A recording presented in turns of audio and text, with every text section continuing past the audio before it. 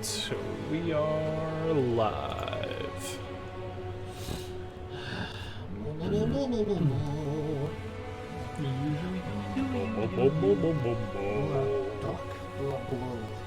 Alright, I'm getting a medium pie.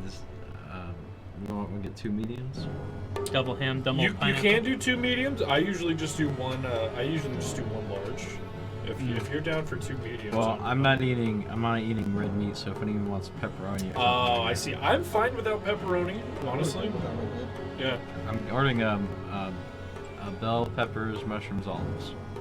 That's perfect. That's cool. Yeah, just do a huge one. Yeah. I'll do a family size of that. Perfect. That's a-okay with me. Right on.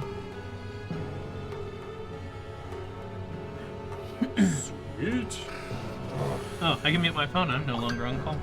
Hell yeah, dude. I'm excited. Oh, that's what I was gonna do. Take your headphones off. Hmm? Yeah, He wants to see you naked.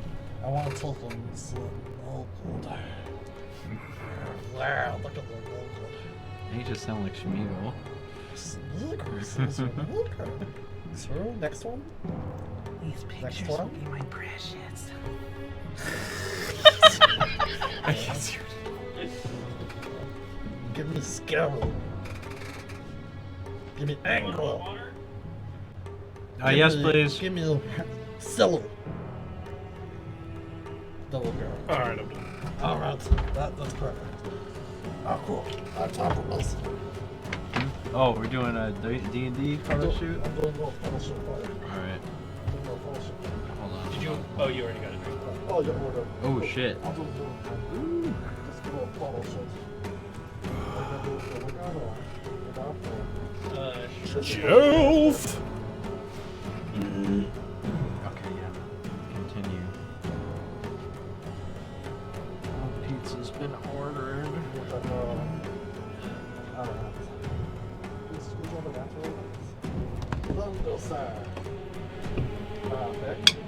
There's one. 2. Give me anger. Give me anger. Give me sad. Happy. Give me silly. Silly? How about confused? Yeah. That's silly enough. Give the alcohol friends one The what? Are we on audio right now? Or? Yeah, we're all live and everything's up. Okay. Cool. I think I got some good ones. I'll just need medicine. Oh yeah. Damn it. What things? Wigs. Oh god, I know. Oh, okay. We're here for like 10 minutes, just so hot. Oh, that's so itchy. Yeah, itchy is like the killer. Yeah. Hold on. Just gonna make sure that before I gotta confirm.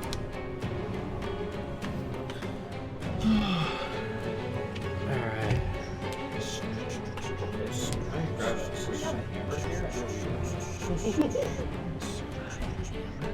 Just like a regular carpenter's hammer? regular ass hammer. Do we have? I know we have. I took most of my tools home. Oh, rip. Like his warhammer? We'll just go get it. Check. I have a little toolbox. Just go buy over there an on actual the couch, Warhammer. Far corner. What does he need a hammer? For he's doing Warhammer. pictures, yeah. Oh, gotcha.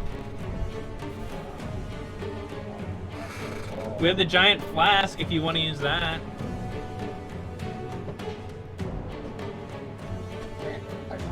I gotta do more of those.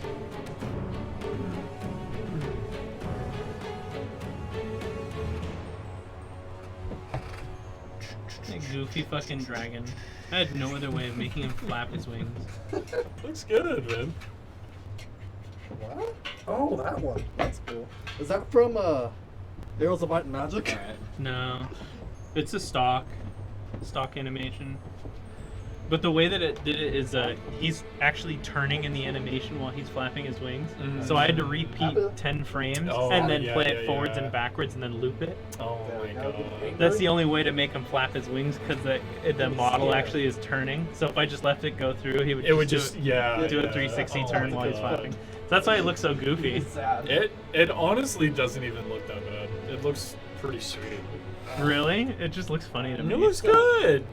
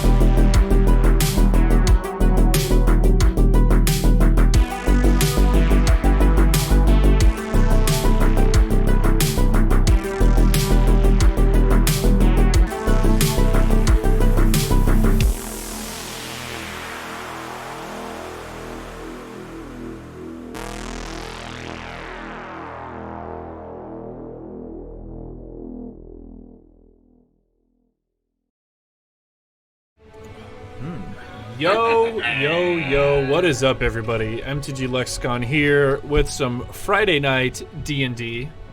Hope y'all's nights are going well. How's everybody doing tonight? Doing great. I'm doing great. How you guys this is a really interesting You beer. like that? I got a Yeah. couple extra 6-packs or 4-packs of those, yeah. I opened it not knowing what it was, and then I saw the push pop on the front. And, yeah, it's pretty interesting. Black History Month, Full Circle, the brewery, they partnered with a bunch of black artists, and they created some limited edition beers and artwork. Oh, nice. Pretty cool, yeah. So it's kind of like pretty badass. The Black is Beautiful beer that came out, the stout. Yeah, that very came out. similar, yeah. Which was really good, also really strong. Yeah. But also delicious. It tasted like really dark chocolate and coffee, and it was like nitro. Yeah, it was like a really deep stout, yeah. So good. Hell yeah. All right, guys. We are gearing up for another night of D&D. Who wants to recap what happened last time? Who's got it? I think Duckblade did it last time. Do one of you two want to give us a recap? I think it's best if I don't.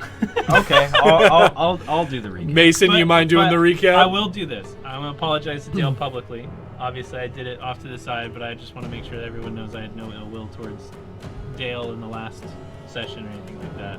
I'm sorry, Dale. It happens, hey. Problems will accept it. It happens.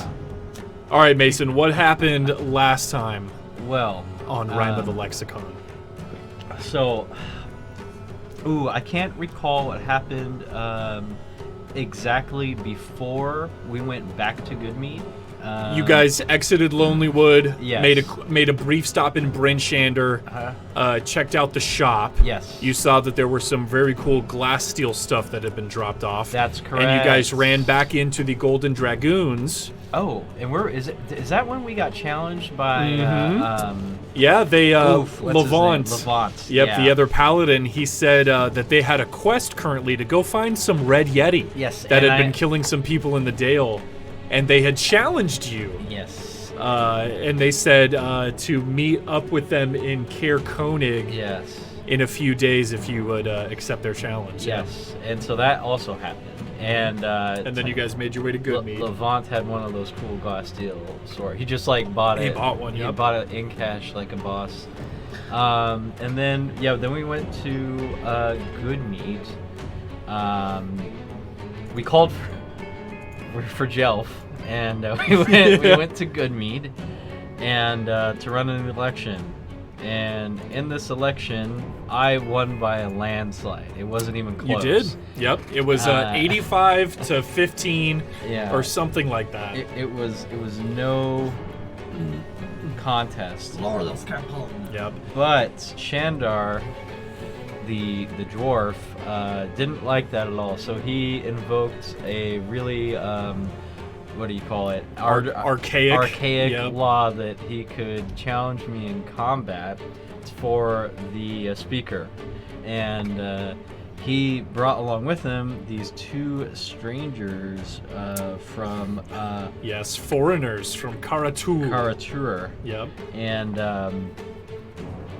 one of them challenged me and my good friend Nanoth the Goliath.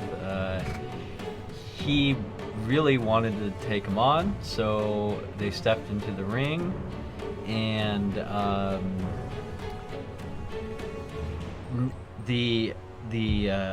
what's his name? Ishi. Yep. Ishi was fighting really well, and so was Nanoth. And but, so was Nanoth. Yeah, and Nanoth couldn't land a blow, so something fishy was happening. Mm-hmm. Something fishy was definitely happening. My compatriots suspected that it was the other stranger from Karatur and the crowd influencing the combat somehow. And then there was a conflict, which resulted in the death of two, I believe, maybe two or three villagers. in Goodmead? You're talking about after at the end? Yeah, at the end. Yes. The result of one casualty. The result of one casualty. Yeah. Really, there was two casualties. Nanoth also fell. Yes. So Duckblade suspected that the mage friend of Ishi was cheating, and so you called Duckblade called him out on it. There was no proof, so you guys were just both ejected from the from the arena. Funame decided to leave and follow you guys as well. And then as you guys left, the fight with Nanoth and Ishii continued. But by that point, Nanoth was so injured that even though the fight was fair at this point, he just couldn't keep up with Ishii, and he fell. Meanwhile, Funame and Duckblade confronted the Mage of cheating. Funame did not appreciate that the Mage's kind of lackluster, just fuck off, don't say I'm cheating, challenged him to a fight. Duckblade didn't like that. Duckblade, your reasoning was, you guys are in the middle of town, maybe this isn't the right time. Funame was really offended by the cheating, obviously thinking this dude is just a huge asshole, which he probably is. A fight ensued. The other mage got the upper hand. The inn got fireballed. There was a casualty. You guys got ejected from Goodmead. The brand new speaker Shandar just said, we don't want you here. Just get the fuck out of our town. Yeah, we left. And so you guys left in disgrace out of Goodmead. Where did we go? Regardless of the cheating or whatever was happening, you guys decided to follow Lokag, who said that he was no longer going to follow you guys around anymore. He was just going to head straight back to his home in the mountains. The open invitation was still there. You guys decided to accompany him south. You guys made your way there on the carriage, made your way up into the mountains. We played goat ball. You played goat ball, which was very cool to pass the time. Mason, you got tattooed up. Yes. A lot more happened. If you want any more recaps, go check out the YouTube episode. But Mason, you just spent the last 12 hours getting the ever-loving shit tattooed out of you. And you lost a lot of hit points from that. I am down to... maximum hit points. I lost... I think I lost a total of 14 or something. I think that's correct. Yeah, I think you rolled a 6 and an 8, right? Yeah. So it was crazy. It was I'm down. I'm a paladin with 18 max HP. Yep. And it's I had to risk it for the biscuit, but the silver lining is that I did not die. You did not die. Yet you failed 2 of your 3 checks, and if you failed all 3 checks, that was instant death, and Jeff would be rolling up a new character. Yes. But Mason survived. So we will see what happens. The lovely leader, kind of witch lady, I can't remember her name, god damn it. I remember, hold on, probably in this book. I really need to organize my notes. They're all over the place. Yeah. But anyway, she told you guys that Mason would need a day of rest, and that tomorrow morning he would awaken. And so Duckblade and Funame, you guys find yourselves waking up the next morning with a whole day ahead of you in the Goliath camp. Mason is resting in the room. The matron is telling you guys that you guys should probably just leave him alone. He's fine. He'll live, but he just needs a full day of rest. Yeah, and you guys are in the Goliath encampment, Funame and Duckblade. That was Mavith. Mavith. Beautiful. Sorry, I had to No, interject. perfect. No, we needed her name because I didn't have it. Then the day of reckoning, yeah. Mavith. Can I, not look through, but glance over Mason's things and see if he has any books available to her? Oh yeah, you're talking through his because he had to strip down and all this stuff. Yeah, all my stuff. Yeah, Where is my stuff? It's probably in the outer room. Okay. Just in a pile. Down before I went in. I'm yeah. if he has any scripture or anything on it. Yeah. Mason would have a holy symbol which he lended to you earlier. Mason, yeah. why don't you tell me what else do you think Mason would have on him? Would he have some kind of holy book of Ilmater, do you think? Do you think he would need that, want that? Is it just the holy symbol? Absolutely, I will tell you what Mason has on his person. Besides, you know, everything in my inventory sheet, that's a given. I don't need to be pedantic. Well, I have a piece of Ice Peak jewelry, which is where I'm from. So there's a piece of jewelry from exactly the place of my birth. That's from the Furbolgs. The Furbolgs. Since I'm a far traveler, I remember getting this.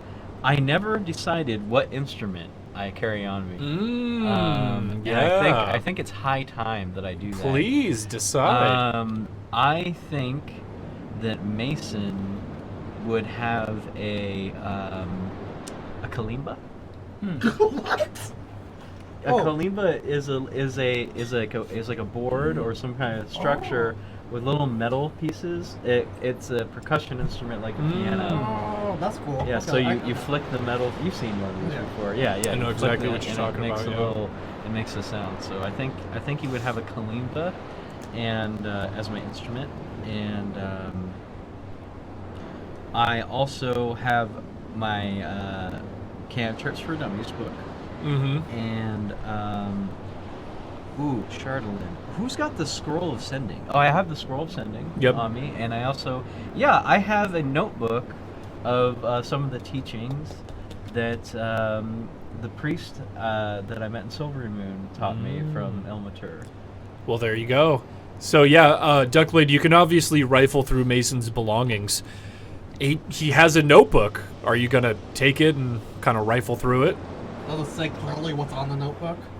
On the cover? No, that's up to Mason. So It is a small leather-bound notebook about, it looks roughly like 150 pages, but with thick paper, Gotcha. you know, just kind of, it's a very, but it's not hardbound, it's flexible. Yeah. I assume it's his diary, so I don't look at it. Okay. Yeah. I mean, just it might leave also through. be- It It's looks native it's lang- very native nondescript. language. It's not tied together or Yeah, anything, it's it's just very super nondescript. plain and nondescript. Yeah.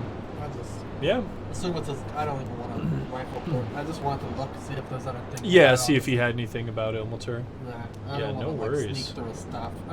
I'm gonna grab his instrument and shake it and say, "I'm a time of pros" or something. And of course, the holy, what was the holy symbol used for again? I remember lending it to you. It was a Press. necklace, I believe. I want the print. Oh yeah, that's Yeah. right. I'm curious about military. Actually, I'm gonna redact that. You know what? I'm not gonna redact that because she said I couldn't have anything. I was like, if I were wearing that, that would be kind of cool. But yeah, that's with my stuff too. Yeah, the holy symbol, which is the bound. It's two bound hands. Yep. And kind of like a handshaking pose almost. Gotcha. Yeah. So, Okay. Funame and Duckblade, you guys kind of have a day to waste away here. I'm just imagining the meme in Predator where it's Arnold and like, what's his face, Apollo, just like Yeah, it's exactly that image. It is exactly but that bound image. together with red. Yeah, red- with red twine. With red twine. Yeah. yeah, that scene exactly. Oh my It's God. exactly that. What do they have with the CIA pushing pencils? Tetsu pistols. So I then walk over to Funama and say, "Listen, we both got screwed over there in Good Move. I lost money off my campaign. You lost a village battle. Let's let bygones be bygones." I offer him my bag of holding. I push the bag of holding back on you and I just say, I'm sorry I put both of us in a situation that was uncomfortable. Don't ever put me in a situation.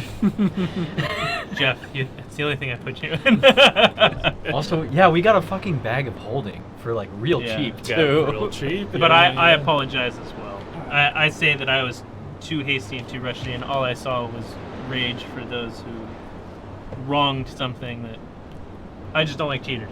I'm sorry I let you face combat alone. Next time I'll try and escort you to Silver or something. But here, I pluck one of my feathers and hand it to him. A symbol. I look at it kind of confused and I just tuck it into my since I have that, what is it, the hood made of wolf skin and stuff. You sure do, I just kind yeah. of tuck it in there so it's kind of sticking out a little. Yeah. As you guys are having this heartfelt conversation, you see Mavith kind of peek her head around the corner where you guys are lodged. They kind of gave you one of the small caves and set up a couple of straw beds for you guys to spend the night in. And she kind of like leans her head into view and says, "Oh, sorry for interrupting, but well, they say that together you are more strong than when you are alone. Mason's recovery is underway. He should be fine by tomorrow morning, but we'll leave him rest for now. Please enjoy any comforts that we can give you for now. Play some more Goat Ball. You are more than welcome to. Please, anything you guys need or would like, let me know. Tomorrow morning, as I said, Mason will awaken." I would like to know more about the culture behind the ink, but I know some of it was explained, but I'm just kind of curious because I think it's really cool. Yeah. I obviously don't have the same merit that Mason did with them, and I'm not going to try and get tattooed because it's out of, Yeah, and she did say that she could only do it once every few months. Because of the toll it takes on her. Yeah, no, she's happy to explain it to you. She tells you that she understands that magic is a thing, and she obviously recognizes that you're a wizard. But she says whatever magic that she has that's been passed down through her mother and her mother before that seems to come from within her. And as she's explaining this to you, Funame, you understand that they are probably of a lineage of what you would know as sorcerers, whose power doesn't come from knowledge and arcane symbols and somatic components like yours does. It comes from within their own body and life essence. And that's the kind of feeling you get as she's explaining this magic.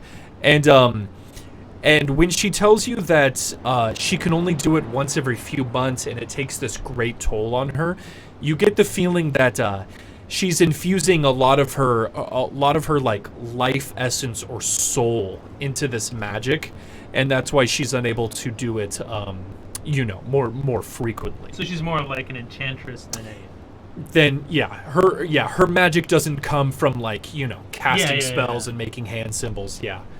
But no, she tells you for as long as their history goes back, there has always been a matron of the tribe clan who has tattooed the Goliaths. Yep. Oh, cool. Some call me Well, Kim. Duckblade, what are you planning on doing? Because if nothing's gonna happen, I'm probably gonna go and write more of this spell. I might just look at the skeleton a bit. Check out the Question to the DM: is there dragon. anything happening? Like, are they doing any events? Are they holding a charity? It seems it seems to be a pretty chill day.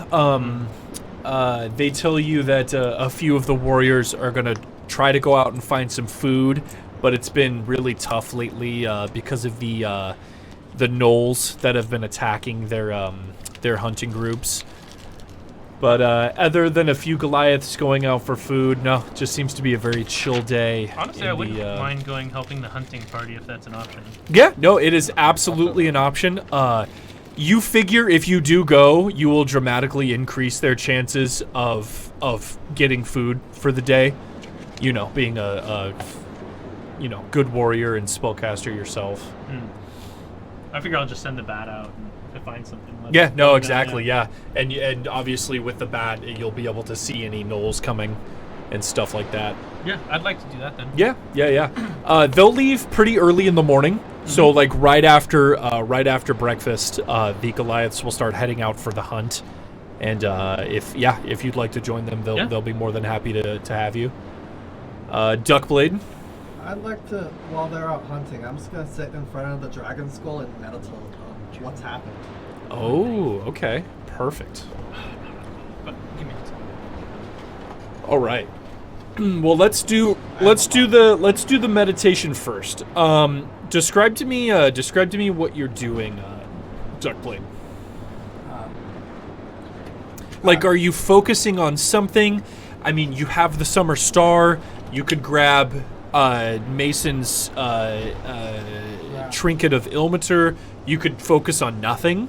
I'm holding the Summer Star, Okay. Yeah, And you can give that dragon. praying at the dragon. I'm reflecting on what's happened at Goodmood, just trying to get over that. What's happening with Mason. My mind's pretty chaotic right now, so I'm just trying to get my center. Yeah. And just trying to find, be whole again. Absolutely. Roll a d20 for me twice, and take the higher number. Alright, can we dump this? Yeah. Oh yeah, Actually. yeah. The Crown Royal bag's got it. Can you get the dice? Or the Which- black, the black bag? the Can black- you help me with this? Oh yeah, of course. Are these your dice? This way. Both will work.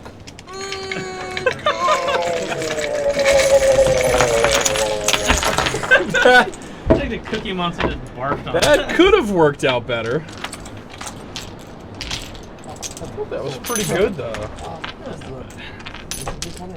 We'll have to find a better way to... Oh, I know. Oh, here I we go. almost Perfect. bought I got another it. one. It's a good bag. It just needs a bigger mouth. That's what she said. Do 20 to meditate, right? Yeah. Roll a d20 twice for me and take the higher number. 9. 17. Okay. And you're a level 4 monk plus. Okay. Where did that go? Yeah. Okay, Duckblade. So this is what happens. You sit down and you open your mind and channel your ki, just like you've been taught. And you're sitting here, in the blizzard. It's a light blizzard. It's not too bad, but the snow is blowing on your face, and you meditate for hours. And the Goliaths who will talk to you later and say that they saw you, basically you sat there for so long that the snow started piling upon you. And basically at some point near the end of your meditation, you were just completely encased in snow. As you're just sitting there for so long and the snow is just building up. But, yeah, Duckblade, you open yourself up, you channel your ki, and suddenly your senses expand. You can feel the dragon bones beneath the ice as you're sitting there, and you get this picture of this giant white dragon who thousands and thousands of years ago kind of just ruled over the Dale. You see pictures of it. You see pictures of old human settlements and this dragon kind of living in harmony. And as your mind fast forwards, you can see Mason lying in the operating room with his tattoos, and you see him lying there just unconscious, and you see this white glow like coming off his skin and just kind of vibrating, and then you're kind of launched back to yourself, and then you launch away again, and you can see Funame and some Goliaths hunting a giant elk, and you see Funame blasting it with a firebolt and kind of hitting it right in the head and bringing it down, and all the Goliaths are cheering.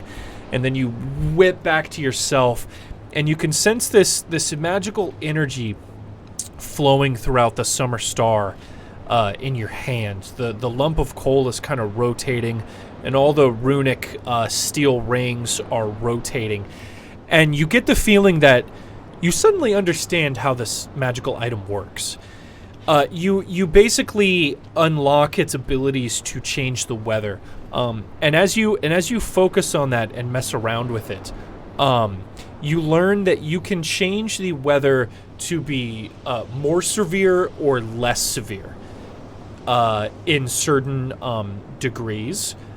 Would you like to try to change the weather as you're meditating? Yeah, why not? Okay. Are you going to try to make it more severe or less severe? Less severe. Okay. So, what a fucking So you reach out and you're so in tune with your own ki and this magic. You know that this magical item definitely works. And as you reach as you reach into it and command it to lessen the severity of the weather, it doesn't work. So basically the feeling that you get behind this is that the magical item works, but whatever is causing the weather to be how it is more powerful than the magical item that you have.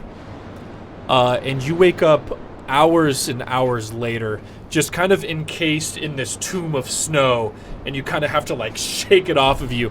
And you can see a couple of the Goliaths are like sitting up on a higher ridge, and they're all just kind of watching you. And then one of them goes like this and like taps another Goliath on the shoulder, and you see they exchange some kind of money. You think they were betting on whether you were dead or not, just kind of sitting there in the snow.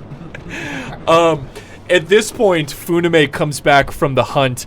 Funame, roll 2d20s for me and take the higher number. 11. Ugh, that's great. 11. 11. That's okay. Still a pretty good number with your bonuses there. You, with your expertise, with, long-range combat, obviously with the help of your spells and being able to locate animals with your bat, you guys were able to snag 2 big elks from your hunt today. And the Goliaths are telling you that this is a major, major win. Usually they bring home 1 elk or one, like-sized animal every other day, and you've managed to double their food load in 1 day, and they're very grateful. And they immediately start skinning the animal and getting it ready for supper.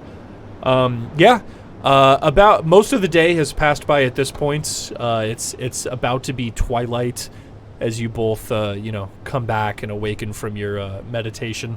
Anything you guys would like to do in the nighttime? I explained to Furlama my meditation what happened. And I explained to him why this is probably why the Summer Star hasn't been working. Right. Well, at least you know how it works now. Yeah. Right? Yeah, That's good. I guess it's a stupid question to ask, but when you felt that the pet magic was more powerful, did it feel like it was coming from a particular direction? You did not. No. Yeah. No, it felt like everywhere, kind of. Like so cold, like warm, cold, like too. I guess I can't say space. Yeah, no, I mean, kind of. Yeah, you could feel it working and trying to change the weather, and then just nothing happened. So whatever. A personal space heater sounds pretty good. I know, yeah, especially in a blizzard. Yeah. We do know that you can still only try once a day, so maybe on some other days when there's a blizzard happening, when it's more severe, maybe it's more effective. Oh, Yeah, yeah, you don't know. Going opposite of the direction that it would be normally going in, I guess. Well, cool. I'm glad that you were able to figure that out. Speaking of which, oh, that's right. I re-rolled for that. Never mind. I gotta change something on the sheet. Yeah, no worries. I wonder where the artist is. It says at the top right there, next to the X, so crown something. Crown of Hops is the artist? Or Yeah, is that the it should be, brewery? yeah. Is that the No, brewery? it should be the artist, because Full Circle's the brewery.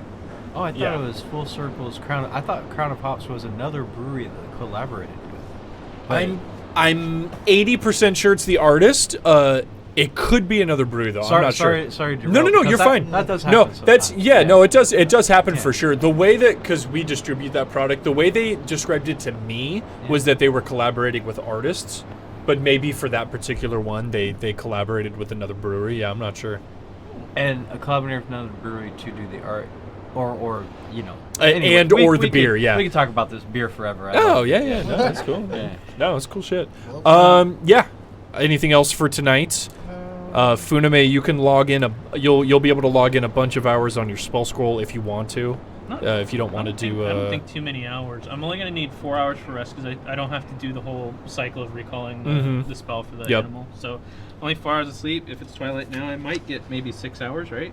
4 hours to sleep. You can log in 8 hours for your scroll if you want to. Where can I get this? It's a craft beer, so any place that does craft, it's also a limited run too. I could probably pick up another case of that. I would need it. Oh, by tomorrow? They don't have many craft stuff in Total Wine. I mean, you're better off going to the No, brewery, right? they wouldn't have it at Total Wine. Hop Yeah. grenade, maybe? No. Where is the brewery actually? Full Circle's in That's right there. Santa Rosa, right? Fresno? Oh, is it Fresno? Yeah. Fresno. Yeah, Fresno. I plan on being in the city tomorrow. If it's in the city, I could have grabbed it for you, but if they're further away. Okay. Back. Sorry. No. You're totally fine. Back to the game. Duckblade. Anything you want to do during the nighttime? Probably talk fighting techniques with them. Oh, sure. Yeah. Speaking of which, as you become interested in that after supper, you see Lokak training furiously with other Goliaths, and you can see he's like fighting 3 Goliaths at once, and he has like a long sword and a parrying dagger, and he's fighting. And as he's fighting, the only person's tattoos you've ever seen move before were Nanoth, and just for a second while you're watching him fighting, you swear that Lokag's tattoos moved for like a split second. And then he goes back to fighting. And they see you watching, and they offer you to come in and train with them. And kind of, spar with them and get a feel for how they like to fight. I go on and actually, is Lokak busy? Can I approach him? No, yeah, you can approach him. I noticed their tattoos. Look like they're moving. Did you get the surgical term? So one of the other Goliaths has to translate for you because Lokag doesn't speak common.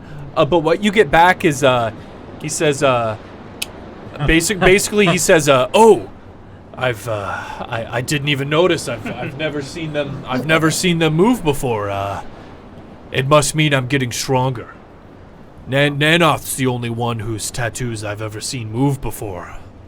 It's very rare from the legends of our tribe.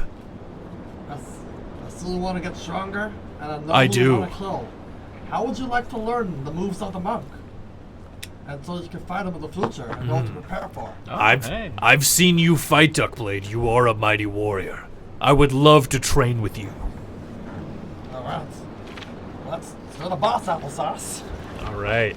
So you guys spend the rest of the night sparring. You teach Lokag a couple of monk moves and how to kind of be a little bit lighter on your feet, while Lokag teaches you a little bit more about how the Goliaths fight, how they basically out-brute strength their opponents by taking hits from them on purpose in order to trade hits with them, in the assumption that they can take more hits than their opponent.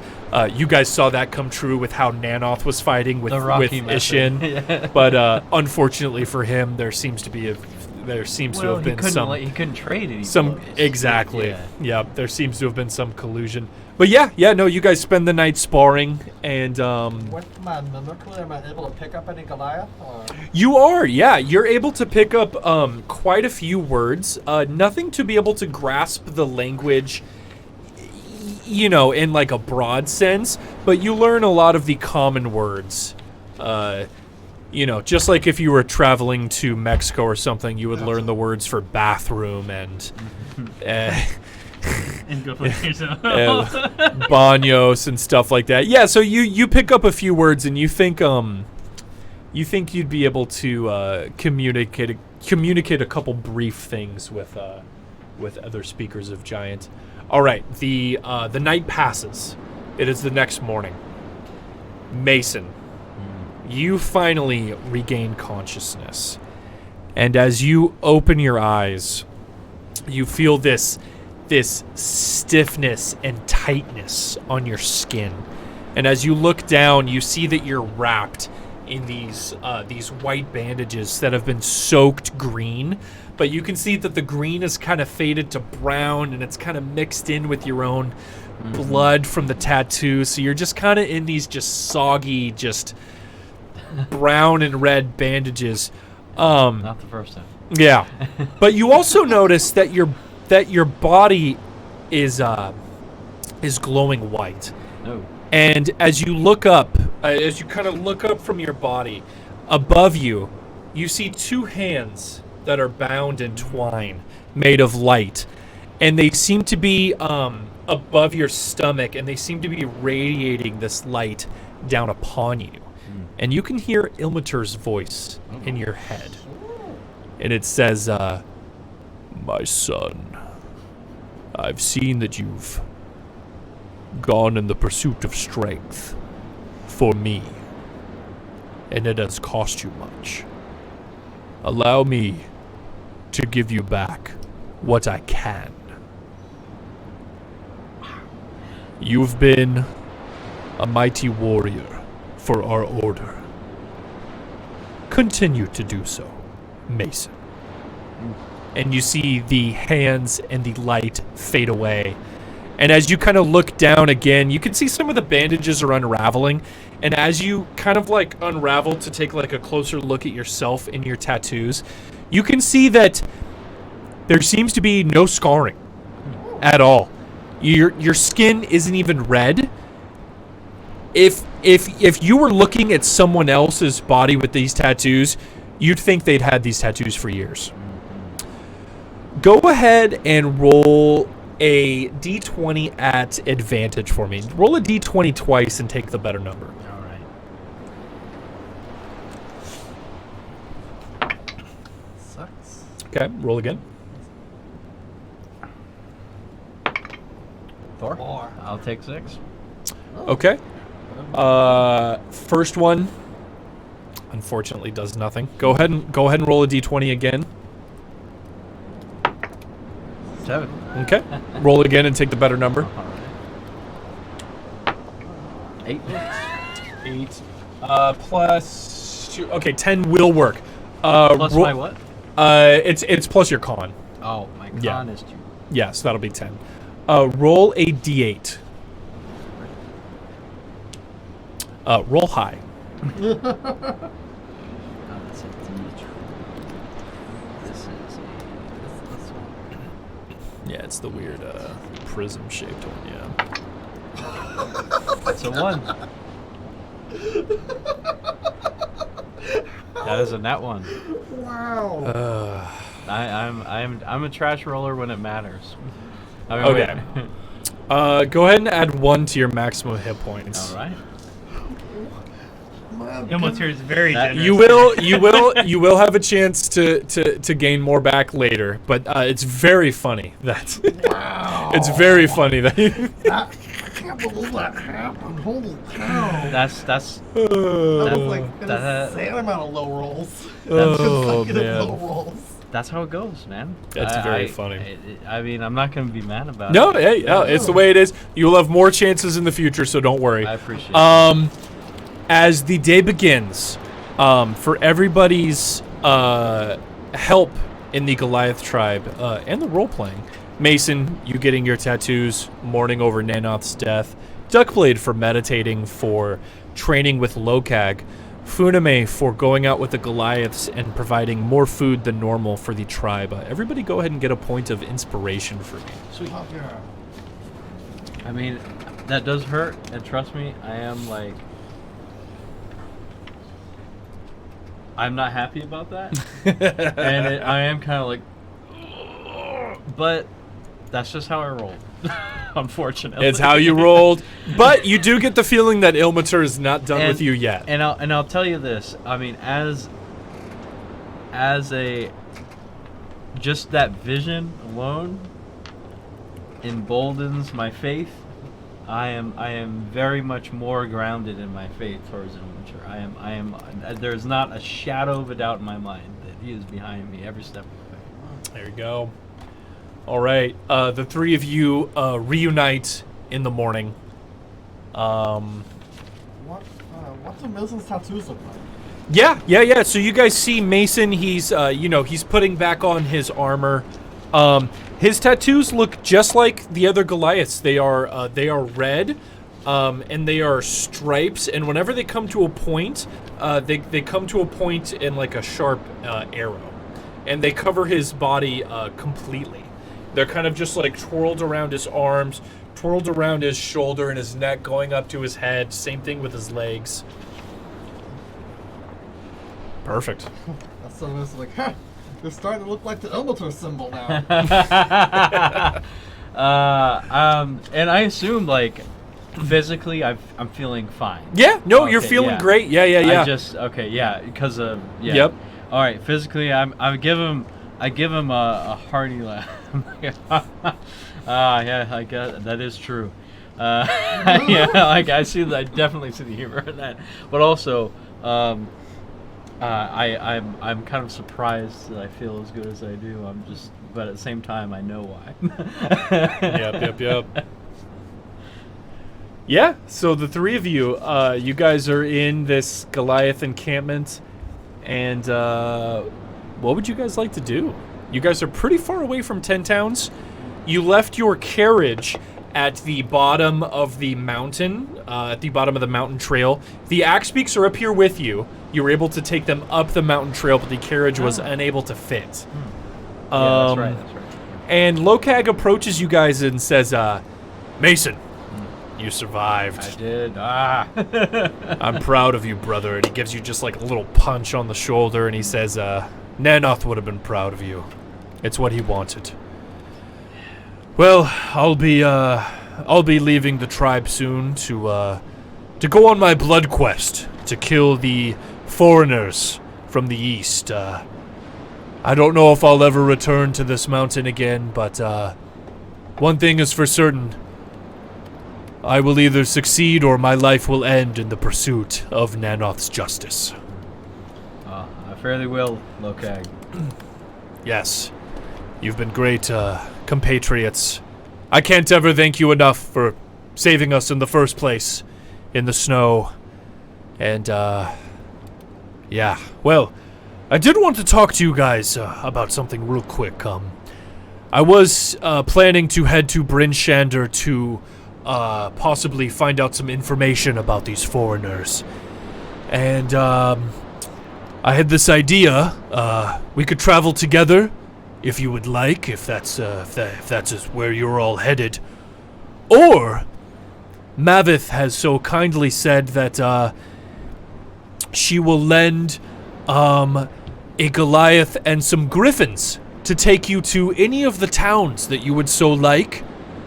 And if you choose to do so, I mean, obviously your axe beaks and your carriage are here, but I'm heading to Bryn Shander. I'll gladly take the carriage and your axe beaks to Bryn Shander and leave them for you there. If you would like to travel on Griffin to any of the other towns, let me know. Yep. As he's exploding with happiness, I'm like, we'll take the carriage. Jokingly, of course. Yeah. So they offer you this great gift. They say that they'll the griffins can hold 2 people. So obviously they'll send 3 griffins, a Goliath on each one riding it, and then with you on each of one of the backs to take you to any of the towns you want. Oh wow, where do we want to go? Yeah, so let me bring you guys to the map. I can't remember where our next quest is. You guys have a few. We have a few. Yeah. You have a few, so I'll fill you in. Yeah, Oh, anybody? that's not what I My wanted notes to are hit very there. scattered. Anybody? I have one. Oh my personal god, what quest. is this? What's that? I want to go to a terminal where that soup is. The mouse suddenly got all of its sensitivity back. I'm so confused. I want to film. Look at the mouse. Look how fast the mouse is moving. I think you press that button. Is that a sensitivity button? I think so. That's so annoying, dude.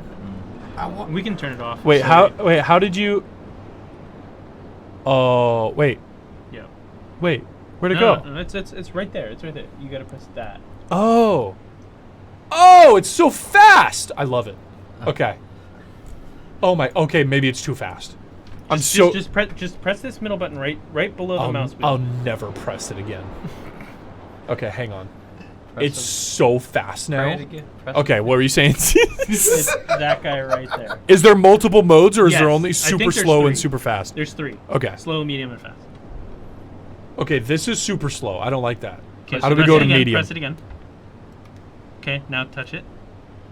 Oh, it's perfect. Yeah. So yeah. Oh, thank God. Okay, back to the game. Okay, so this We got derailed by mouse sensitivity. we did. So you guys can see Funame's character down there at the bottom right dictates where you guys are on the map right now. So you can see that the closest town, either East Haven or Goodmead, is a full 2 days travel away on carriage. And they are offering to take you to any of the towns. So you guys have a couple things going on. you got rumors in Caer Neville, this town right here, that the Black Cloaks were reforming into a cult. Oh yeah, that's right. And then in Caer Konig, this town to the far right, two things are happening.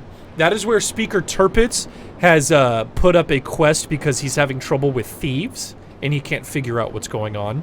And then that's also the town where the Golden Dragoons said to meet up with them in a couple of days for that Red Yeti quest.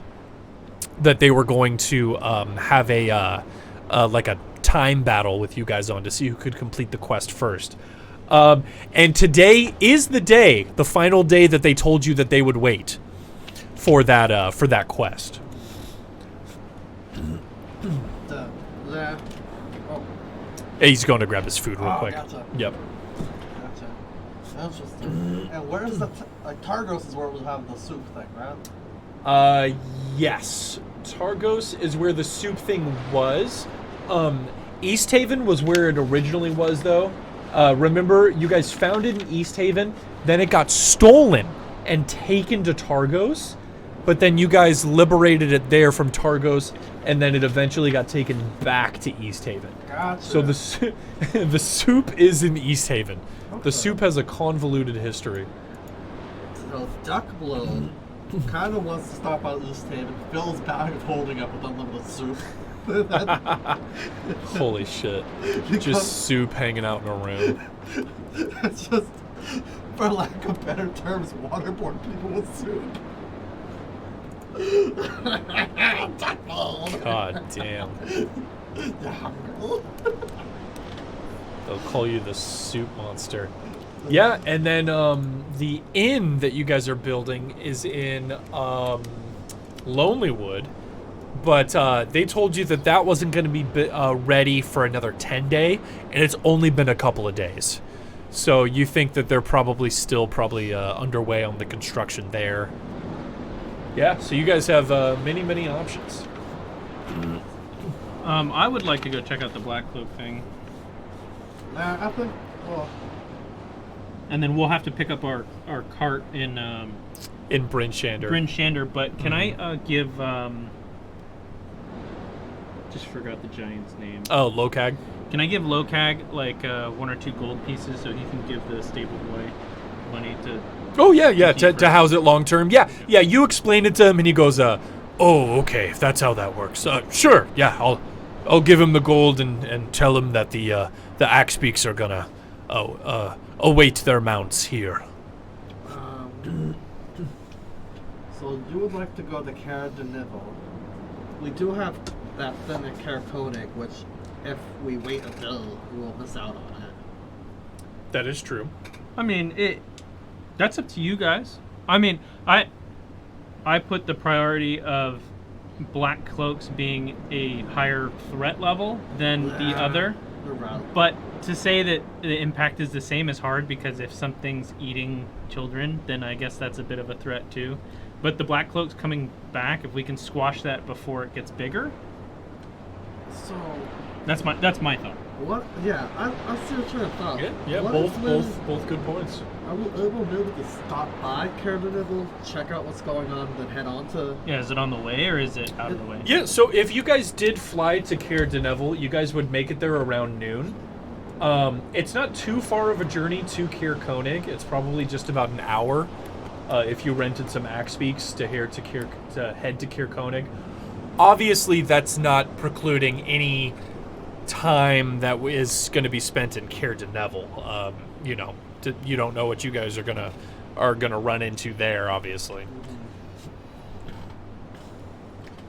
Or should we go to Caer Konig first, do whatever we'll have with Lamont, then on the way back hit Caer Neville, find out what's going on with the Black Cloaks. That is also true, yeah, because Back to that Bryn would be on your guys' way back, yeah.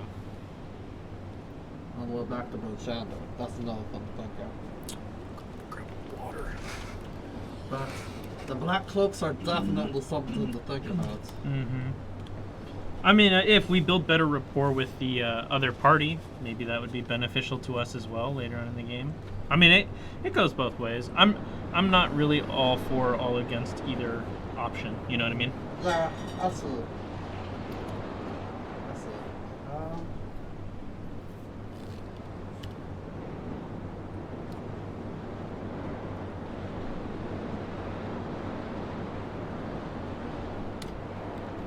Sorry, doing accounting on all the money I've spent to make sure I still have money. Because I have it all written down and I've done rough math in my head. Like, I don't know if you can see it's just a wall of, like, a ledger. Are you like an aristocrat or something? I'm of noble birth, so I guess so. Like, what did your parents do for a living? They served an evil demon. Like, were those like lawyers? I guess. Really? I mean, and so the history and background of my character is we were an evil race of elves that were half demons and half elves for the most part, and only a portion of that family went half demon, half elf to breed for revenge. And my character is neutral evil because it's the first generation after the war that they had where they were freed and liberated from a war? that family, yeah. Their family's but their family's rich and they're in a war. They're rich and evil, yeah. They're war profiteers? Not exactly war profiteers, but the whole basis of the family was to get revenge on somebody. But they built an empire out of that, and the whole area that they own, it's kind of like a swampland-ish thing, and most of blade singing comes from that area. So, if you're half demon... I'm not half demon. Only half the family went mixed blood of half demon and high elf. Oh, okay. So, do you have like cousins that might be a tiefling or something? Yeah, pretty much. Okay. But it's not just like demon, it's like other demonic creatures and stuff too. Oh. So we are a demon fae, Gotcha. is the reference to most of my family's lineage. For sure. So you're like, so the family's kind of like one of those Lovecraftian houses, like where they have the rich family, but they have like a demon in their basement that they worship or something like that. Yeah, and they killed like millions of people and decided that, you know, a portion of another house liberated us from our own demise, I guess is a good way to put it. Okay. And so I'm the first generation outside of that break from being an evil house. Gotcha. Interesting. We're talking about Monster House? Talking about Fudamel's family. House of Ailerothi. Oh yeah, sorry for the delay. We just need We were grabbing food real quick. So the scenario is, I think the debate between Duckblade and Funame right now, I don't know what they settled on, but the decision is either to travel to Caer Konig or Caer Dinevel. Caer Konig has the Golden Dragoons waiting on you guys for the Red Yeti quest, in addition to the quest of the speaker who was having trouble with thieves. And then Caer Dinevel was the town where you guys heard rumors of the Black Cloaks reforming into some kind of cult.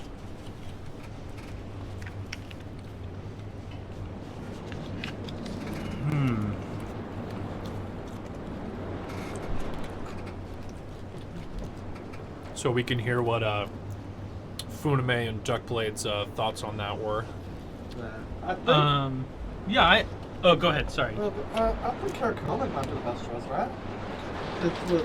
Since that's the time one, and we might have more money and stuff to then fight the Black Cloaks later. Hell, we might be able Lamont might die and get a spear. Okay, so Caer Konig is the Red Yeti quest, and what else? And Turpits. And Speaker Turpit's dealing with thieves.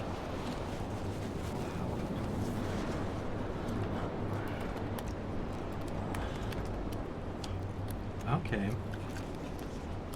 I think, And I was saying that I would rather fight the Black Cloaks now so they don't get bigger by the time we come back. well, Which is a fair point. Just as in like threat assessment priority, you know what I mean? Granted, I did say a bear eating children and stuff is not a good thing. Also true. Oh, sorry, I'm so hungry. Well, I think the rumors in Caer Care de Neva? Care to Neville? Care de Neville. That's the one with the black cloaks. I think the rumors in Care de Neville are just rumors. For now. The Care Koenig, we know for a fact that Terps is dealing with some thieves. I think we should head to Care Koenig For the thieves? for the thieves. Okay, not for the. Upper Lamont? Yeah, Upper but- Lamont and the Yeti? Well, they're in the same place, right? That's true. Both of those are in the we'll same do place. that as yeah. well. Then perfect. All right, that's what you guys are decided on? Mm-hmm. Okay. The Goliaths say, bundle up. It's cold up in the air. You think it's cold down here? It ain't. Wow. And as you guys kind of gather all your gear, say goodbye to all the Goliaths, Mavith pulls you aside, Mason, real fast and says, Mason, I wish you well on your recovery. You seem to be doing fine already, which is not to say the most usual thing that happens.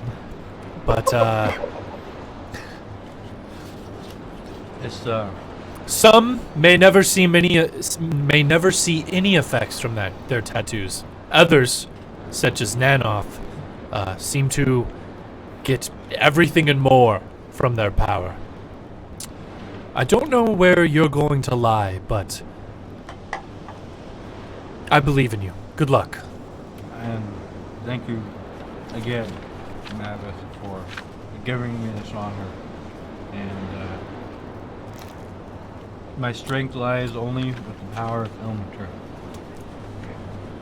She says, okay, I don't know who that is, but good luck. Just know this, and thank you. And I'm gonna grab my phone because I do have a question. I need to Google it. I need to see if I can find the answer first. I'm gonna talk to the Goliath by the Griffin and show him my grappling hook. Oh, ever seen one of those? He says, oh, yeah, we've used ropes with hooks on them before, yeah. Pretty useful when you're in the air. Why do you ask? Oh, I just love flying. And I just want to know as much about it as I can. He says, oh, well, you're in for a treat. It's a pretty long flight to Kier Koenig. At least a few hours. Thank you for using air forwalk. On the way there, can you be able to teach me how to ride this thing? He says, yeah, I can give you some pointers. It's not too complicated. You seem to be doing pretty well yesterday when you took the Griffin for a quick flight. And then I pull out the grappling hook. I want to practice using this too. Yeah, he just goes, all right. Okay. So, I think this doesn't quite answer my question, but let me pour. Oh, I have to use a spell slot for that. What are you trying to do? Speak with animals. Mm-hmm. I'm not sure I wanted to use a spell slot to speak to my griffin, but that might be fun. It's up to you, man. I know. That's why this game is so fun.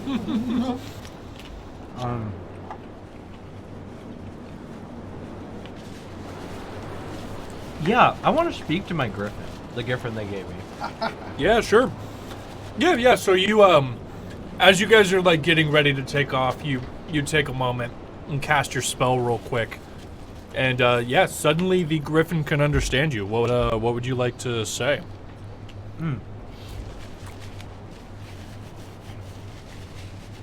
I like to, make my greetings. Hello, beast of the air. Griffin, I know you are from what I know of your kind, you're fairly intelligent beast. He goes, the Griffin kind of looks shocked for a moment and goes, oh, hey, boss. Not many people, talk to us Griffins, eh? Hey, what's going on? What you Hey. need? Have you ever been to Kirkonig?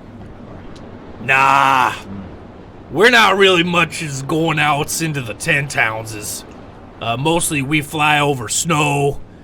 And these Goliaths, they treat us pretty well. They just tell us where to go. Why you asking, boss? Because that's where we're going. Oh, is that where we're going? They don't tell us nothing. They just point us in a direction and just expect us to flap our wings, huh? Okay. Do you want to notice Wilson talking to the Axel? Oh yeah, or Griffin? the Griffin. Yeah. You can see him having like a mild conversation with one of the Griffins. And what's your name? Says, the name's Griffy. Griffy the Griffin. Griffy the Griffin. And what about your friends over here? Oh yeah, that's Griffo and Griff Spleezy. Yeah, those are my boys. Pleased to make your acquaintance. Hey, use twos. Thank you. Just, you know, I don't want to hold up the crowd too much, but when we get down, I'd like to treat you to something for your services. Is there anything you'd like in particular out of the market? We very much like to eat rabbits. Okay, if I could find a rabbit, then I will. Hey, get us some rabbits. We'll be your best friends for life. Hey, yo. Right on. Well, thank you, Griffy. Wilson, can you ask him something for me? Oh, wait. Okay, yeah, yes. What is it? Can you ask him how did they fly? My bird friend wants to know how you fly. Oh, yes. I could see he has the wings, but he can't fly, huh? Yeah, unfortunately, I'm just a griffin. I don't have the answer for that. Hey, I just flap my wings and I go up into the air. Hey, tells your boys just to try harder. I don't know. I don't think he has the answer for that. It's okay, I'll just put it on my bill. He says put it on his bill. I don't know what that means. Y'all are weird. Okay. Well. Hey, good talking with you, Mason. Good talking to you. That was a really good use of my spell slot. Super good use. Griffins sure do know a lot, huh? Yeah. Apparently they do. All right. So you guys take flight and start making your way towards Kirkonig. It's about 2-3 hours on the Griffin. It's very cold. You guys really have to stay bundled in your cold weather gear while the wind is just berating you, up in the air, and the sleet and snow is flying in your face. And you can see the Goliaths are barely wearing anything. They have just like a leather shirt on, some leather pants, no cold weather gear, and they're just chilling. They're just flying the Griffins. And after a few hours, you guys touch down right outside the base of Kirkonig, which I will bring you guys to right now. Okay, Kirkonig. Almost looks like Hanama. There we go. Okay. Where the Humanumu Afua'a lives. Give me just a second here. So, Kirkonig.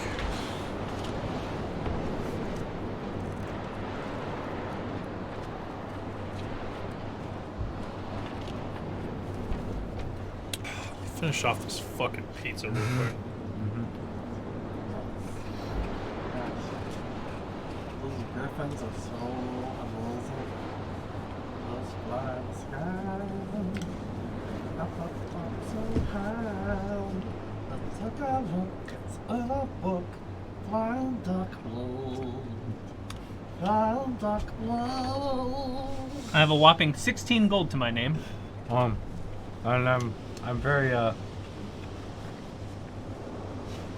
charmed by his fascination, but also I'm shaking my head because if only he knew. I almost choked on my pizza when Dale was singing the Duck Blade song. I almost needed some fucking Heimlich maneuvers. Okay. So, what you guys know about Caer Konig. Has a population of about 150. Small to mid-sized town in 10 towns. The leader is Speaker Turpitz, who you guys know is a silver dragonborn. You also know that he's a retired adventurer and that he's been the speaker of this town for quite a while. More than a decade. And as you guys set down, just right out of town, the Goliaths, you guys get off the Griffins, and the Goliaths say, all right, friends, we're gonna head back. It's quite a long journey, and we want to get home before nightfall. Is there anything else that you needed, Axebeaks? I want to look at a shop for some rabbits for our Griffin friends. Their hard work. If there are any, it's alright. If not, then give me about 10 minutes. 10. Yeah, they go.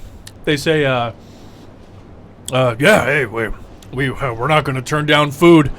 Sure, we'll hang out on the outskirts of town for 10 or 15. If you don't show up, we're just gonna leave, though. Okay. And is there anything in the shop? Yeah. So you guys step into town. You can see that there is a small market. They seem to be selling. There's a bunch of little shacks up, a bunch of fishing gear. There is a stall with food, a bunch of raw and dried fish, and they do also have rabbits and foxes carcasses for sale as well. Oh, I'll take 3 rabbits and something. How many Goliaths were with us? 2? 3 Goliaths, 3 one Goliaths. for each of the Griffins. Yep. And some. Let's get us 6 dried fishes from the Goliaths. Okay. Yeah. That will be 1 silver and 6 copper. All right. Cool. Perfect. Yeah, I grab those and I go back and I give the rabbits to the Griffins and some dried fish to the Goliaths. So Yeah. Here's a little bit of food. Thank you for delivering us here. Yeah, they're very grateful, and they kind of clap you guys all on the back and say, "Good luck, Axebeaks." Dog speed. Yep, and they go, "Hajah!" and the Griffins fly up into the air and they dip out of sight. A single tear rolls down my face as they fly away.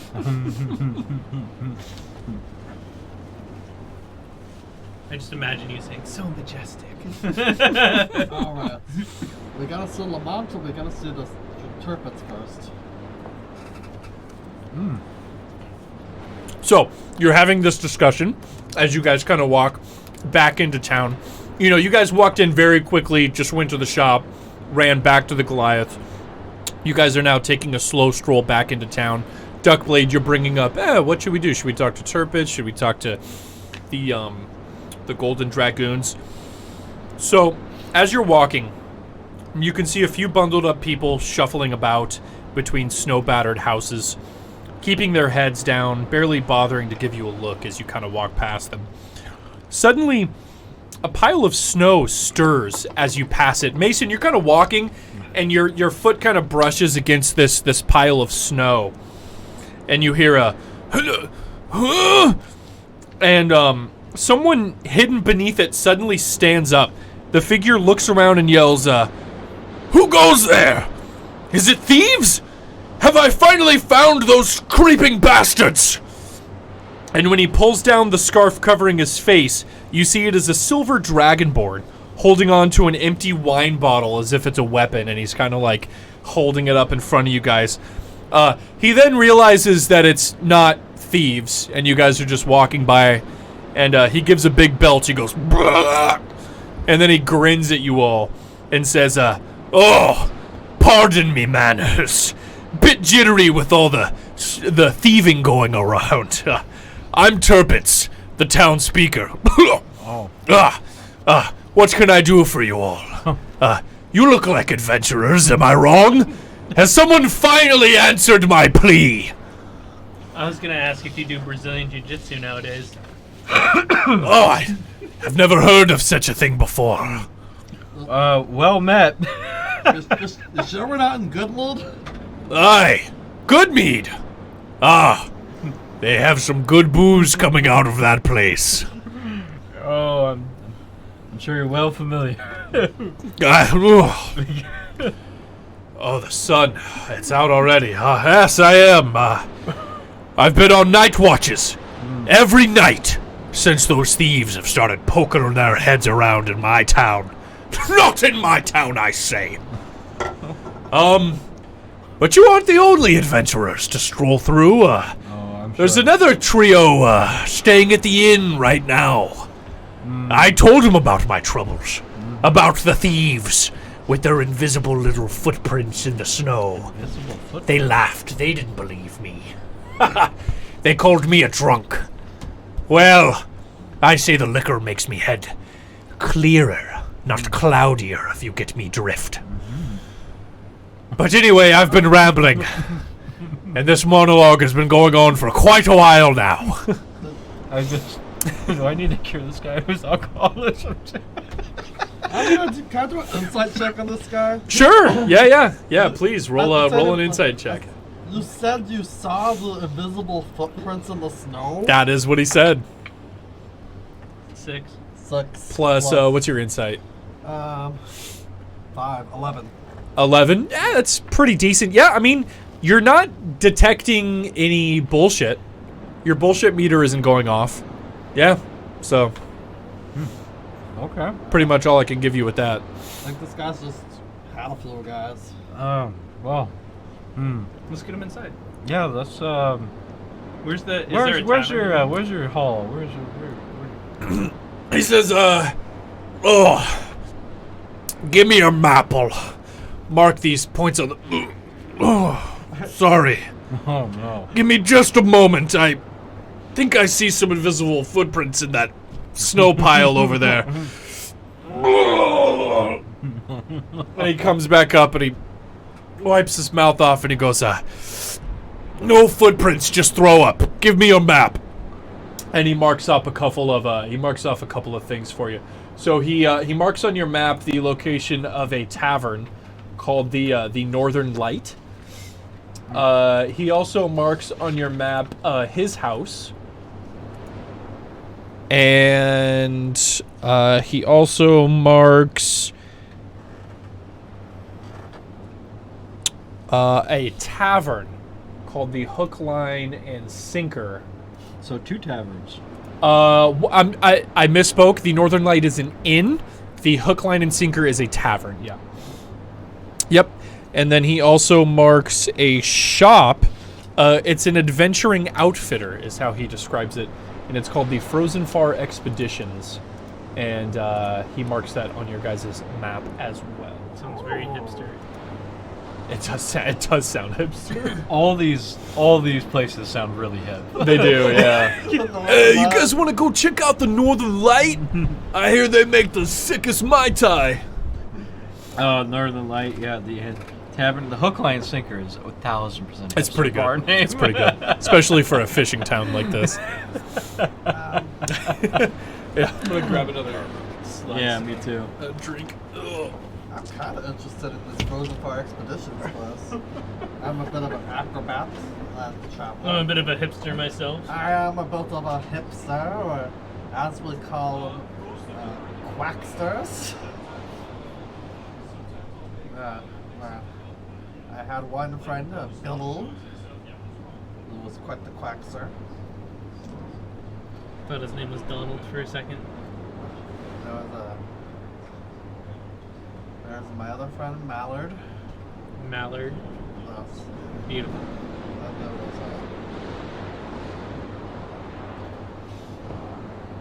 was, Pluto? A good attempt to buy time. I think we should stop there. My cousin Peking Duckbold? All right, yeah. So he told you, Turpitz told you guys that the adventurers were staying at the inn. He gave you guys the location of the tavern and the adventurers outfitter. And he kind of grabs. You guys are kind of standing like in a circle, talking, and you guys get this whiff of puke that he's just like thrown up in the corner. And he grabs Duckblades and like Funame's shoulder, and he kind of like brings you guys in a little bit, and he says, "You guys are adventurers, right? Now you may have heard my pleas before, but this town has had some thievery troubles. No one's seen anything really besides me. Just the other night, the lantern over at the Northern Light was stolen. Corey, the gal who works there, won't let me hear the end of it because I haven't been able to find those responsible. Not yet, anyway. Hey, but I have a knack for this stuff. I used to be an adventurer just like you three. Until one day I took a ever so fateful arrow to the knee and my mobility just hasn't been the same, and I've been retired ever since, and just living the dream, really. But we pay gold if y'all are interested in going on this little quest for me. Do you breathe acid, fire, or lightning? He gives you like a weird look, and he says, "None of the above. I breathe cold." Ooh. Wait, is Terp speaking? It's Terps, yeah. Looks like you breathe stomach acid. He goes, "Oh, well, sometimes. But, I'm gonna go lay down for a little bit. Wait, before you go to bed. Yeah, sure." Sorry, I had to step out. He's kind of just like rubbing his temple. Did we get a lead on the thieves at all? No. They stole a lantern. Yeah, all he said is they stole a lantern from the tavern. He doesn't have any other leads other than seeing footprints. He tells you guys he's seen footprints in the snow, like fresh footprints, like footprints that are just being made, but nobody making them. How big are the footprints?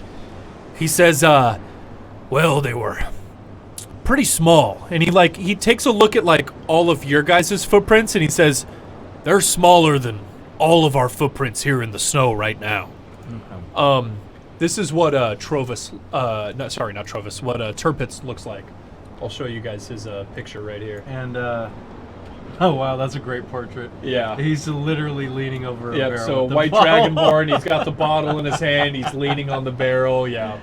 Awesome. So that's what he looks like. What a guy. That's hilarious. Okay, so like a halfling or Or a dwarf, someone similar size to that, yeah. okay. All right, well, we'll let you take your rest. Thank you, Terps, for your information. I guess we can check out the Northern Light and see if they have any more information on this. He says, please do. I'll be sleeping in my house. Okay. Oh. Take care. Is it loud out here to you guys? And it's just like almost. pretty quiet with just like a little bit of wind blowing in the snow. And he's like, oh, and he just starts walking off. Get your rest. And when he said that, I really debated doing a thunder wave. Oh my god. Put this guy out of his misery. I think it would KO him. Oh man. Knock him down for good. Oh, man. Yeah, so he walks off and you guys are just kind of chilling in the middle of Caer Konig. I have one more question. Mhm. Is there a lantern in front of the tavern opposed to the inn as well? There's not. Yeah, you can see that the tavern just has like a bunch of like torches on the outside. There doesn't seem to be like any place where like a lantern would be. Yeah. The shops in town. Is there any place that I can buy a lantern?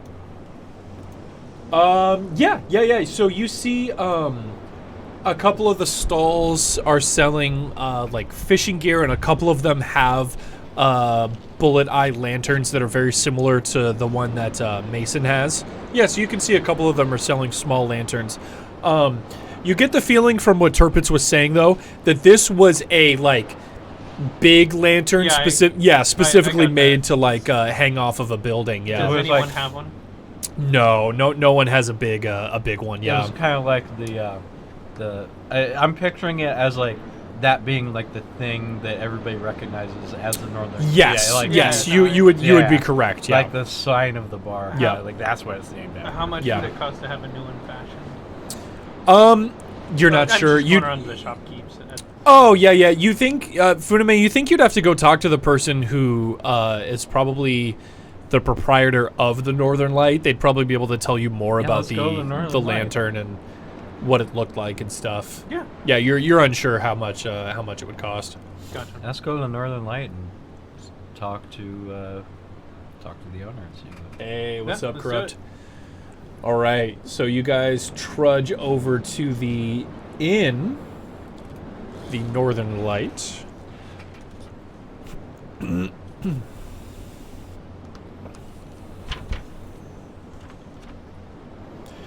So, as you guys approach and walk inside, you can see, let's see.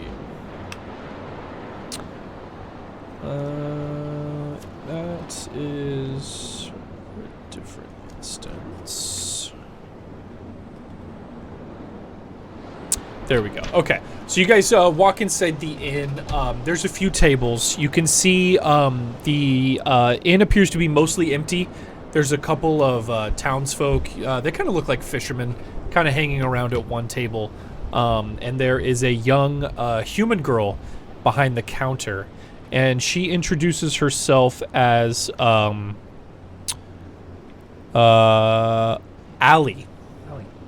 Yep. And she goes, "Hail! Haven't seen you three in town before. Oh, you look like adventurers. Oh, wait a minute. Duckblade, Mason, and you must be Funame. Oh, you're the Axe Speaks. How fabulous! Oh my goodness. How did you know? You've made it this far out to our town. Oh, so pleasant to have you here. May I interest you in procuring a room for the night? Is that why you all are here? Yes, please. I think we would like a room. Yeah. Oh, of course, yes. Such great timing, and we haven't had this much traveling in the inn for so long. Another group of adventurers is here as well. They haven't come down from their rooms this morning yet. They're up there. They made it really sure that I knew that their names were the Golden Dragoons, but I've never heard of them before. Oh, I don't know if you have, but they said it multiple times, and they told me never to forget their name. Well, I've only heard of the farting baboons. Yeah. Oh yeah, I haven't heard of them either. I'm gonna be very quiet and be like, no, we've never heard of them. Oh well, I didn't either, but yes. Oh, did our speaker perhaps tell you of the troubles that we've had in town with thieves? Hey, Corrupt, gifting 5 subs. Thank you so much, Thank buddy. you. Thank Much you so much much. appreciated. Thank you very much. Sorry, we Hey. don't have notifications Appreciate set it. up on Yeah, so I kind of have to go back and look yeah, at chat. so yeah. We really appreciate that. No, though. Thank seriously, you. you're a legend. Yeah. Thank you so much. Jordan, are you playing Lost Ark? Sorry. No, totally fine. Yeah, no, seriously, much appreciated. Thank you. Yeah, we just have notifications off because when we're RPing, we don't want I wonder if you could interruptions. just set up text notifications so we can see it in chat but not on the screen. That's a good idea. Yeah, because I'm sure other people have done something and they didn't get Yeah. recognized for it, and for that we apologize. This is a pretty light traffic show, and we recognize that. We're just doing this. We're having a blast, We're But- doing it for Make fun. sound without animation. But yeah, but that might be distracting. I think for a visual. Yeah. I think just visual, no sound If is fine. okay, all right. Yeah, we could set that up. But yeah, appreciate it. Thank you very much for the 5 seriously, subs. thank you. Yeah, so she asks you guys, and she kind of tells you that their lantern had been stolen out in front of their inn, and she said it was a magical lantern.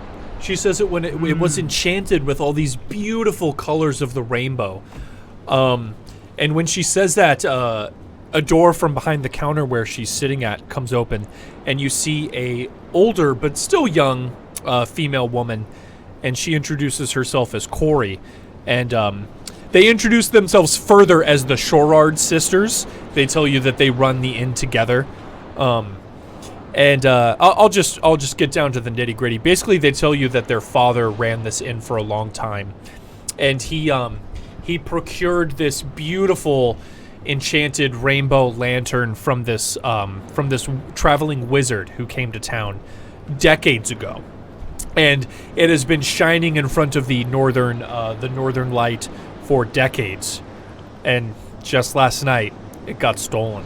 And she says they both go on to tell you that various things in town have been disappearing for weeks and weeks now.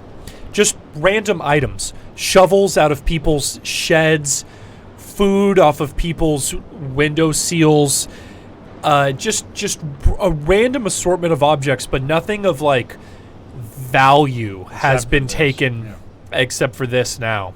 Yep. Got you. Yeah. I have an idea, but I would think that we should say this in private, not in front of everybody else, if you have the time. Are you talking to the two girls? Yeah. They say, oh, sure, well, there's not too many patrons in here, and the only other people we have in the inn are the Golden Dragoons upstairs, so... The barfing floggers, yeah. Yeah, whatever their names were, but, if you want a word in private, this is Corey speaking, the older one. She says, I handle all the affairs, Allie, stay up front and just handle the desk, you three are more than welcome to come back to my office and we can chat in private if you'd like. Yeah, of course. I don't know what your idea is, but I'd like to hear it. Yeah. So you guys just step back into the curtain. She closes the door, and she says, what's on your mind? I said I'd like to set up a trap, and then I hold one of my diamonds against the light and show the refraction of all the different colors that the diamond puts off. And I said I would like to set up a trap where we present like we have another magical lantern, but it's just a diamond in the center and light, refracting off of it to simulate the magical lantern, giving us a chance to catch the thief in action. That's clever. And I can put a bat on the overhang above the lantern where he doesn't have eyes that need to see. He's echolocation. So it doesn't matter if they're invisible. My bat will see it. So you can see she kind of grasps like 60% of what you're saying, but she's like a trap to catch the thieves? I mean, sure, I'm not going to stop you. I would love for the thieves to be caught.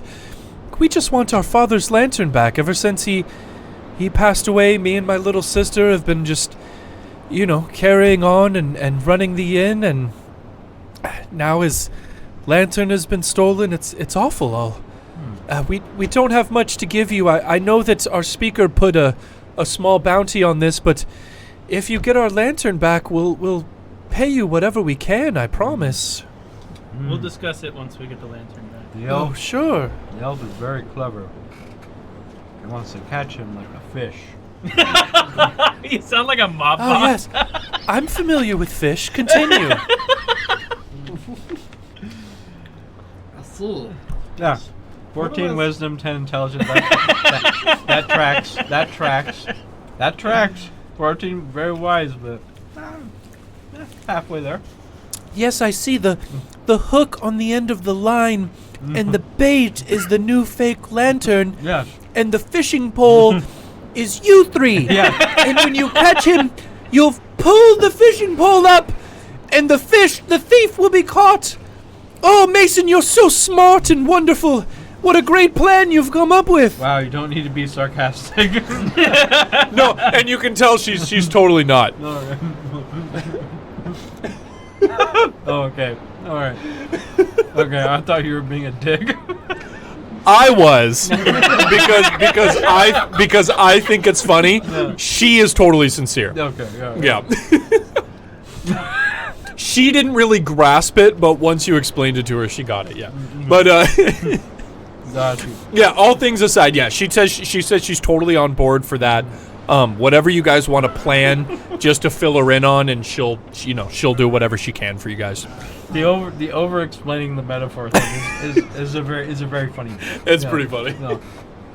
So gentlemen, shall we head over to that Frozen Fire Expeditions to get a net for this trap? Ooh, do you guys want a net? Well, I feel like a net is unnecessary. I thought and you have the obvious. diamond. Huh?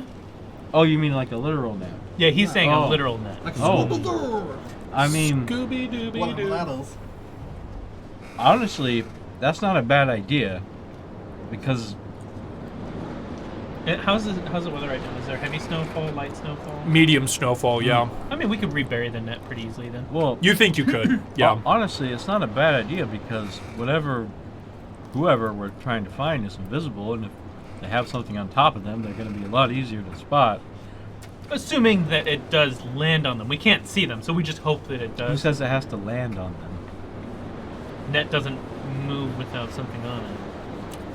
You've never seen a net in the ground? Well, my point is a net can only cover a portion around a 360-degree object. So we have to get them to stand on the net. Right. Or Unless stand we're buying below like the 12 nets. That's just my thought We process. can see Sorry. their footprints though. We can see the footprints, We but could get in them. medium snowfall, they are going to be hard to spot.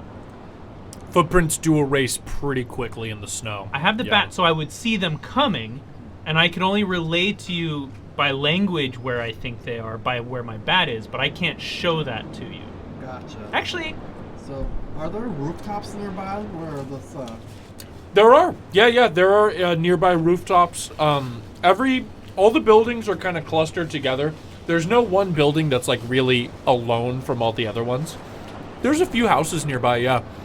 You can see this is where the northern light is right here. And you can see it's surrounded by a few other houses, yeah. I could stand on the roof and like look for the footprints, and then if your bat calls and like. well, I have a question for the DM. Obviously, I can visualize what the bat sees, and minor illusion allows me to take what I imagine to be in real time. Mm-hmm. Could I literally just, like a security cam, display through minor illusion what I see through my bat? Is that above and beyond the spell's use? That's pretty good. No, that seems pretty accurate. I think you could do that. Okay. Then Yeah. I will try that. It wouldn't be in real time, but it would be pretty close. Okay. Yeah. I mean, that's the best that I could do to give you guys, accurate information other than just saying I see him. You know what I mean? Gotcha. That'll work. So, you'll do surveillance. I'll set up for an ambush. What do you think of Nelson? You don't have you don't have night vision, do you? Or dark I do. vision? You I have do. dark vision. Yeah, 60 feet. And you know what else you could Does do? Duckblade? Do you have night vision? No. Okay, I didn't think so. I Yeah. thought I had dark vision. I thought there'd be like. For some, No, furbolgs don't have dark vision. For Yeah. some reason, How I did- assumed there was gonna be like a street light or something. How did I get? Well, there would be a light. There would be a huge lantern shining rainbow light on the ground, but there is none. Yeah, no, it is going to be pitch black. Gotcha. But from the plan that you guys were telling me, if there's a new fake lantern, obviously there will be light coming off of that. So you guys will be able to see around the lantern. That also gives a dead giveaway because he'll be carrying that lantern well, or the well. Mhm. Well, so they can't, I assume, because we're still in the same room with the owner. Mhm. They can't fashion a metal lantern for us before night's end. She goes, well, it's funny you say that. The magical part about the lantern wasn't really the frame. It was the for lack of a better term, the bulb inside of it. She kind of describes it as this large, prism stone that kind of just shone off the rainbow light. And she opens up a cabinet in the back, and you can see 3 or 4 extra large lantern frames. And she says, we just swap them out every so once in a while. You know, they get a little rusty in the cold winter air, and we scrub the rust off and switch it out with a new one. If you're planning on doing some kind of ruse, you can take one of these. And she hands you one of these huge lantern frames. Also, you can do a shockwave right when they grab it to knock them down. What would that one help with? They still get an action afterwards, so I don't know if we'd be able to catch them, but it would put them on their butt. You can throw the net on them. Also, that would scare the hell out of anyone around for a mile. Even better. That would be like an alarm, a thief alarm. Thief! Yeah, but I also don't want the adventurers upstairs to come down and attack us in the middle of the night thinking there's an attack. They'll know who we are. Well, it's still afternoon now. Yeah, you guys haven't even talked to the Golden Dragons yet. Yeah. I'm good, thank you. Good. Actually, I put a freaking water up there and then I never grabbed it. If you see it, can you just grab it for me? You know, there is another option that we have if when they go to grab the lantern. And that is kind of a funny, cheesy one. But as soon as my bat sees them and they get close and you guys are ready to pounce or do whatever, I could cast darkness on him and shroud him in his own darkness so he would not be able to see where he was going. And he could potentially run into a wall or the building, side of the building. I would still be able to see him through the bat. Nobody else would. But The bat. It would really confuse the hell out of someone if you're trying to do a getaway and all of a sudden you're shrouded in 3 feet of darkness on either side. Will it also have like that weird surveillance camera thing you was talking about? Yeah, it's up to the DM, but I think I can only do them in succession. I cannot do them. Yeah, you congruently. can't do them together. Yeah. So I can give you surveillance, and as soon as I see him coming and he comes up to the lantern itself, I can choose to then use the bat to cast darkness on him, and then the bat can just follow him wherever because the bat doesn't need eyes. I think that's more room for error though, right? Because not only will he can't see it, everyone else can't see it, whereas the other way, so we can all see it. This is assuming that our thief wants what we have. Oh yeah, I mean he stole a fucking shovel, so. Well, is there? I mean, I'm gonna ask Callie, Corey. Corey. I'm gonna ask Corey if there's been like pattern.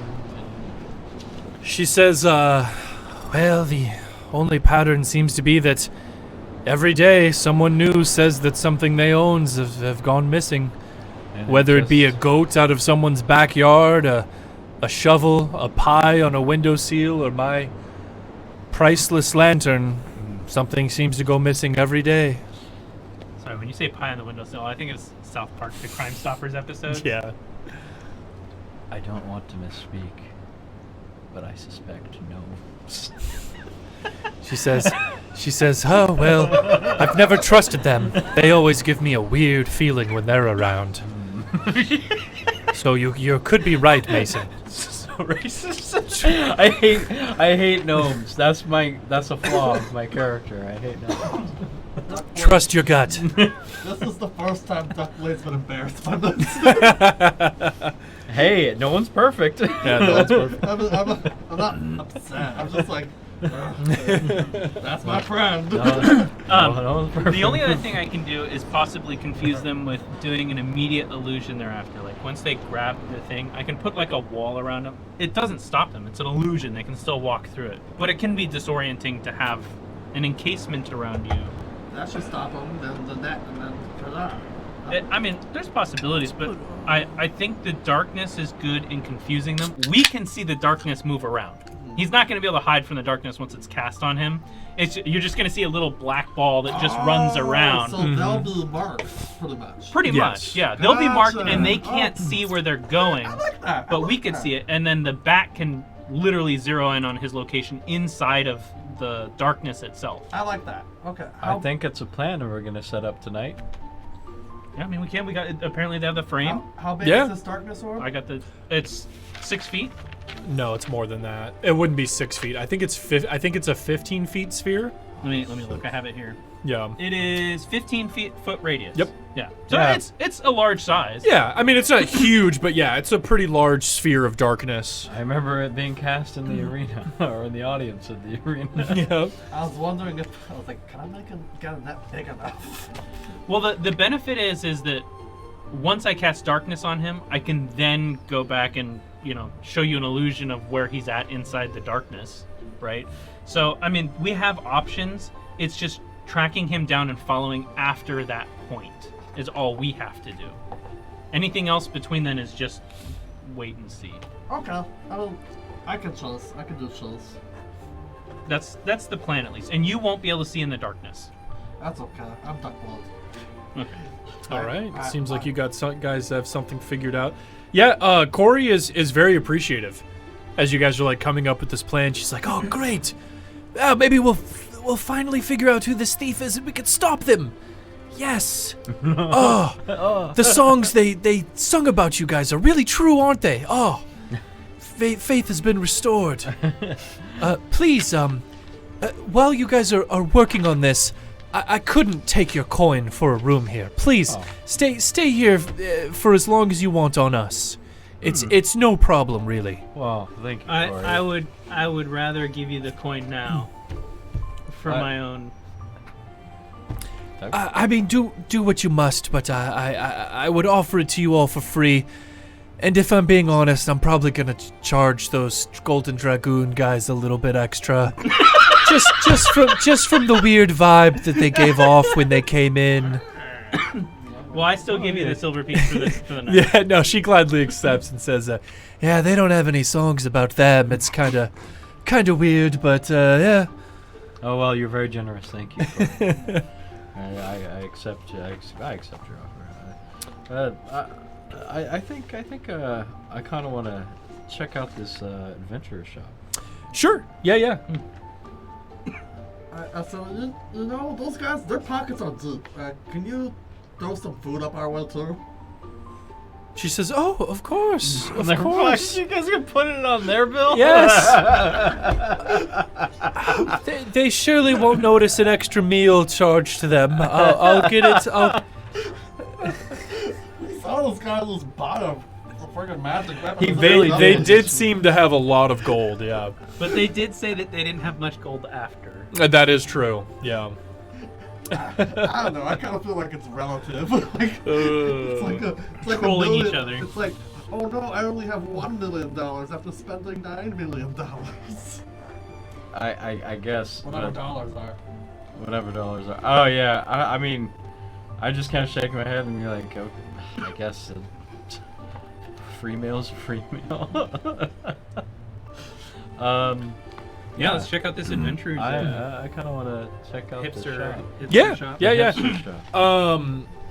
Yeah. So, still no rumblings from upstairs from the Golden Dragoons as you guys leave the inn and make your way over to the shop.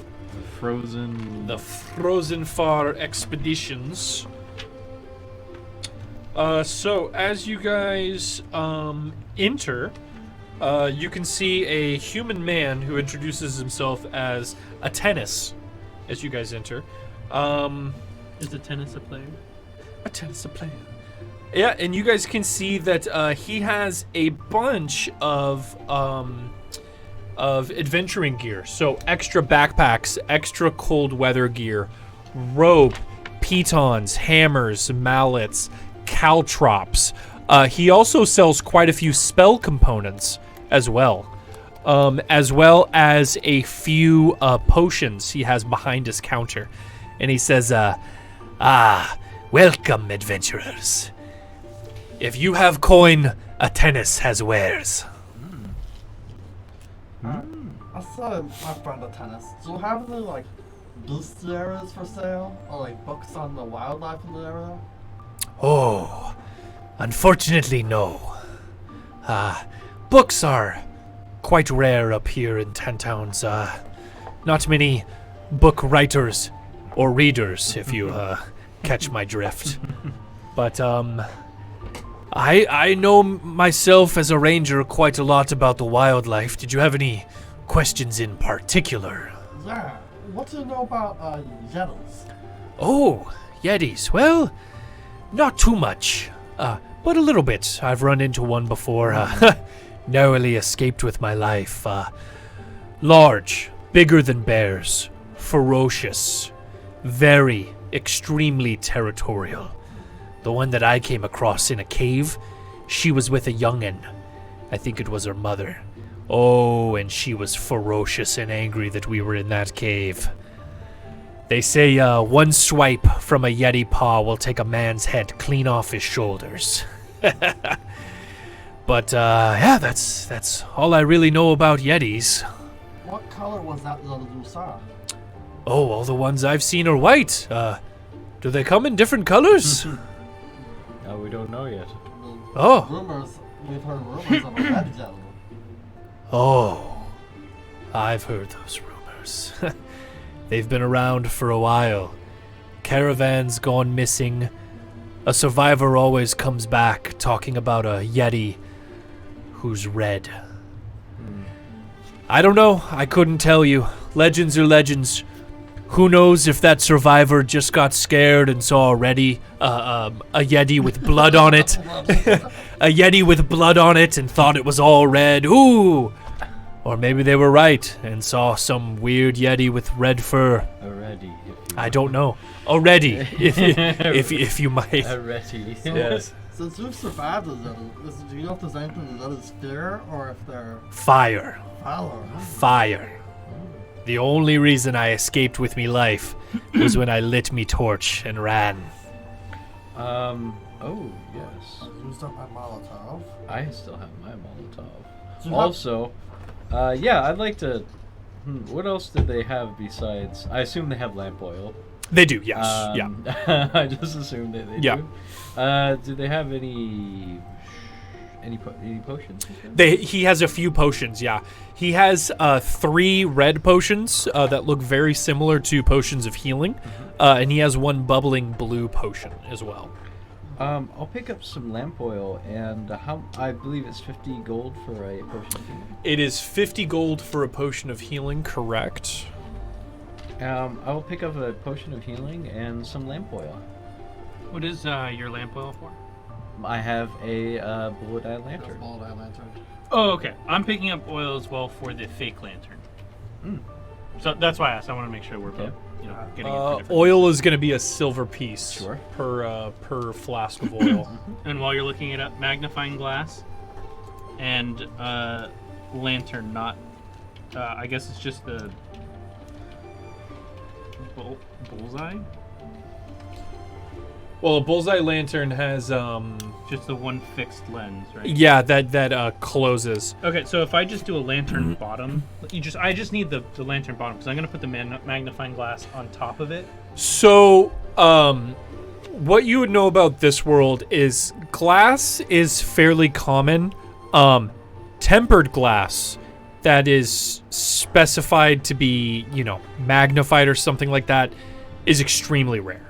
And he tells you that he doesn't have anything like that, but that he does have like regular glass if you're looking for something so similar. That's why I said the bullseye lantern, because it shows it pretty much casts a 60-foot cone. So it just has slate glass that magnifies itself. No, it has glass, and then it has a cover that you pull, and so it narrows the beam that shines out by covering the light. Yeah. Yeah, no, you can procure that. Turn it up facing upwards to Yeah. the diamond. Yeah, I see what you're saying. Yeah, you can spend a silver piece on all of that. Then I'm gonna do that then. Yeah, and he can get you all that stuff. I would also like to buy a flask of oil. Sure, For silver. Mark off a silver, get a flask of oil. And I have another question about the Zetal. Do you know if they have any magical abilities or can they shoot ice out of their mouth or? He says, "Oh, you're worried about that, huh?" No, as far as I know, nothing crazy like that. I did see a weird wolf once spit ice out of its mouth. That was crazy. After I saw that, I retired and opened up this shop. But, no, as far as I know, nothing magical or crazy. Excuse me. Nothing magical or crazy about the Yetis. Gotcha. Good to know. Okay, so basically giant monster thing. Okay. All right. Well, thank you for Hey, the fare thee well, travelers. Be safe out there. I want to see you coming back in one piece, huh? Thank you. Just like Nami. At tennis, anyone? Do you have any bear traps or anything? He says, I have a few. Yeah. Would you like some? Yeah, I'll take like 5. Hunting traps, I think is what they're listed. Yeah. Let me see the. 5 hunting traps. What are your hunting traps for? Yeah. I'm gonna put them around the thief, and then when darkness happens, Oh my real god. traps. Hunting traps are gonna be 5 gold pieces. 5 gold pieces per trap. Yeah. These things are mechanical spring traps. They're components to get the tempered springs and the jagged thing that comes up. It's very difficult to make in these times. They are 5 gold. Yeah. Are they one use only? They are not one use only. Yeah. Gotcha. They can okay. be reset after the trap has sprung. If they're tiny footsteps though, and they get hit by this trap, it's gonna cleave them in half.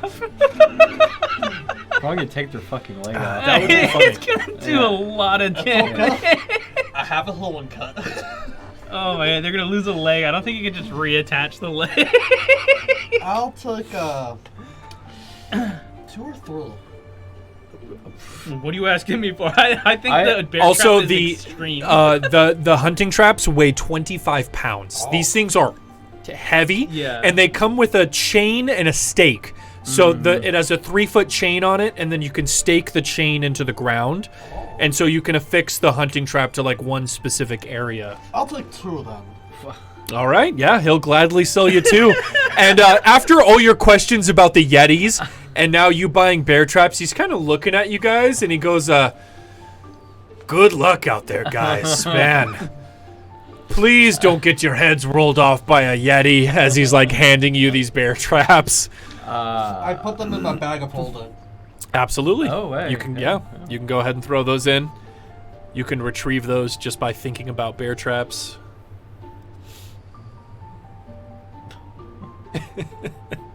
This is gonna be fun. Oh man. This is good. Anything else you guys need in the expeditions? Hey, what's up, Amber? Hey, what's going on, Amber? No, I don't think I need to buy anything else in Going the on shop. very well. Yep. Amber, going on very well. I just bought some bear traps. Bear got some traps. oil. About to trap, I'm gonna kill this tar and feather, poor little and pour oil over invisible thief. burn him alive.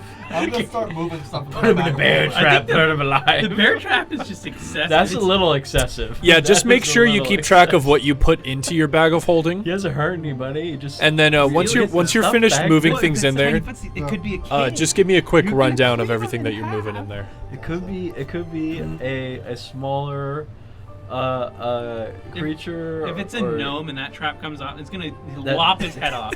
that gnome is toast. At least the torso. At Really? least the torso. But the thing is, like, He will die. I think that's a little excessive. I mean, you can get the stuff back. Hopefully, I mean, I don't.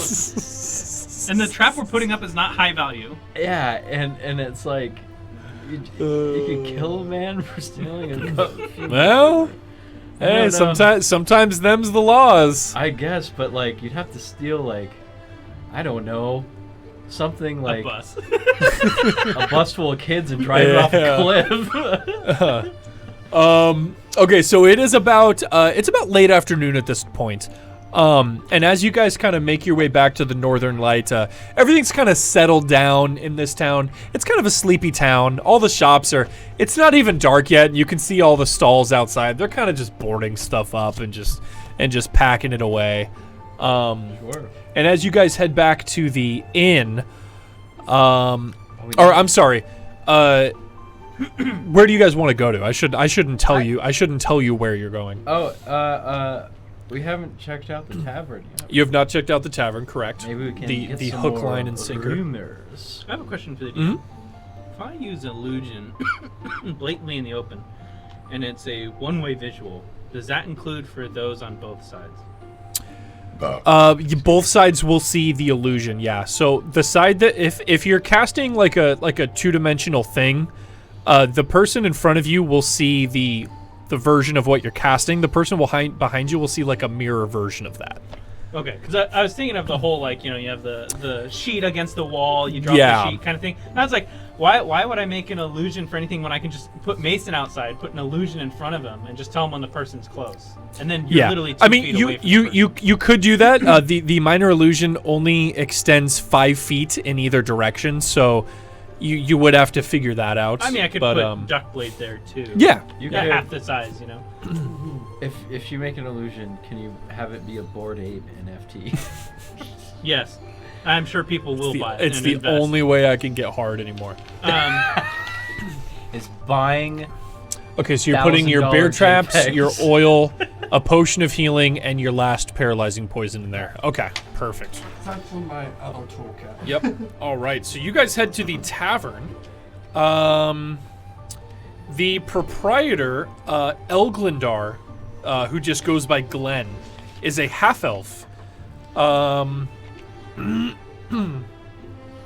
And there's quite a few people in the tavern, and he greets you guys. Hail, travelers! Oh, the Axe Speaks. I heard you were in town. Hey, first round's on me for the heroes. Please take a seat. And at one of the other tables, you guys can see the Golden Dragoons, and they're sitting down. And they look up as the bartender greets you guys, and when they hear the welcome heroes, the first round's on me line, you can see them all just kind of roll their eyes, and they just go like, Can I on the table. Can I do something in seeing them with Yeah, that? yeah. I just go, hey! And act like the bartender's a friend, you know what I mean? yeah. You guys can see the Golden Dragoons just kind of like. And then Levant just kind of goes, "Hey, Axe Speaks. We got room here if you guys want to come sit down. We were worried. We weren't sure if you guys were coming or not." Can I see if there's room next to Yelp? There are free stools up at the barkeep. No, Yeah. he just said there was room next to him. Yeah, there is I also meant room. specifically to sit next to the elf. Yeah. No, you can sit next to let's see, what was her name? It was Redane. Redane. Yeah. No, you can pull up a seat next to Redane.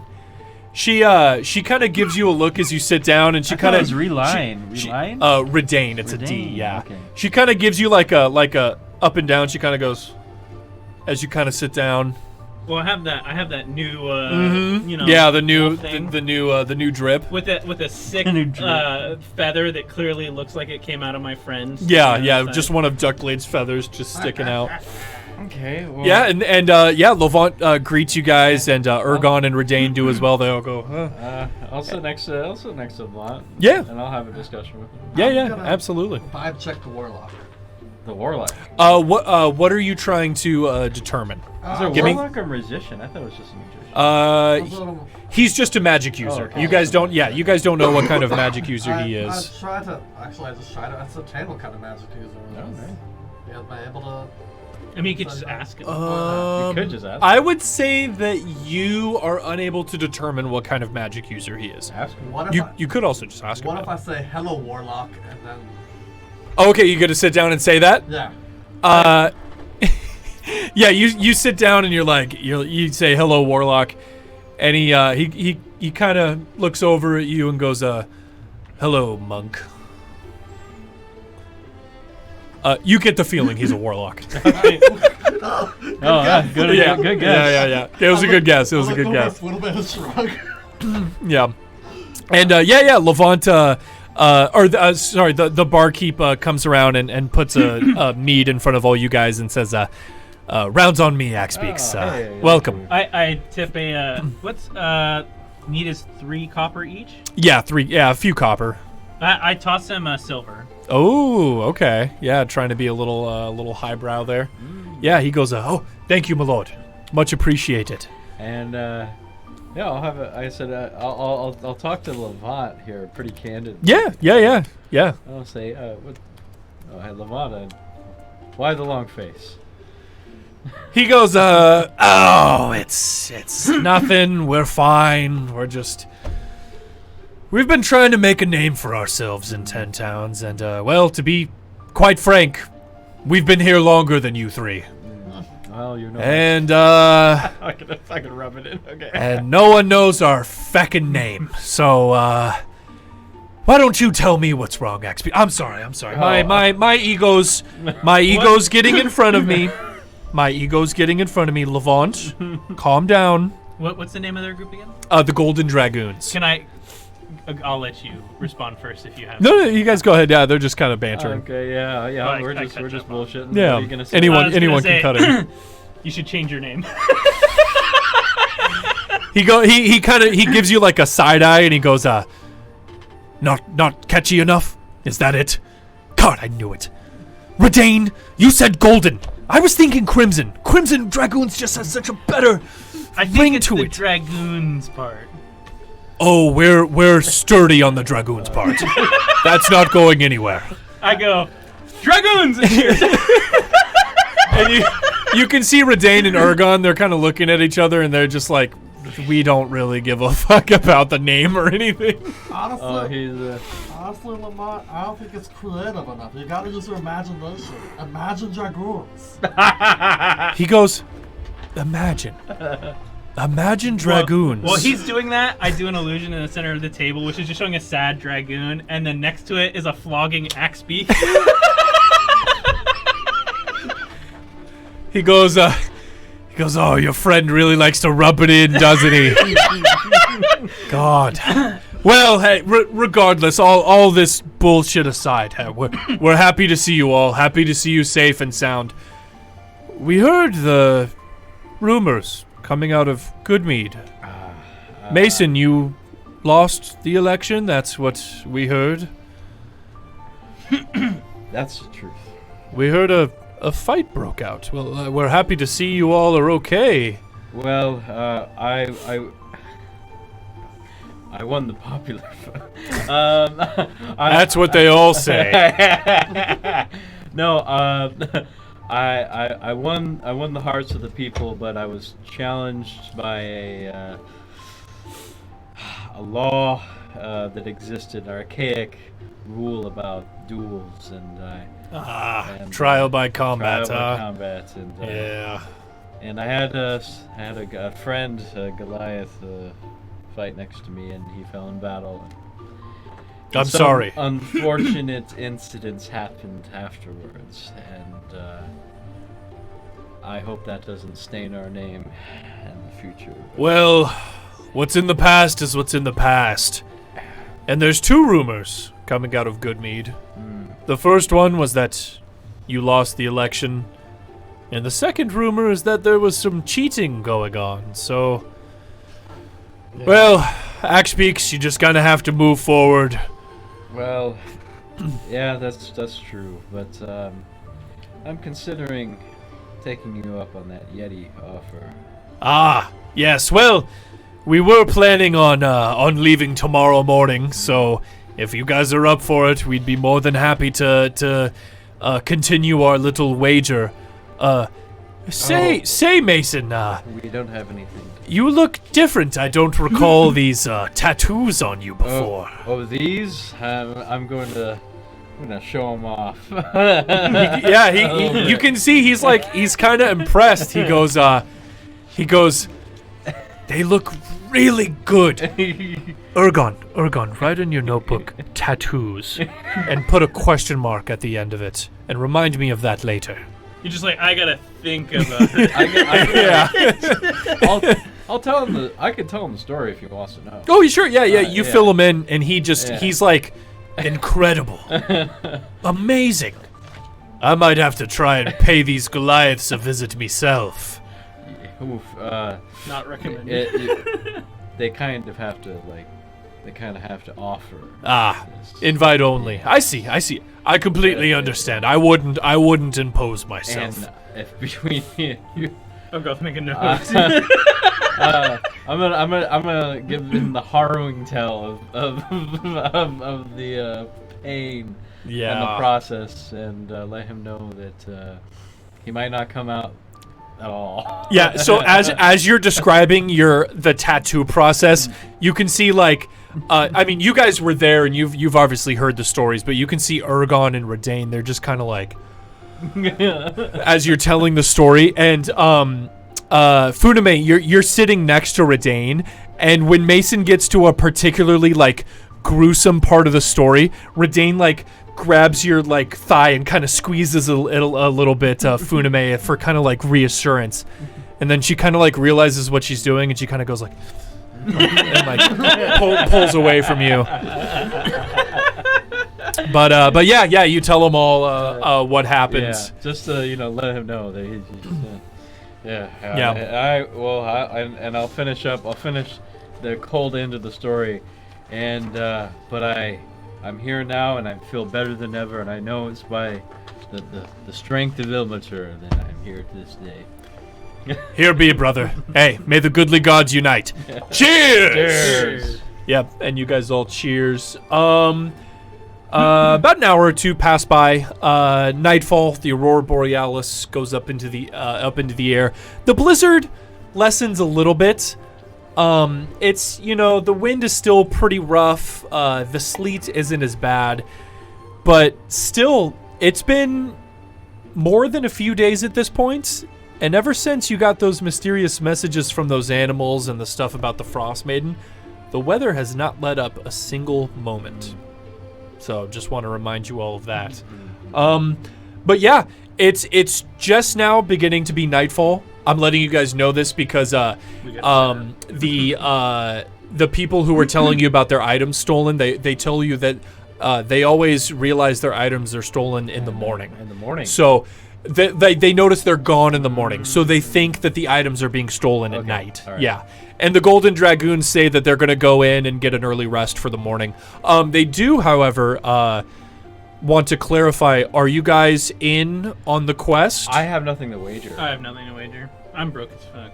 Nothing to wager? No, we remember that because he was gonna. The wager was the guy's glass steel sword, and we have nothing that matches that value. And I'm not willing to give up. Profit. Correct. Yeah. There was nothing of value. I'm not willing to wager. I guess I should say. Who has a bag of holding?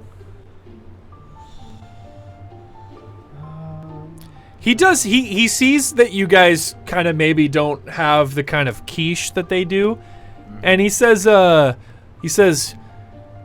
it doesn't have to be a physical wager." Well. How about this? We talk to our good friend Jelf, and if you win, we will try and convince him to at least make you a song. You can see Levant's eyes light up. Like in those cartoons where like a character gets like money symbols in their eyes and it's like cha-ching, cha-ching. He's just like, yes, yes. And what do you want from us in return? We make a song that you lost. That's a fucking good bet. That's actually. I don't think it's fair to wager that glass steel sword. But I'm also projecting. Yeah. But man, that's actually a fun bet. Also, do we just to clarify for the DM? Is this have to be done tonight? This Yeti quest? No, They tomorrow. they kind of give you guys the idea that they've put this off for long enough. So they are for sure leaving in the morning to go on the quest to go find the red Yeti. Okay, all right. And that if you guys were in, that you would both leave tomorrow morning, kind of go separate ways, and then whoever finds the red Yeti first. Yeah, but we also need to track down the thief tomorrow morning. We're also setting Well, up for that. I think the plan was that you guys were going to do that tonight, is try to set the trap for Set the thief trap up, tonight. but we kind of have to be there for the. But we don't have to do it tonight, right? Yeah, I mean have to do that it is tonight, that is yeah. totally up to you I guys. mean, Yeah. the time is of the essence for this. I mean, do you guys want to wager? I only need 4 hours. I only need 4 for hours a sleep. song? I'm fine with the song for the song wager. In regards to the lantern, I only need 4 hours sleep. You guys need 8. Yeah. But if you've already taken a short rest for the day, you only need a short rest to make up the difference, which is only 4 hours for you for a short rest. Well, I need to get a spell slot Lose the back. spell slot. That's pretty much it. Okay. Then it's up to you whether you want to risk the spell slot to catch the thief tonight, get it a short rest to then go, or just hold it off. Let's have tomorrow night. Let's set up for this. Okay. You know. Yeah, I think that's a better. There's plan. no issue with that. Yeah, we can rest up after the Zeta, take on this little dork, and then it'll be good. Yeah. Okay, I Yeah. like that plan.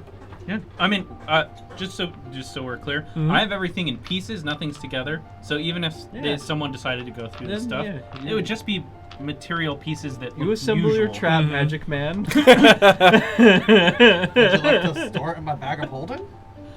No, sure. I'll put the diamond in your bag of holding. And Unless you I wanna like hold on to it yourself. I like a Well, there's song- also the big lumbering piece of giant metal lantern too. But that's in the back. We don't have to pull that Yes, out yeah, until we're ready. you guys don't have to carry that on you, obviously. You Yeah. already have diamonds on you. Yeah, that's what I was saying. There's really not much to. Yeah. You'll be yeah. fine. I'm not gonna hang Yeah, out. yeah. Okay, so the plan is you guys are gonna rest up tonight, go on the Yeti quest tomorrow morning, and then whenever you guys come back, you're gonna deal with the thieves. Just to be completely clear. Just to be completely clear, yeah, and just to clear up what we're wagering.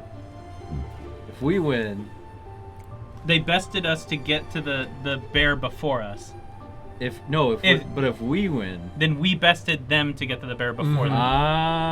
Okay. Yep. Yeah. And the story of the bear, they can this is my thought of the wager. If they win, we can say that they bested us to the bear, and they can tell the story of how they fought.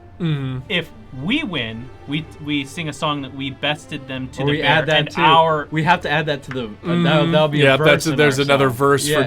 Jelf. So it's either or for Yeah. who bested who to the bear, but that winner gets to say how the battle Yeah. ensued. But no, the loss. If we lose, they get their own song. Yeah, They get their for whole them. ass song. Yeah, Yeah, that's exactly. what I mean. Yeah. Yeah. And then if we, okay, this is a good bet. I think I like this. I like this wager, because I don't know. Would Levant be willing to trade a song for his glass steel sword? No.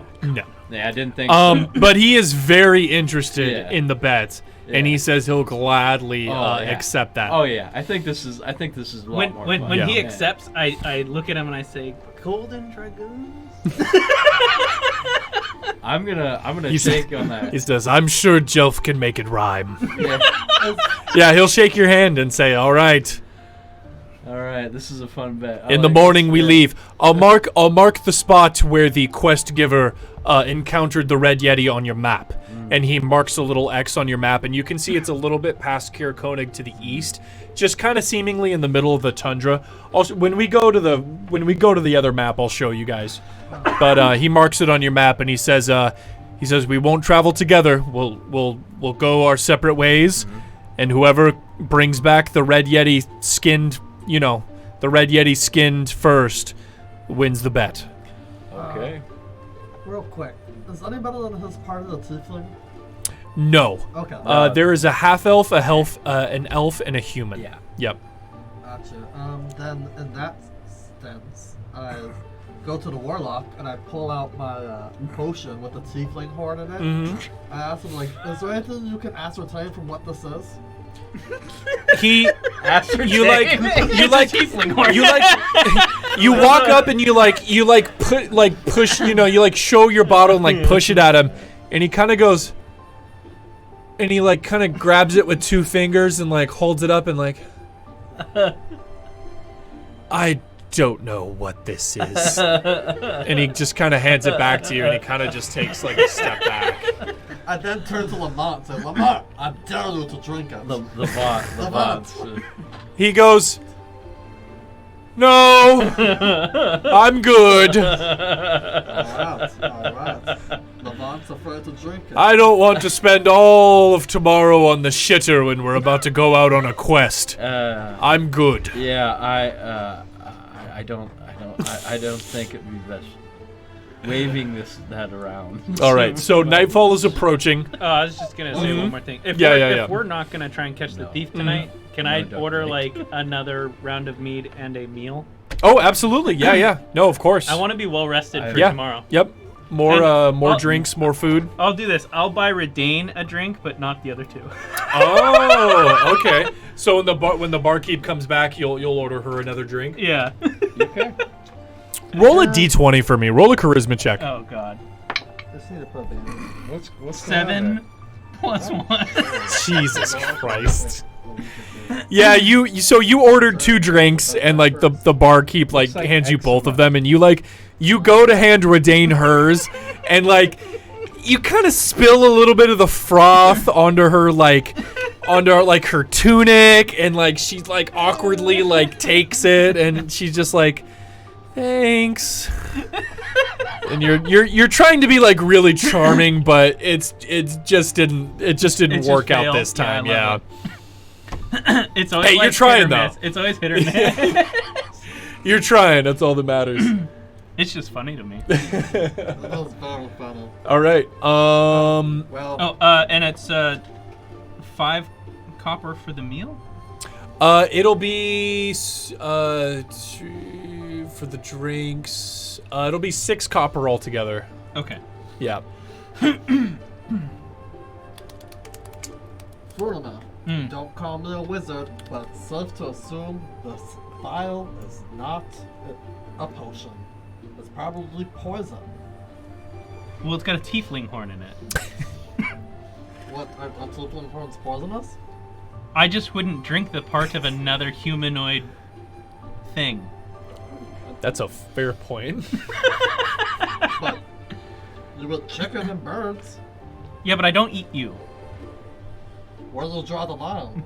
Humanoid. Yeah, whether they stand upright and speak. Intelligent life. How about that? Intelligent life. IQ above 50. Yeah. That's where I draw the line of consuming another. Does that mean you could eat the Baby Ruth guy in the Goonies basement? I think he had at least a 70. No, maybe. I don't know. Okay, so anything else you guys want to do before you turn in for the night? I think that's about it for me. Since I'm getting extra long. Yeah. Um, Come here real quick. What's that? Oh, I Lord. am now more interested at what's What is- happening what over is there. happening? Yeah. Eeny, meeny, miny, mo. I wonder where my glove will go. Cough. I don't know what the fuck is happening.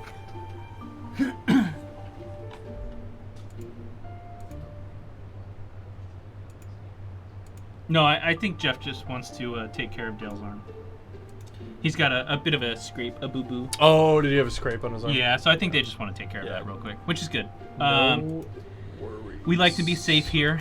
Yeah, it's funny. Like sometimes I totally hit with Redane, and sometimes I totally miss, which is hilarious to me because it's always when it's like trying to be the most charming that it always Yeah, fails, that it and when always it's just like in backfires on passing, you. it's always like perfect. I know. It's Well, pretty if funny. you could ever succeed more than a couple of times in a row, something might happen. But until then, I doubt that'll happen. It's just more fun to fuck with. no, of course.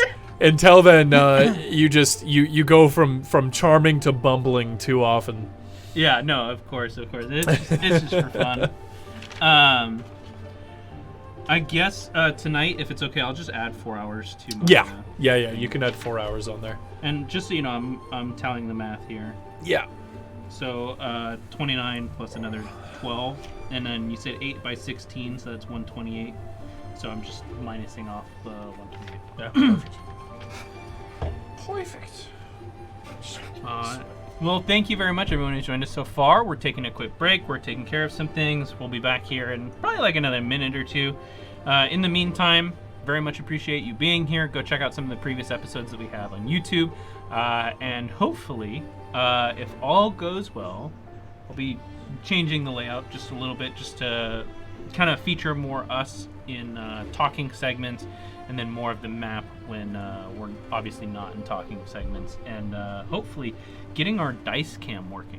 Hopefully we'll be able to make use of a green screen dice tray that we have, and trying to at least put it on screen for you guys so you all can see that a little easier. So when those features are done and good to go, yeah, it'd be hopefully really exciting to have that set up.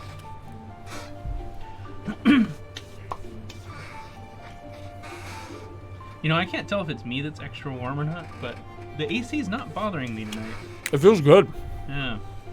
It's been a little bit warmer out. Spring is coming. Hmm.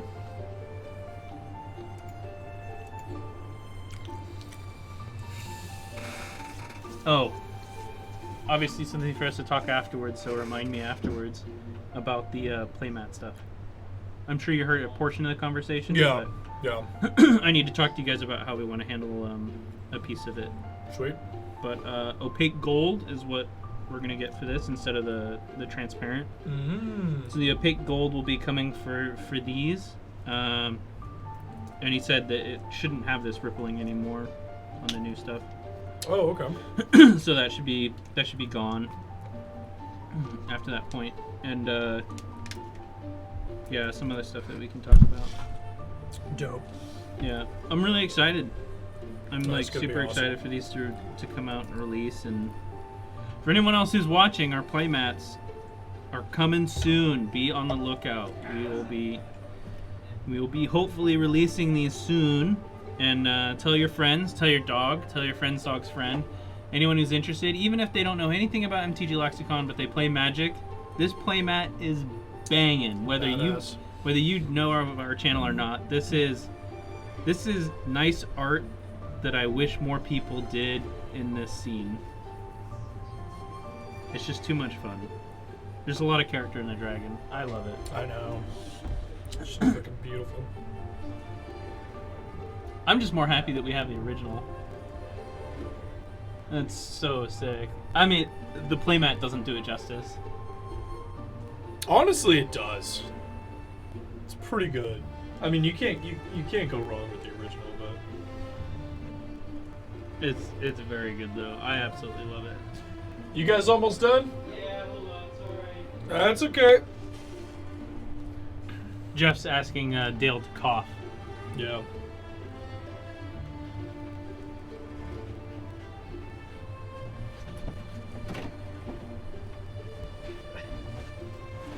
Thank you for keeping this place safe, Jeff. Of course. You know I had the 3. Clorox wipes. Will you? Same difference. Yeah, I got the. Oh, he's got them. Oh. Oh, gotcha. Doesn't work instantly. You have to wait about 10 or 15 seconds. You feel better, Dale? Yes. You feel service? Yes. Does Jeff give good service? Jeff the man. Really coming through as a paladin. Jeff's a real life paladin. Yeah. I'm not. On God. Oh, I just. Safety paladin. Ilmatama Pro! Safety paladin! Alright. He has his paladin 300. He's taken the oath of OSHA. Okay, so you guys settled down for the night in your free room up at the inn.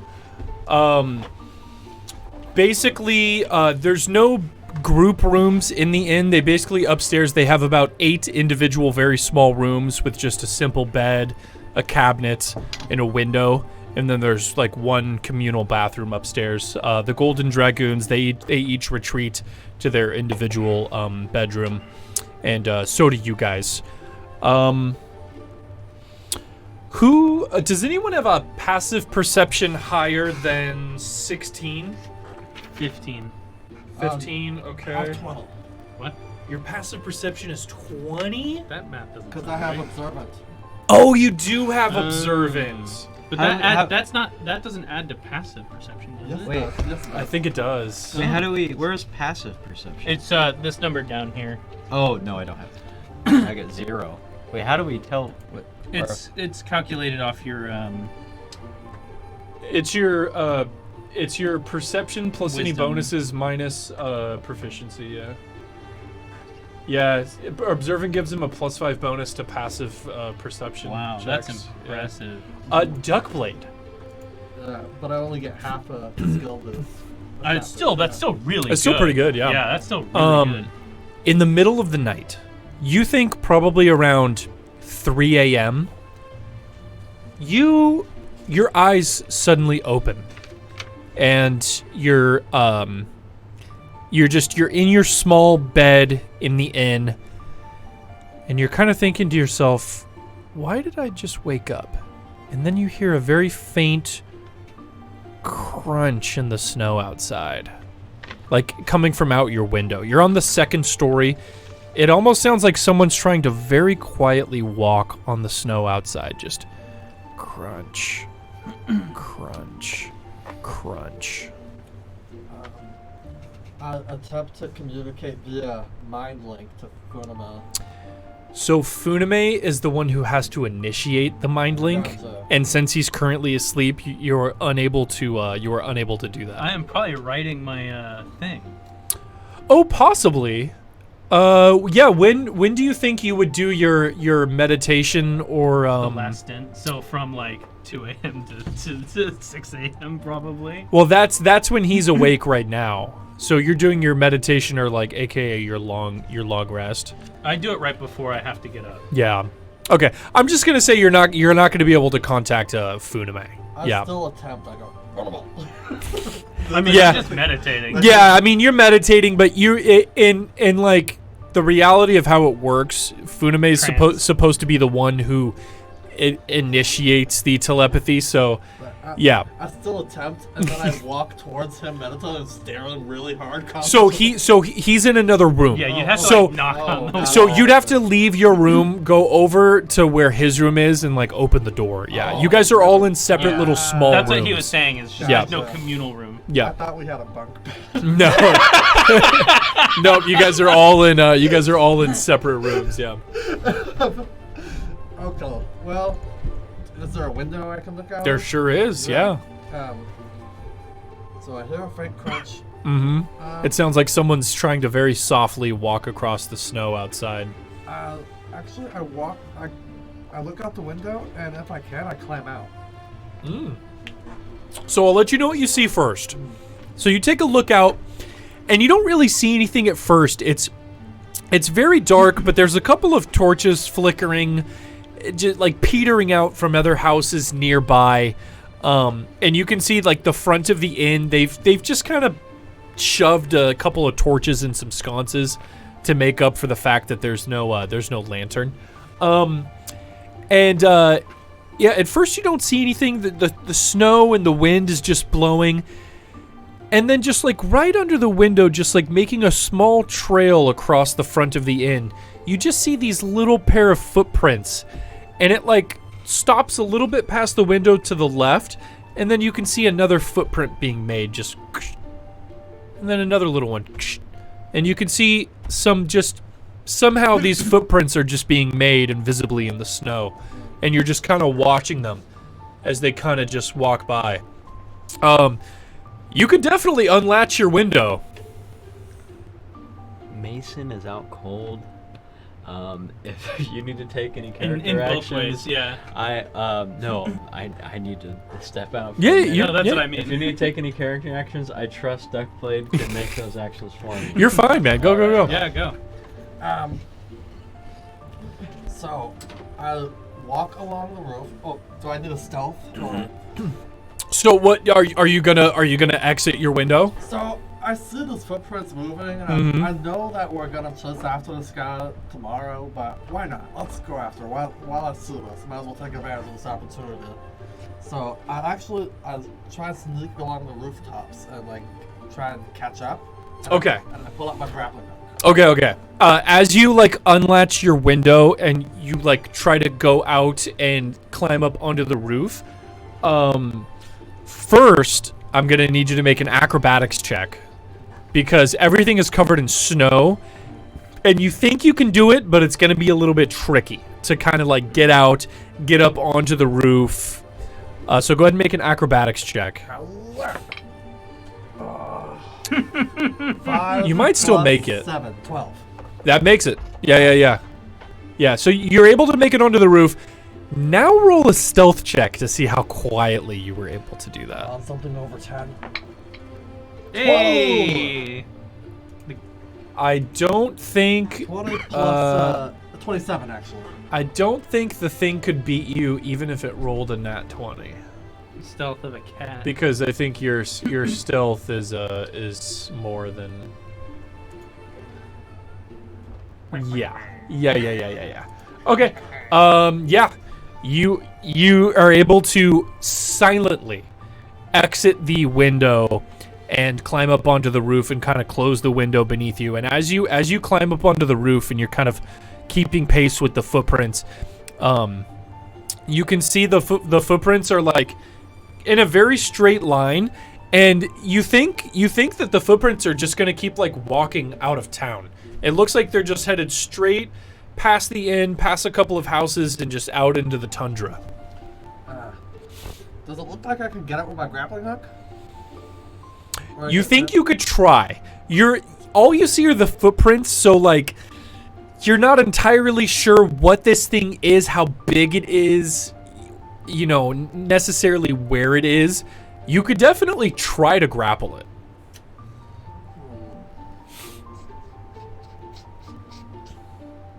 I don't know where it is. Grappling hook. I'm either gonna grappling hook or try to arrow it. Or don't. Like at the feet.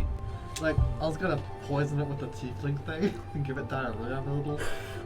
That would follow the trail of diarrhea. You trying to do a bone tomahawk here or something? Something. Or paralyze it. One or the other. Either grappling hook, paralyze it, or give it diarrhea. You're the only one who can decide this, Duckblade. What path do I choose? Mason is sound asleep. Funame is meditating. Nobody knows what's going on. And you were the quietest thing on earth, so Mhm. I don't even think we would have noticed that you had left No, anyways. nobody has noticed. You know what? Yeah. I'm gonna grappling hook it. Okay. Make a ranged attack for me. It's gonna be at disadvantage though. It's already the tray. Oh, that's a problem. So this will be +7 at disadvantage. Don't tell me. Okay, 13. Roll again. Take the lower number. Oh, 8 plus 7 is 15. yes. 15 barely misses. Oh! So, this is what happens. So you see these footprints and you're like, oh, I'm gonna nab this motherfucker. You start twirling your grappling hook up on the rooftop. You throw it. You do hit whatever it is, but you hear this metallic clank, and your grappling hook just kind of bounces into the snow. You just hear like a clank, like you hit it, but it didn't grapple onto anything. And you hear, and then the footprints start running. You start hearing like clanking, like cling, cling, cling, and this thing is now bolting. Interesting. So it has. So, do you know what? Does it sound like a humanoid? It didn't. Let me see. Could have been clanking from armor. Could have been. It spoke a language you've heard before, but you're unfamiliar with it. I'm sorry. What languages do you speak? No, just common and Orin. Okay. Yeah. But it is a language you've heard spoken before, so you think it's definitely something humanoid. I am familiar with Dwarvish, because of my mimicry. I That's right. You heard Dwarvish. okay. Oh. You weren't able to make out specifically what it said. It kind of just cried out, and then it just started running. And now it's clanking in the snow, and the footprints are going further and further. Where are those? Do you chase it or do you let it lie? I let it lie. I go back one. And you did it from the rooftop of the inn or a couple houses away? From the inn, yeah. He's on the roof. He's on the roof of the inn, yeah. Yeah, I'll just make a note of that. And All right, Duckblade. The footprints fade in the snow as you stand there on the roof, like Batman, just looking over the. Yeah. I'm a little proud that I prevented a robbery.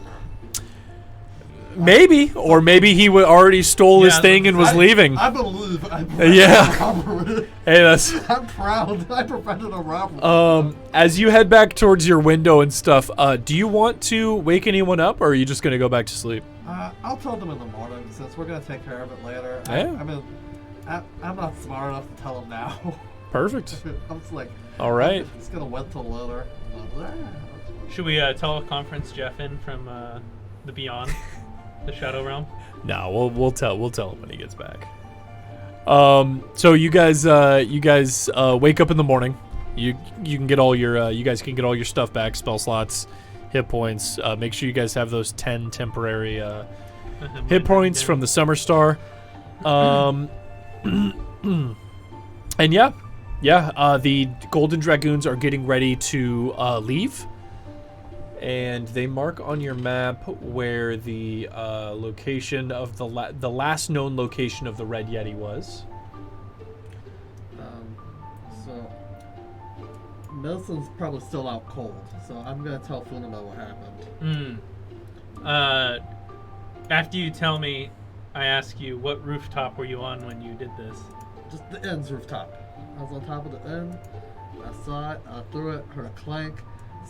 So, honestly, I mean, just from what I've heard, it sounded like a dwarf. Since you did it from our rooftop, they may not come to the inn again. Noble.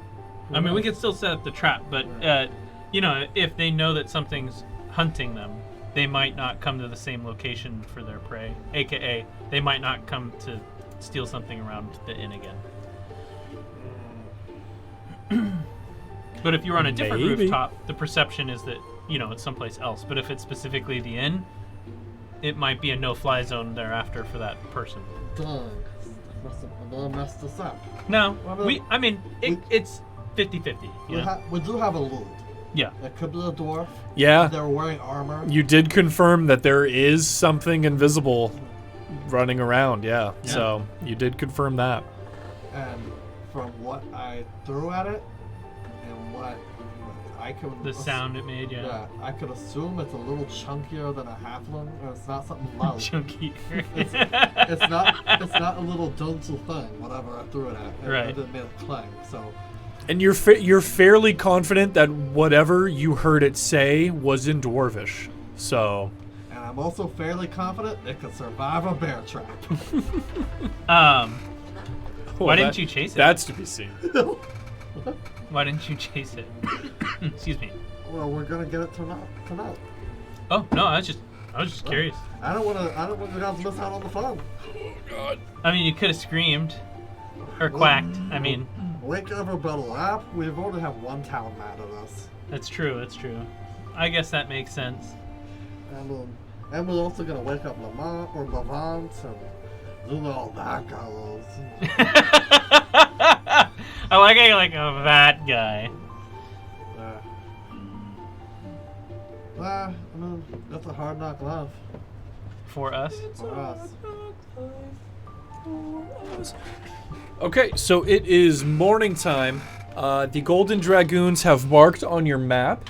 So if you see this map of Icewind Dale up here, this red X is where they tell you the last known location of the Red Yeti was. So he says it's about a day's travel east on the open tundra. Is where they say this caravan was out there mining for precious metals when they were attacked. And the sole survivor came back and said it was a vicious red-colored Yeti.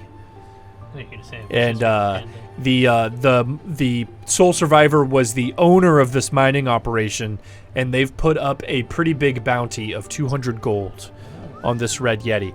And in the terms and conditions of the deal also, in addition to the song, whoever brings back the Red Yeti pelt will also be getting the 200 gold reward for... because that's not really anything that someone has to put up. That's just the reward for bringing back the Red Yeti pelt. Right. Yeah. So whoever brings that back gets the 200 gold plus the song that you guys have put up. Yeah. Anything else you guys want to take care of in the morning? You know what I should have done last night? Since I was so stealthy, is I should have put a bear trap in front of the Vault's door. Oh God. Until the town drunk, aka Mr. Fitz. Okay, the Terps. It walks into it. The bear. The town drunk, aka the bear. God. That's a problem. I think we got to the other. The other sounds pretty tough. Do you think we're fully geared? Or do we need more oil? Do we need more? Well, I have quite a bit of stuff on me. I wanted to ask the DM, Mhm. is there any place that I could research, and it's probably going to be Bryn Shander, research the ice hilts that I collected from the... Oh, yeah, I also have one. Yeah. What was that from again? Remind me. That was from our encounter with the The witch. blue guy. Yeah, the witch and the blue guy who... sorry, the blue guy and his Yeah. compatriot. Sefik Caltro. Yeah. Oh, Because he had the ice hilts, but his Um, daggers were made of ice, and then, obviously... Yeah. Yeah, you're not entirely sure. Yeah, I mean, you think anywhere with some people capable of magic might be able to help you. Yeah, I mean, Bryn Shander's a pretty good guess. You think if you run into Valin again, that you should probably ask her about it as well.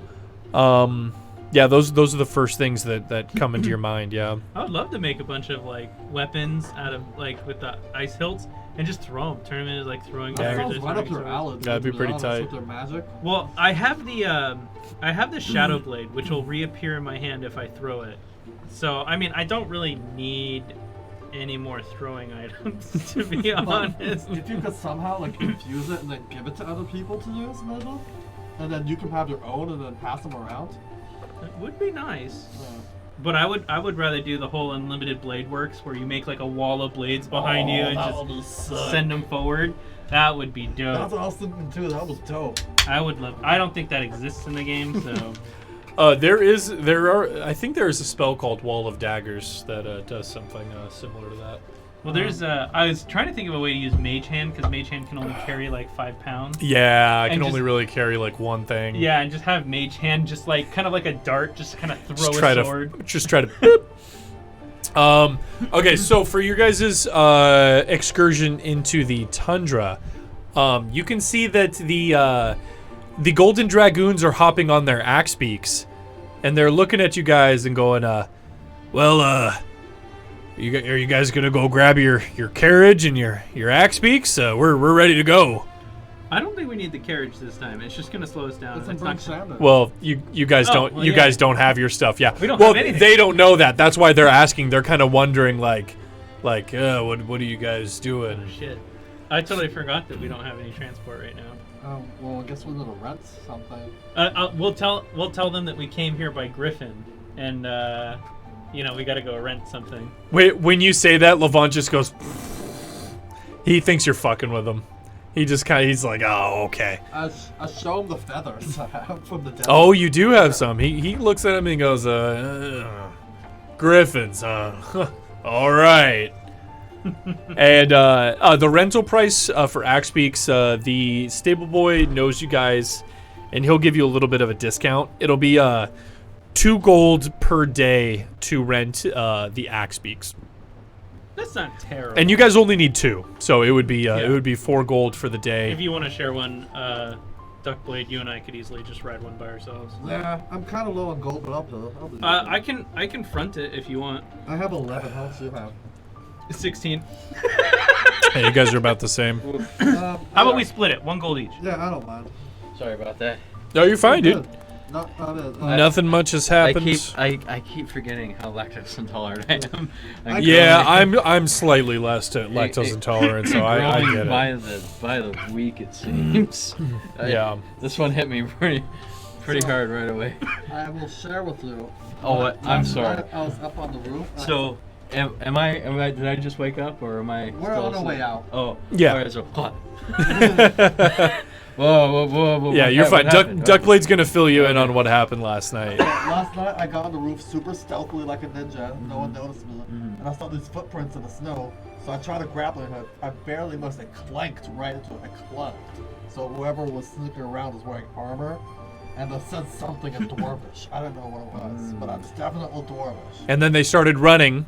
Duckblade decided not to pursue it, and he just went back into the inn. But yeah, he woke up and heard footsteps in the middle of the night. Looked out, saw footprints appearing in the snow, and decided to investigate. Oh. Yep. Okay, so we're heading out to investigate the footprints. Nope, now we're going on the quest with the Oh, moms. okay. Yep. Or- But Duckblade did confirm that there is something invisible That speaks Dwarvish. that knows Dwarvish and is stealing stuff in Caer Konig. So And seems to be heavily armored. Black cloak. they're wearing armor, like heavy armor, because they clink and Black they're cloaks clinking don't wear heavy armor. Black cloaks wear armor. They Oh, wear they- black cloaks. They also wore armor. Yeah. And black They cloaks. only wear cloaks. These two things are not They're mutually completely. They are naked They are underneath. completely nude. Besides the cloaks. Yeah, but you guys are just getting ready to head out. Obviously, you don't have your axe beaks or your carriage. Yeah. Locag is transporting that to Bryn Shander right now. You guys will have to rent some axe beaks, 2 gold per axe beaks per day, to rent the axe beaks. All right, and I'll pay that fee. And then we're splitting an axe beak, myself and Yeah, they can both ride one axe beak since they're light, and then you would have your own axe beak. So I you have 201 gold. so you can mark off 2 gold. Mr. Moneybags over here. we have established that we're both very Yeah, broke. Scrooge McDuck swimming in his tower of coins. The funny thing, those are not Scrooge McDuck. You gave it a well. It's true, yeah. Just keep giving you more money. Well, to be fair, you guys have all like spent equal amounts of money on stuff, but you guys also put a lot of money into the inn. So you guys splurged on that. We have We weird spent side projects. 45 on the inn, Like, Yeah. 25 for ownership, parted 2 ways, so 50 for that, and then I put 20 into the repair. You put 20 into the repair. And I also put like 50 gold in the Muslims election. that is true. Yeah, that Yep. is true. Yep. I did Which- spend 1 whole gold coin to get Jelf down there, though. Big money. It was a Yeah, fun you expense. keep buying stupid shit with your gold, and I'm Worth it. buying health potions. On the map here, this red X indicates Levant marks on your map where the quest giver last encountered the red Yeti. He was the sole survivor of a mining operation. They were trying to mine some jewels and gold out in the tundra when their party was beset upon by a red Yeti, and he was the only one to escape with his life. Well, And he has set up a bounty of 200 gold to the first adventurer who brings the red pelt of the Yeti back. okay. All right. Let's hoof it to the X. Yeah. Levant, Redane, and Ergon head out, and they say, and Levant says, "Good luck, Axbeaks." Thanks, Savant. Good luck. What was it? The Golden Dragons? It was, yes. Enjoy eating our dust, and we'll be waiting for you back here with the red Yeti pelt. Okay. And we're looking forward to that song we're gonna have. Goodbye. And they and tread off into I'm the not gonna do tundra. it, but I really wanted to look at Redane and go, "Yeah, I'll be waiting for you." Say I'm not it. gonna do it. You're not gonna do it? Okay. You should. Hey, you can't miss unless you shoot your shot. Yeah, no, I'm gonna wait on that one. Okay. So they kick off into the tundra. They kind of veer off a little bit to the north, west there, right? Yeah, northwest. And then you guys veer off a little bit to the northeast to make sure that you don't cross trails with them. And Cross the streams. you guys start heading out into the tundra in search of the red Yeti. I'm gonna do the usual. I'm gonna put my bat 50 feet out. Yeah, kind of keeping. It does get very beaten in the sleet and snow, and the bat does have to come back like every so often to kind of take a rest on your shoulder. But yeah, you're kind of sending him out every so often to. To be honest for that, I don't know how useful a bat is going to be at finding a red devil, because I can't really see the red. It definitely cannot see the color. I cannot see the color, but it can make out through the blizzard. It would be able to see the Yeti, yeah. So I might just find us a random level. I mean, still not a bad thing because we would have to check the Yeti anyway, Okay, why not? right? Well, no. And maybe all the Yetis in this area are red. Maybe there's 30,000 red Yetis in the area. Just, Wouldn't that be fortuitous? 4,000 devils? Oh. Devils with devil? Mm-hmm. And their IQ is apparently non-edible. I honestly don't know, but IQ is not edible. but it's still a lookout. At least something that gives us, a little bit of heads up. So one thing that we'll know about these devils is that they're pretty much melee fighters, from what we can assume, unless they throw stuff. So I think ranged combat might get our key. or somewhere to keep them wet, because they have really powerful arms. At least that's what from the tracker guy told us, the explorer guy. Mm-hmm. Yeah, he basically told you it was just like fighting a really monstrous bear. Am I able to tie one of my oil flasks to an arrow? No. The flask would be too heavy for the arrow. You could douse your arrow in fire, or in oil, light it, and then shoot it. That would take up your bonus action and action. But you could shoot a flaming arrow if you wanted to. Okay, that's good to know. So, you guys are about an hour into your travels on the tundra. The blizzard wasn't so bad at first, but it's only getting worse, and you guys can barely see like 100 feet out in front of you. And honestly, you guys have been dealing with this blizzard for almost a week now, and it's just annoying at this point that it's just not going away. I need you all to make a survival check as you try to stay on course to reach the area where the Red Yeti is. Question. If I have the bat on my shoulder, can I still direct the horses based off of the landscape? Well, what you since you and Duckblade are sharing an Axebeak, Duckblade can be the one steering it. Yeah. So you don't have to worry about that. Right, but I'm saying, even with the heavy snow, I could still see the shape of like the landscape and tell where the path is. Yes, you can. Up to the bat's 60 feet of vision, but yes, you can. So yeah. we won't really be horribly lost. Okay. Yeah. Sorry, I was really upset there for a minute. Sorry. 15. Wow. Plus your survival scores. That's 13. I thought you rolled another 15 there for a second. 13 plus. Wait, is it just if I'm not proficient, I don't add my wisdom? It's just proficiency bonus if you have no bonus for survival. Yeah, Oh, okay. if it's not filled in, So it's that's just a 13. It's just your wisdom. It's just my wisdom? Oh, wisdom Yeah, plus 2, so I did yeah. roll a 15. yeah, 15 I got 18. and 18. Okay, you guys did pass your group survival check. You guys are able to stay on course for the general area that has been marked off on your guys' map. Another hour goes by, and it's about noon at this point. And you guys kind of come to this really flat area of the tundra that kind of like just widens out. You can't see really far into it with the sleet and snow billowing around, but you get the sense that this area has kind of flattened out. And you're all fairly confident that you guys are like on mark for where you think that this Red Yeti, its last sighting.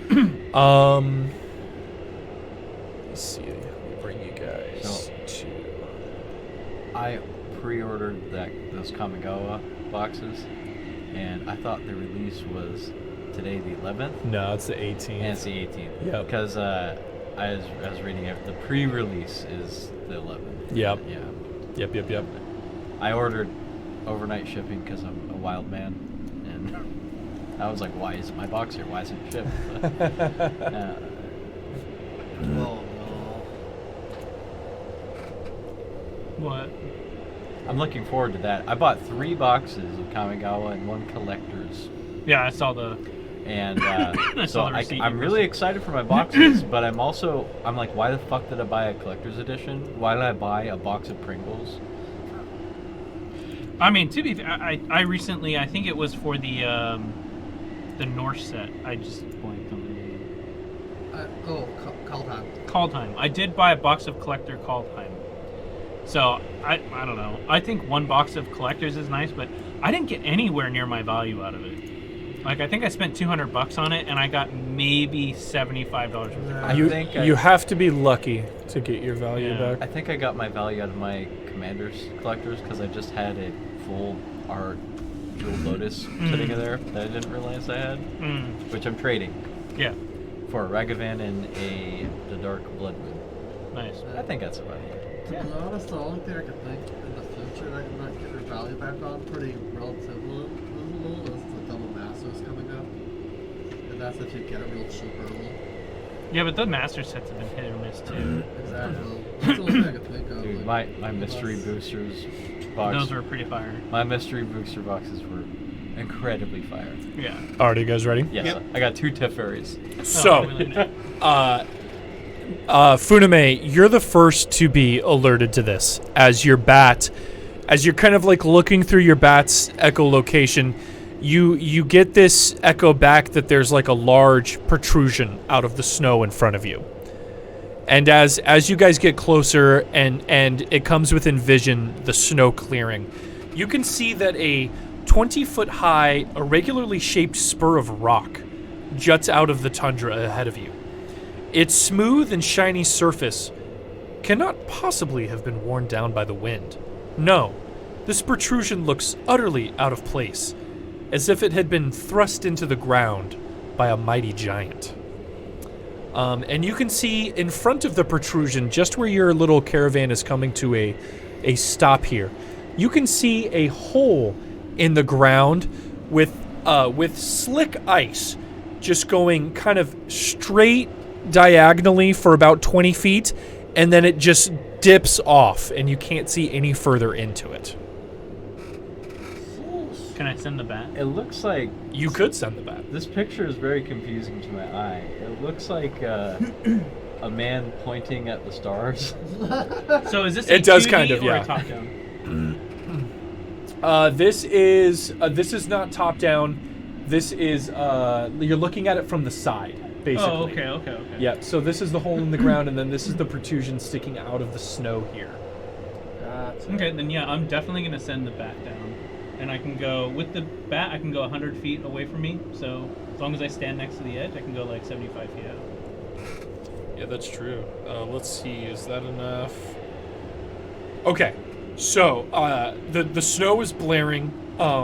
You send your bat down, and as you're kind of looking through its echolocation, you see that the ice cavern kind of dips downward and then starts sliding back again in the other direction.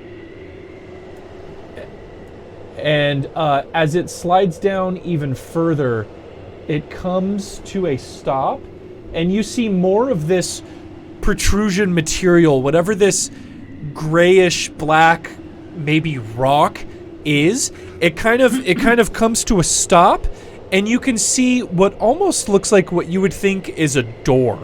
It has like a weird doorknob that you've never seen before. It's kind of like a protruding rectangle that looks like you kind of grab onto and pull open. You've never seen a doorknob shaped like that before. But as you're kind of looking at it through the bat, that's the feeling you get. You get the feeling that this is some kind of closed door down here. You've described a teapot to me based off of the top of what I'm seeing. Yeah. I don't know, guys. I mean, there's nothing down here yet. I mean, I'm willing to jump down and slide down and take a look. I have dark vision. Obviously, there's no light down here. So you guys are going to have to get your torches and make your way down. But, I mean, I should be fine. I can let you know how it is at the bottom. Sure. I'll fill up. I'll use my oil to fill up my lantern. And how many uses? Is it just one use per day, or? Yeah, so it's one use of a whole flask of oil for your lantern. Your lantern runs, I think, for about 8 hours continuously. Yeah. So I'm just wondering. I'll kind of say you don't really have to worry about it. Yeah, that's what I'm thinking. Yeah. I'm just thinking, like, is it the whole flask if I want to light it up for the day, basically? It's the whole flask if you're lighting it up from it being empty. Yeah, I think it is. I think at this point, But I've been using it for a while. Like, I'll just say I'll use the flask. Yeah, you can fill it up. And if you ever use the lamp again for like an extended like period, I'll try and let you know. Like but 8 hours is long. it's a long time. Yeah, it's a long time, especially when normally you have it lit for like an hour. And I've been using it since I got it, which has been a while. Yeah. So I'm thinking it's probably out of oil by now. Yeah, That's Yeah, why I mean, but you bought oil. it's fair to say. Yeah. I actually want to look at this protrusion. Sure. Hell yeah. You wanna- Make a history check for me. Oh no. It is the Great Dong. History is intelligence if you don't have it. Oh, it's 13 minus 1. 13 is not enough. Everyone else has seen the protrusion as well. You all can make history checks. 5 plus 5. Oh, Mason, you would actually have advantage on this because of your background in masonry. Oh. That's 14. a 14 plus 0. Roll against it, it's better. But I got advantage, so who knows? That's a 6. So 14 was the exact number you needed, Oh, wow. so you're good. Yeah, Mason, you can tell that this stone, if it is stone, is neither naturally formed nor manually hewn. As you examine it closer, and you get the feeling that whatever this is had to have been shaped by magic. It is not natural, is what you come to as a conclusion. Oh wow. Okay. And because of your background in masonry, you also get the feeling that whatever this protruding structure is only the very top of it. You get the feeling that this thing goes deep into the ground. And can I? This is. You said it was like a lever. I think he's talking about the door. No, so there was a door underneath sorry, where the that. ice path. Yeah, no, you're fine. There's an ice path that goes down that leads to a door, and then this area all up here is just that magically hewn rock material that just seems to be sticking out of the snow. And you get the feeling that that's just the top of it, that it goes deep down there. So are we? Oh, man, I'm a little visually confused by this still. I'm so sorry. It's 2D, not top down. It's side. Okay, so this is a side. Okay, this is a Like a side view. slide. This is a side view. Oh, okay. Yes. That's why I was. I so know it's a confused. little Yeah, confusing, yeah, but this is the yeah. only. This I'm is not- like the only image that I can give you guys. I'm not used to seeing that. Yeah. Okay. I'm used to always seeing top down. Okay. Yeah, that's why I asked originally, is this a Yeah, I 2D didn't or- hear that yeah. question. Okay, yeah, let's and I'll let them know that I was like, okay, there's something. I know my stones, and this is. Listen, Yeah, listen. I know about stones. I'm gonna make my way down, but as I do, can I see whether there's like tracks or footprints or clear footholds that would pretty much suggest that something makes a path here regularly? Yeah, as you take a look, you can see as you take a look from the very top, you can see that there are like almost what look like claw marks spaced about every foot, almost as if something was either clawing its way up or down this thing. Okay. The ice looks very slippery. And because of the way that this tunnel is shaped, where it goes down, goes at another angle, and then goes at another angle again, you think that this thing is very unsafe to slide down. The entirety of the ice slide is about 80 feet. Just to give you an example. I'm just gonna jump on the slide and go. Okay. All right. Make a dexterity check for me as Funame says, sayonara, suckers. It is a 3. It's falling with that's style. not good, right? But when I find that I'm about to hit my ass, I just use my cat's ring. Oh, okay. Yeah. So yeah, you go down the first slide, the first portion of the slide, like the first 20 feet, and you're immediately off balance, and you're just like, fuck. You hit the other wall. You don't take any damage, but you kind of just like hit your back against the wall, and then you start sliding down the longer portion of the slide, and you start picking up speed, and you still can't get your balance. You activate your cat ring. Go ahead and roll a d20 for me. This is a 3, so we'll see what happens. Oh, 16. wow. Okay, nothing happens. Yeah, you activate your cat ring, your gravity lessens, and then as you kind of hit the last corner, you just kind of easily just slide down as you basically weigh glided. nothing, yeah. And you find yourself at the basin in front of the door. That solves the problem for you, Funame. Duckblade and Mason, you guys are standing up in the snow looking at this ice slide that Funame just went down, banged his back on, and then slid down further. I send a message up via telepathy and just say, I made it okay. Easy. Yep. What would you guys like to do? Duckblade, don't you have one of those grappling hooks? So we can maybe Ooh. Hell down. I was thinking the It's same only thing, 50 my feet, friend. though. It is only 50 feet, but I feel like I help you guys too much. I feel like I say too much sometimes. But it's just fun. We're all just having fun. Mason also has 50 feet of rope. I also have 50 feet yet. Well, you're down there now. But between the two of you, you guys have 100 feet of right, I rope. forgot. Yeah, Yeah. I was gonna say that. No, I'm sure you were. Yeah. I just find myself sometimes saying too Giving much. up the goat. Yeah. No, and then you can hold back a little. Yeah, yeah. That's That's what I was getting at. thinking. I do have 50 feet of rope. You know, this looks pretty far down. I could attach mine to yours, and we could giggity, and we could we could rappel down if you're comfortable with that. Yeah, let's do it. All right, let's go. Duckblade, what are you gonna attach the I thought he had a grappling. Oh yeah, but what was the hook attached to? Oh, what is there? Is there a surface? Probably that stick. I don't even understand. Oh, I get it. That took me a moment. It's just a fun little. That took me too long to understand.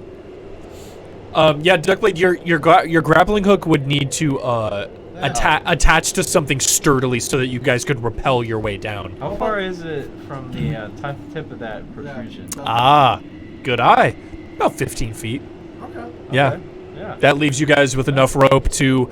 Duckblade, you're very easily able to get a lasso going, and you kind of just get your grappling hook around the tip of the protrusion, give a little tug, make sure it's secure, and yeah, you guys feel comfortable sliding down the ice now. Let's go. All right, you guys, you guys just grab the rope, slide down. Takes you about a minute. You know, didn't take you guys the 5 seconds it took Funame to get down, but was definitely a lot safer. And yeah, Funame, you see your companions, kind of rappelling down a rope through the ice to get down to you. While I wait, can I just check anywhere else? Is the door just the only thing that's in front of me now? Yeah, it's the only thing. So on your sides is just compacted snow and ice around the door. And then, yeah, just the door. And as you're actually looking at the door, you can see it's not completely closed. You can see just a little bit of gap, and you can feel a little bit of hot air coming out through the other side. Can I just open it while they're coming down? You sure can. I was wishing you would. Damn. You said there were claw marks along the sides of these? There are, yeah. And you can see them very clearly as you guys are rappelling down the ice. Every foot or so is just a big 5-mark indication of something just clawing in the ice. Gotcha. Okay. And it's all slick. It is extremely slick. Okay. Without this rope, you would think there's very little chance that you could traverse this yourself. What about down by the door? Is that slick? It is. All the way up until the door, the ice is very, very slick. Is it, like, can I install a bear trap there? You think you could? You'd have to hammer the end of it like directly into the ice, but I mean, you could place it there in front of the door if you want to. Yeah, There's a little bit of like a flat runway where you could like put it. Yeah. I'm gonna put it right to where the slide is, so like if someone were to slide right in, they get right to the trap. Yeah, you can absolutely do that. Let me bring your guys' attention here to the landing. That well don't get ambushed by anything from behind. And then I will... I also don't want to trip on it on my way out and lose a leg. I tell you guys about No, it. I know. We'd have to make a dex save, like, to jump over it, though. I could disarm it. I mean, it's reusable. So, Funame, you open the door as Duckblade and Mason are sliding down. And this is what you guys see in front of you. So, the slippery tunnel opens into an upside-down room, the contents of which are coated in frost and rime. Across from the tunnel is a wooden door that's flush from the ceiling, which used to be the floor. The door is slightly ajar, and flanking it are 2 identical stone statues that hang down from the ceiling. Or is it the floor? Like stalactites. Across from the statues are sconces with upside-down flames burning in them magically. So, you guys have entered this room, but you all immediately realize that what you're standing on is the ceiling, and this structure that you guys are in is upside down. Spaceship, maybe.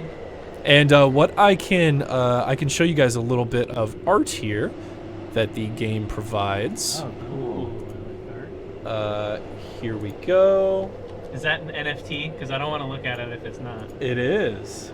So you can see she's standing on like a table, but like you can see that the floor is the ceiling, and you can see the sconces, how they're lit, but they're upside down. Yeah. You know, so like that's kind of what you guys see as you enter this But room. there's nothing like attached to it. Like the table itself is not on the ceiling; it's on the ground. It's well, Like it's been flipped. yeah, exactly, yeah. And this doesn't show the statues, but there's also statues hanging from the floor ceiling that are, flanking the door there. So yeah, cool stuff. The statues have claws.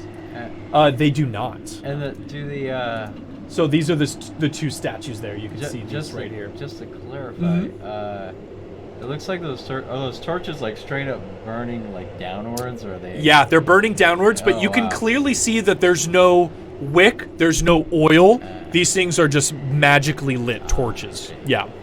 Guys, are we flying? I don't think so. I don't know what's going on. I'm right now. gonna keep the bat on my shoulder for this next. I guess I'm not gonna send it out like I normally do. I'm just gonna keep it on my shoulder. Yeah. But I have 60 feet dark vision and echolocation, so even if I can't see it, I can see it. I guess. This is Well, you would, in order to be using your bat's blind sight, you would have to be going in through its eyes. Yeah, no. So if there's a situation where you want to do that, you just need to let me know. Yeah, with it on my shoulder, I could literally walk with the bat instead of as myself. I mean, yes and no. I mean, you make it sound that simple, but think about how disorienting it is to be trying to look through something else's eyes while walking. I mean, I'm giving you a bit of leeway. You can definitely do it. I'm just saying you're not like doing it all the time. Yeah. But if a situation comes up where like you want to use your bat's echolocation, you totally can. That's totally fine. Wow, it's cool to have it sit on top of their head. Or better yet, just put it right on your face and just duct tape it on your face. That's like a 360 GoPro. Yeah. Hey, like it. You can truly beat the bat. Yeah, It's so 60 you feet guys- passive perception 11. So Yeah, I had yeah, to look. perfect. The, Yeah, no, you're totally fine. So you guys are in this strange building, whatever this is, and it seems to be upside down. What are the statues of? So these statues, which merge seamlessly with the ceiling, depict a long-faced humanoid dressed in wizard's robe and clutching a staff. Yeah. Do I recognize that wizard? No, they look vaguely human, but their features are so indistinct. You think it's human? It could be an elf. It's just kind of vaguely human, yeah. humanoid. Yep. All right. No, we're using that term. a And lot there's this a session. door on the Yeah, I know, There's only one exit? Yep, there's one door, and just like the door that Funame opened to get into this place, it is just slightly ajar. It's not fully closed, and it has the same weird doorknob where it's like a protrusion that kind of hangs out, and you kind of have to grab it and pull it open. Just unusual. You guys have never seen architecture like that before. And is there any Everything looks weird alien. Yeah. Yeah. Do we see any? I mean, do we hear anything? You don't hear anything. It is eerily quiet.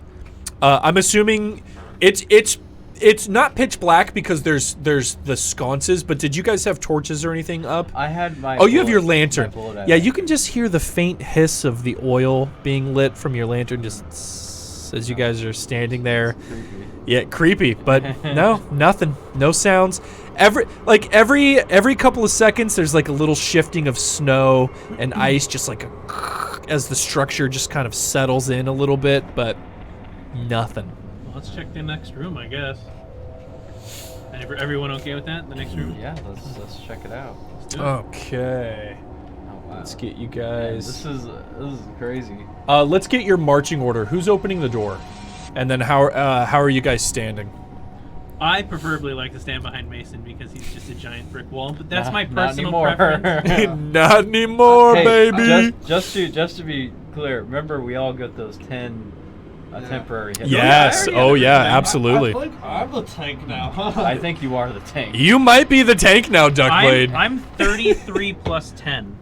Yep, 33 plus 10, I'm 31 plus 10. 31 plus 10, and Mason. 19. And Wow. my Plus ace- 10. My ace is 18. What's your ace?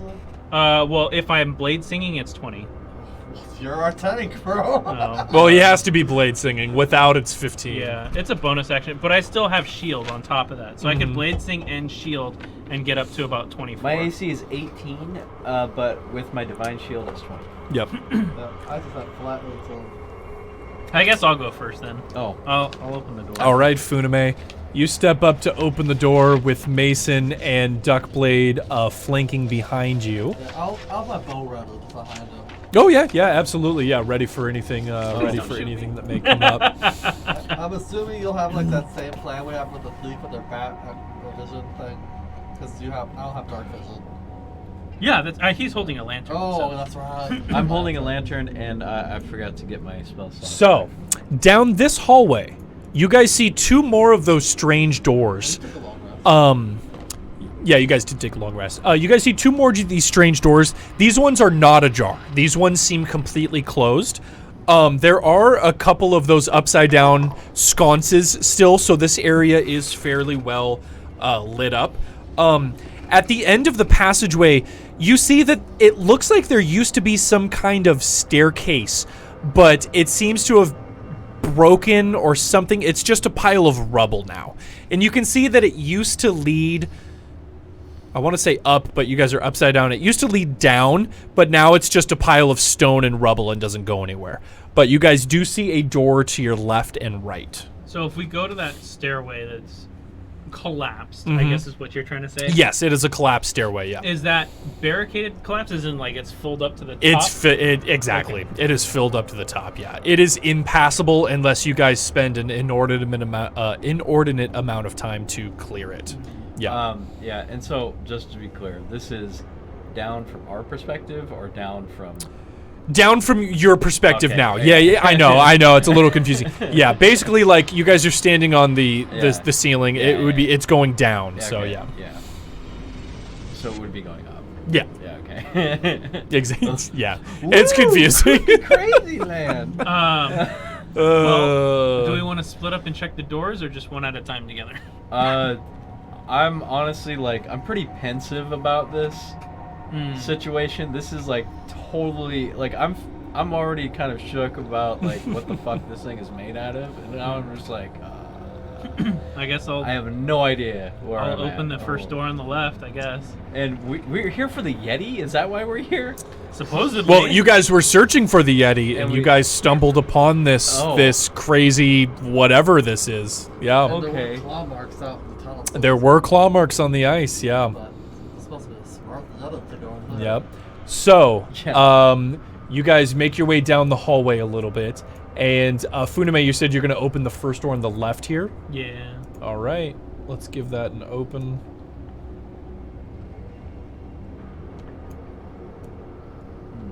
So, what you see here in this room as you swing the door open. So, this room contains shattered and jumbled equipment, much of it near two heavy wooden work tables, one on its side, the other upside down. And you can see another closed door off to the right. You said stuff clattered on the ground. Is it armor? Is it knickknacks, tools? It seems to be a bunch of tools and broken just broken equipment. Yeah, it almost looks it looks very similar to potion making equipment you've seen before. Broken vials, broken tubing, and like metal holders for the tubes and stuff, and just broken tables and all that broken stuff just all over the floor.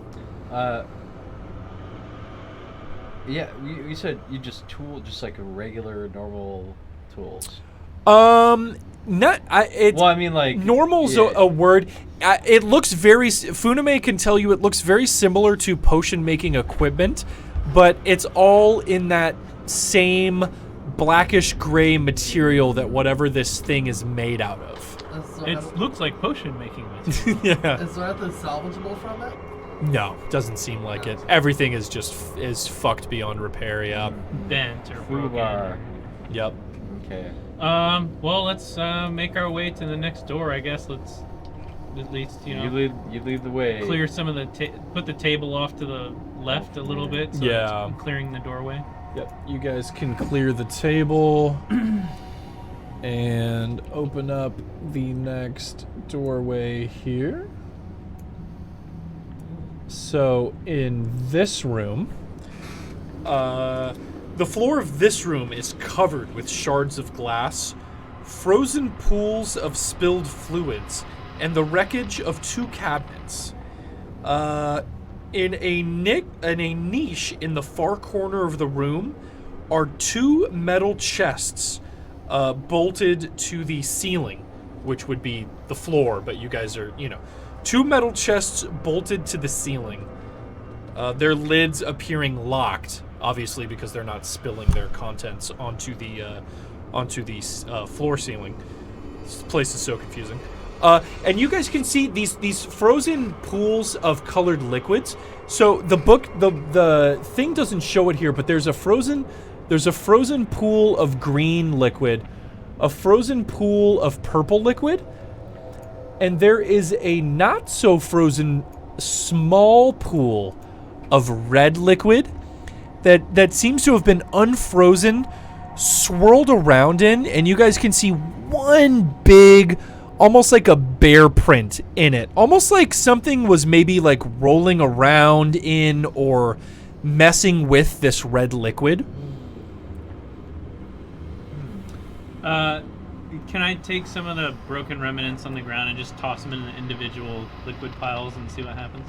Oh, sure, yeah. You can pick up some shards of glass. Yeah, as you toss them onto the frozen green and purple liquids, nothing really happens. And as you toss one of these shards of glass into the red pool, which I can indicate by just... The red pool is like right here. Okay. There we go. By the door. All right. Yeah. I mean, you can get around it, but it's in front of the green and purple ones there. Yeah, as you throw, the liquid starts to just bubble just a little bit as you throw like shards of glass onto it. The glass is there; it's still fine, but the liquid just kind of Has a reaction. Yeah. Let's not step in that. Can I? Well, gosh, I don't even know if I'm able to take a sample of it, the red stuff. How would you like to do so? I don't think I have any vials on it, huh? We can check the other room to see if Yeah. there's any files alive, but it sounded like they're all destroyed. Yeah, everything is broken in this place. You could always empty your tiefling vial. Oh, yeah, just chug it and just See what happens. You'll get your answer. super AIDS. Sip a purple What it. if? Can I coat one of my arrows in oil? With my Sure. flask of oil I mean, hanging onto you it? absolutely can. Yeah. And will it go to waste, or like kind of have it? No, you can have a free dip of oil. Yeah, Okay, yeah. I'll empty Yep. out one of my flasks of oil. And use Okay. that flask. Sure. Yeah. Okay. And you want to try to like just kind of like scrape some of the red liquid into your vial. I'm gonna use one of the shards of glass and kind of scoop it in. Okay. Let's see how well you do at not getting any of this on your skin. Wait, hold on. Wait, so you're gonna use the flask of oil?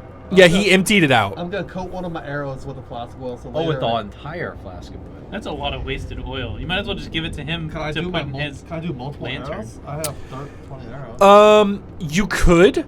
You think the oil's not gonna? It's not gonna be good for that long. Like it's gonna eventually just dry up on your arrows. But you could coat all. Yeah, you could coat 10 arrows. Not how long. Or you could just. Probably the rest of the day, and by tomorrow morning, the oil would be not worth it anymore on your arrows. Or you could just pour the rest of my lantern. I mean, Sorry. yeah, let's do 50-50, because I could ignite them while we're fighting the little. Yeah. So go ahead and put 5 oiled arrows, and then. Or you know what? Just coat the rest of your oil. Sure. I mean, also you did just fill up Yeah, your. you're right, you you're did right, just yeah. fill up Your your oil. lamp. Or, Yeah. hey, here's an idea, a novel one. We have torches, but you do have to light those torches, right? If you like a torch covered in oil will last longer, right?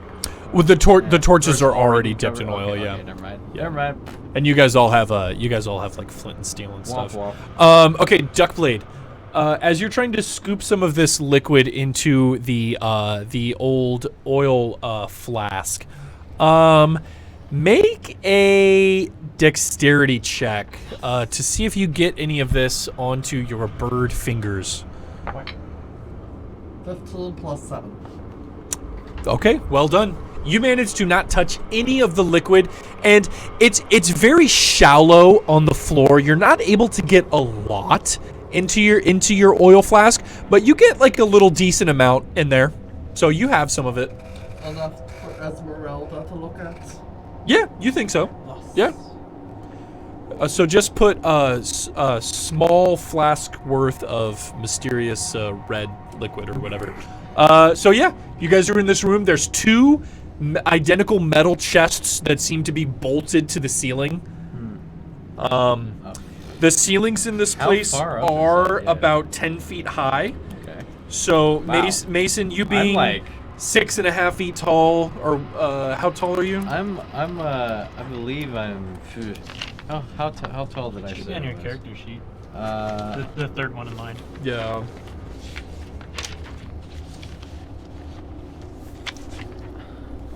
I'm 7'5".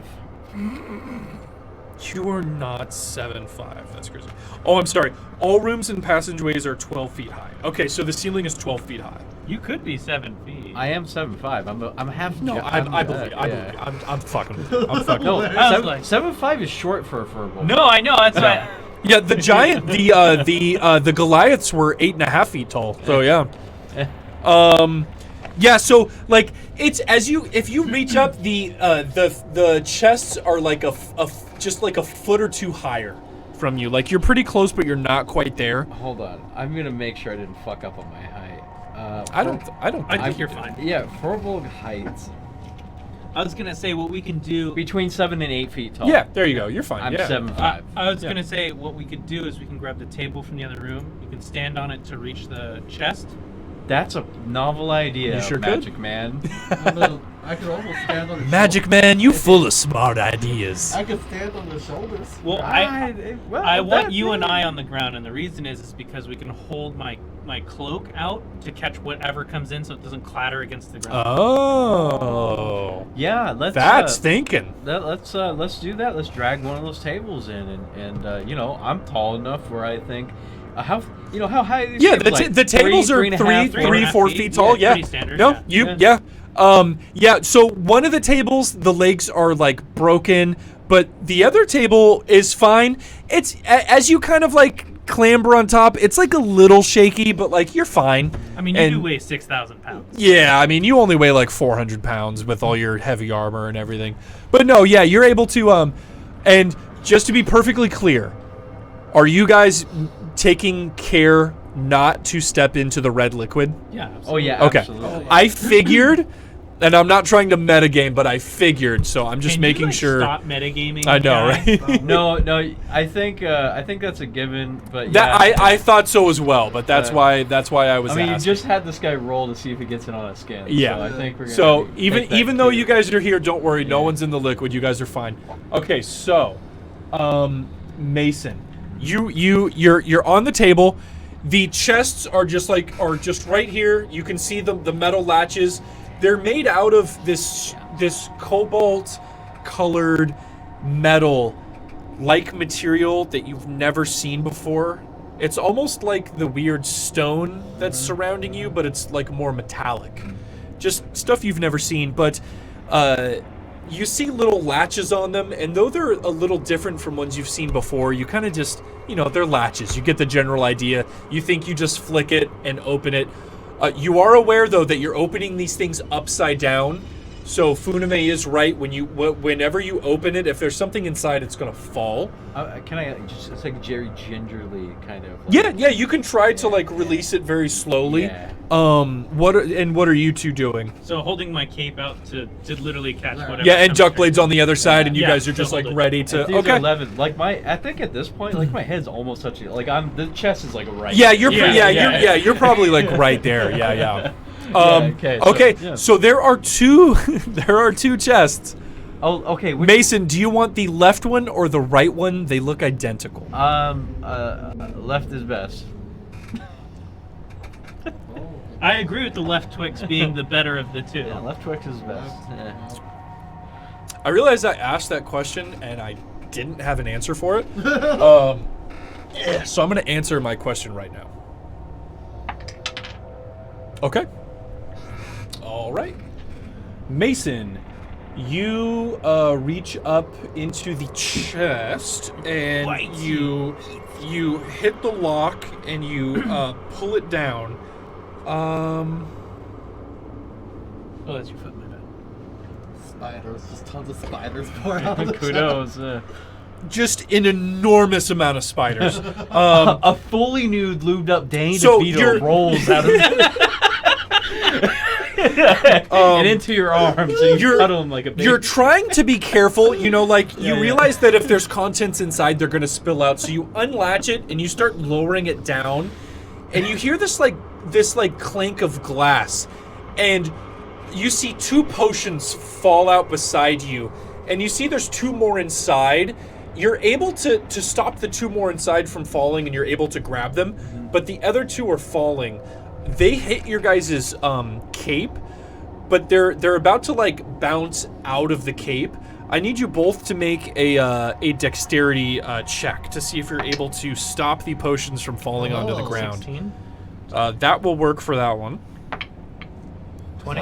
And that will work for that one. And Mason, you don't need to roll because you're right there and you have two hands, so you're able to just grab those two potions. So what describe the potions? I will absolutely describe the potions. So, the potions all look like how do I describe it? They're like metallic liquid. So if you've ever seen the inside of a lava lamp, you know how the lava lamp has it's very viscous, and then it has like streaks of silver, and it just kind of looks very liquidy metallic stuff.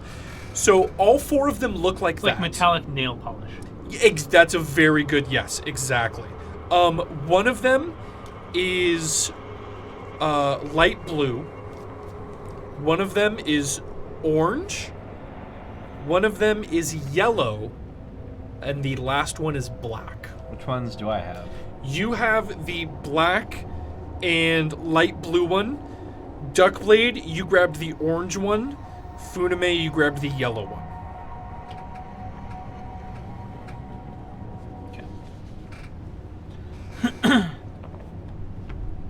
Good catch there, Duckblade. Good catch, Good guys. sir. Good catches all around. So we'll do the next one. Why not? That worked out pretty well. Yeah, I just think. move the table over and I'm kind of looking at these Sweet. Put them in the bag. Yep. I'll put them in. I'll keep them on my person. Yeah. just don't get crushed. Yep. All right, Mason, you reach up to unlatch the next one. Yeah. All right, so you get ready. You have a feeling more stuff is gonna fall out. You reach up and grab the latch and start to turn. And as you grab this latch and start to turn, underneath your glove, your gloved hands, it doesn't feel like metal. It feels like you grabbed some flesh and started to turn it. And as you turn it, you get that sensation, and you Oh, try to pull. shit. Your fingers are stuck to this chest, and you can see the chest lid opens up, and you see this drooling green liquid come out in these sharp teeth, and it tries to bite your hand off. What an Can asshole. Can I make a? Oh, You man. can make a move after this because Mason is surprised at what is happening right fuck. A mimic? I called it. What? You're a dick. Not you, DM, Yeah. but you. So Mason, you are stuck. So this thing has. This is like the worst thing to run into in Souls games. yeah. Your first mimic is always a nightmare. Equipment has advantage on attack rolls against any creature grappled. Okay, so this thing is attacking you. Oh, it rolled a 12 though. Oh, nice. So your armored gauntlet is able to like its teeth crunch into your armor, and you can feel the armor on your arm like start bending under it, and you can see its green drool is starting to hit your the metal on your armor and start like singeing it and dissolving it. And I'm gonna need everyone to roll initiative. 13 plus. So just you guys keep track of your numbers. 16 plus 3. So give me just a second.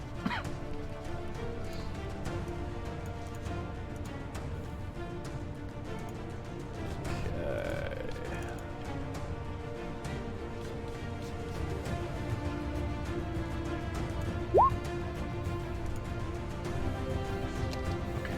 Sorry. I realized I didn't cross two things off of my my item list that I don't have anymore because I sold them. It's that one. There we go. Okay. 8 plus 1. 8 plus 1. All right. Where's this music? Where'd you get this music? This is from Michael Gelfie's Patreon. Oh, all this ambience? All the ambience, Yeah. all the battle themes are 'Cause- all from Michael Gelfie Studios. They are a very well-known RPG studio, and if you sub to them on Patreon, you can use their music. Yeah, they're great. Shout out to Michael Gelfie. I was really digging the ambience of this Of the place you guys are in, the yeah. inverse stone temple. Yeah, I know, right? In my home games, I use nothing but video game music, but obviously, you know, DMCA. So This is great, though. Yeah, can't go wrong with the Michael Gelfie. Jeff, what did you roll for your initiative? I rolled a 8 plus 1. 8 plus 1. 8 plus 1, 9. Okay, perfect. And Funa May, would you roll? 16 plus 3. 19. Very good roll. And Duckblade, would you roll? Oh, full total. 18. Beautiful. All right. Do we need the Familiars initiative? Yeah. Okay. That's what I thought. Let me find the bat. Oh, the bat will go.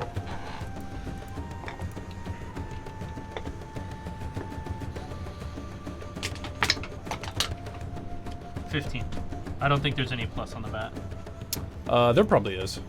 I guess 2. It is 2, yeah. So 17. Yeah.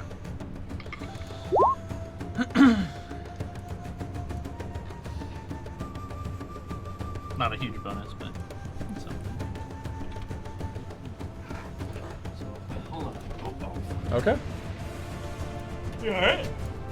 Yeah, no, I am okay. I'm just really gassy.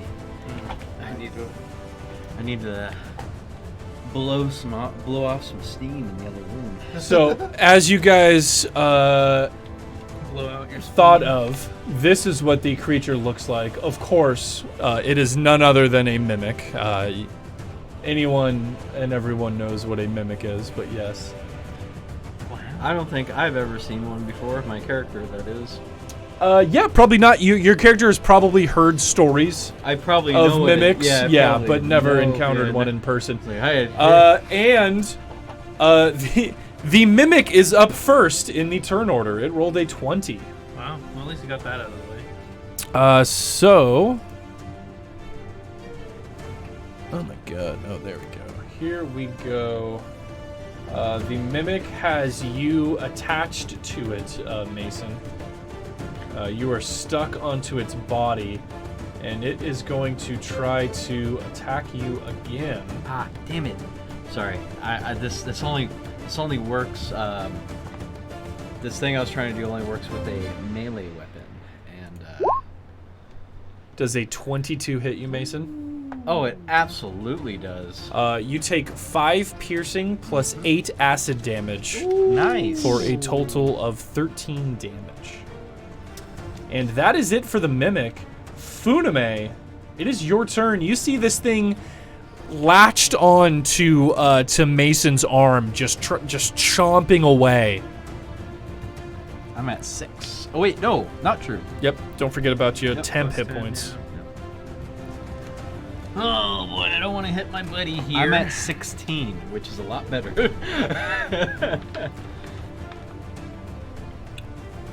I gotta.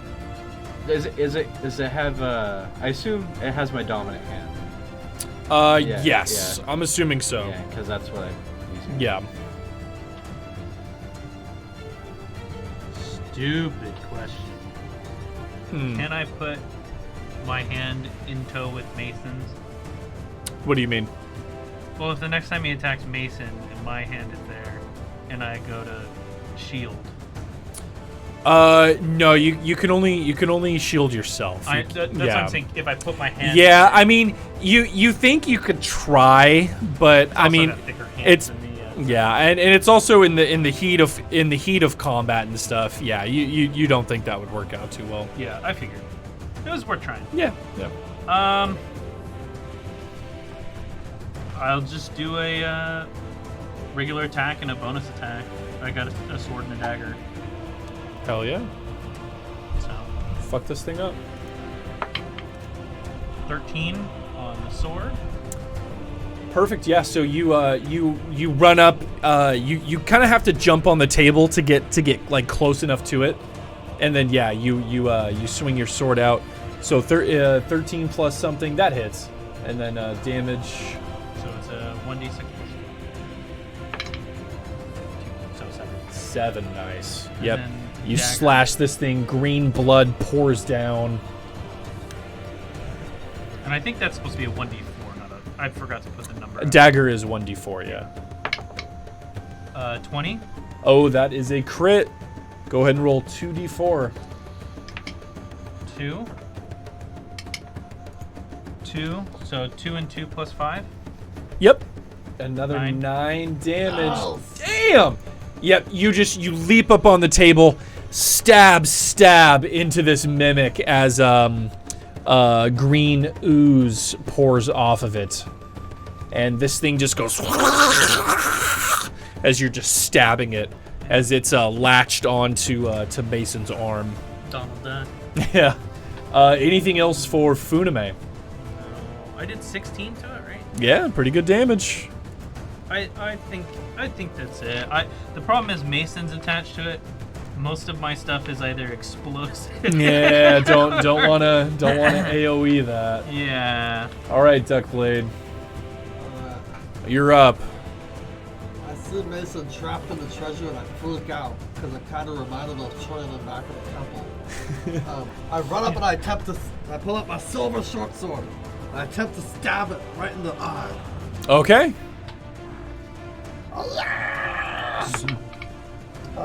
6 plus 7, 12. 12 hits. What? Yep. It's It is stationary. It's bolted. bolted to the ground. Maybe. I don't Well, know if it's can you move can it. see it was just pretending to be bolted to the ceiling. It is now off of the ceiling and just fully attached onto Mason's arm. Shit, just swing that shit on the How's it floor. explode?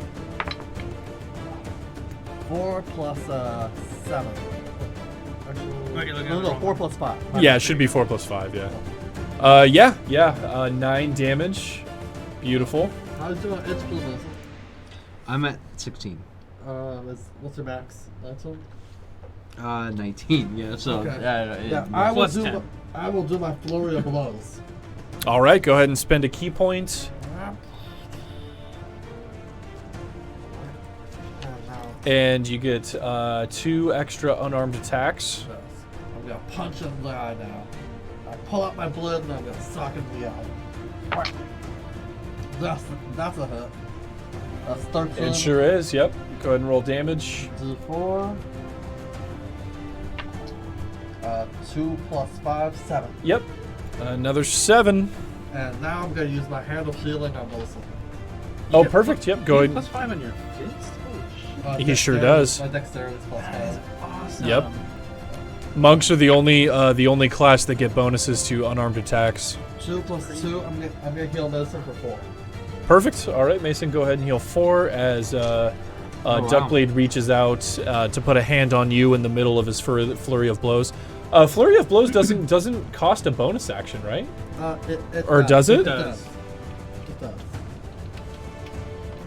Yeah. My unarmed is a bonus. I have. Okay, just to be clear. And instead of Oh, you can make 2 unarmed attacks as a bonus action. Okay. There's too much stuff to remember. I'll ask that question later because I'm not planning on using it right now. But Yeah, no worries. We're almost Sorry. almost to your turn. You're fine. Okay. Duckblade, you beat the shit out of this thing. You done? yeah. All right. It is the bat's turn. Any commands for your familiar? It's just hanging out on your shoulder right now. I'm gonna put the bat in the opposite corner of the room. Yeah, you want it Just to latch to fly the away? ceiling, just to kind of chill. Yeah. And because we're in such an enclosed space, Very I just want to enclosed, keep it yeah. out of the way in case you know, does something stupid. Yeah, absolutely. Yeah, you command the bat to go fly in the other corner. Mason, it is your turn. You got this fucking thing chomping on your arm, man. Your companions have come up and hit it, and it's still locked on. What do you want to do? So, I got something very cool from Feast. It's a one-handed crossbow.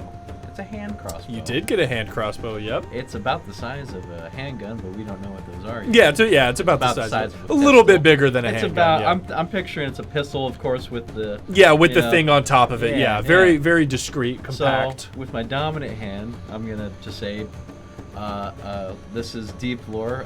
Mason's a righty. Deep lore. I'm gonna reach across, pull out my hand crossbow, and I'm gonna. Can I reach in like inside this thing's mouth and shoot it? You Like- sure can, like buddy. Point blank. Yeah, you sure can. All Just right. don't miss the mouth. Just don't miss. Go ahead and roll a d20. And this is a +3. Yep. That's an 18 plus 2. That hits. Go ahead and roll That'd be damage. very hard. to Go ahead and miss. roll damage for the right. hand crossbow. This is a 1d8. Oh. Hand crossbow. That's what I have written down. Seems a little. I think it's 1d6. Give me a second. Yeah. It might be 1d8. It is 1d6. 1d6. Yep, 1d6. My 6 looked like an 8. Yeah. Hand crossbow 1d6. Because I copied it over. Okay, I was like, that seems. Because I was thinking that because a light crossbow is 1d8 and a heavy crossbow is 1d10. I had a feeling that the hand crossbow was 1d6. All right, 1d6. Yep. Do I have any plus to that? No. My You just add your dex. So 1d6 plus 2, because your dueling doesn't affect ranged weapons. Oh, I'm sorry, plus 1. Yes. Plus 1 plus 1. Hey, I mean, you get this thing. It's snarling. You get your hand crossbow. Boom! You blow it into its mouth. You feel it like hit a tooth, and it like chips off, and you see a tooth fall out. I mean, you heard it, but unfortunately, you didn't get your crossbow bolt to like go down its mouth. So this thing's just like just gnawing on your arm. Oh man, I'm just rolling really bad tonight. Yeah, but it's not. It hasn't cost you anything terrible yet. Not yet. We'll see. Anything else, Mason? It has cost. Bonus action, Um, movement. You can move. You'll just be moving with this thing because it is attached to your arm. I think Shield of Faith is a bonus. Hey, what's up, Lafonos? What's up? Hey, John, how's it going? Oh no, I can't tell. Ish. Or can I yell it too? Yo, me what? Or can I yell We it have to telepathy, Mason? too. Or, like, yell to Mason? You guys are all right there. Mason, put it in the red liquid. Yeah, it's attached to your arm. Just like throw that shit in the red liquid. That's actually not a bad. Can I attempt to do that? It would use your action to try. It would Oh, use your I already- action to try to wrangle this thing. Yeah, you've already used your action. Yeah. I think. You can do it next turn. Mm-hmm. I have. It's a good recommendation, definitely. That's Yeah, not not a bad, bad idea. Not a bad idea. One second. Might as well drag it through the others while you're at it. Yeah, just like, what does this one do? It reminds me of Who Framed Roger Rabbit, the dip, where it's just like the cartoon thing, and he's like trying to push it in the barrels. You remember that? The dip? No, I don't remember that part. To be fair, I haven't seen that movie in a long time. That's wild. It's been a while. He calls it the dip, and it erases. Yeah, the that cartoon. The dip. that is a bonus action. Would you like to do it? Shield of Faith on moi. All right, you're gonna go for it. I'm gonna shield myself. All right, Mason, you cast your quick spell. You feel the warmth of Ilmater come upon you as this very light, radiant glow appears around you. And it is the Mimic's turn again.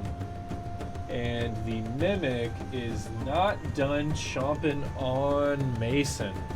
It is going to try to bite you again. You can do it, Mason. It rolled a 23. That hits. For 9 piercing and 4 acid damage for a total of 13 damage. Now down to 5 or 4. And Shield of Faith is a concentration spell, right? Yep. So I lose that. Well, not necessarily. Oh wait, You got to roll the check for it. How much damage does that do? 13 total. Alright, so I'm at 6 again. And then go ahead and roll a d20 and add your constitution to see if you can maintain your spell. You want to roll a 10 or higher. Is a 2 plus? Unfortunately, you lose concentration on your Shield of Faith. Alright. Does he at least get the bonus for the Shield of Faith at the time the action is taken? He did. It did not help him, though. Oh, Yep. damn. Yep. All right. That is it for the Mimic. It's trying its best. Funame, it's your turn.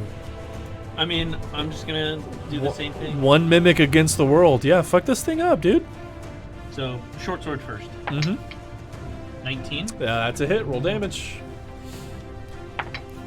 1 plus 5, 6. Yep. 13 plus. That hits. Oh. And it's a 1d4. Yep, 1d4. 3 plus 5. 8. Yeah, this thing is not looking great. You can see it's like barely hanging on to Mason's arm at this point. It's just dripping this green viscous liquid out of its barely chest-shaped body anymore. And it's just going as it's just trying to hang on. Anything else, Funame? No. I used my bonus action, so. Yep. All right, Duckblade. All right, let's try and finish this thing off. Short sword time. Stabbing the one again, I guess. Stabby McGrabby. Critical full. Oh, that is a miss, my friend. Oh well. Oh, hang on. You critically failed on something that is being grappled with another. Yeah. Roll a d6 for me and choose evens or odds. Evens. Okay. Odds. Roll damage Oh. for your short sword there. Ooh. 2 plus 5, 7.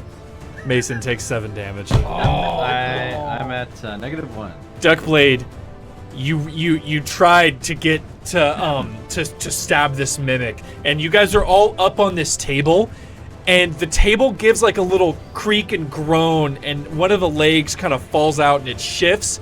And as you go to stab the mimic, you stab Mason right in the shoulder, and his energy just gives out, and Mason just falls to the ground as this mimic is just chomping on him. Duckblade, you still have your bonus action if you'd like to use it.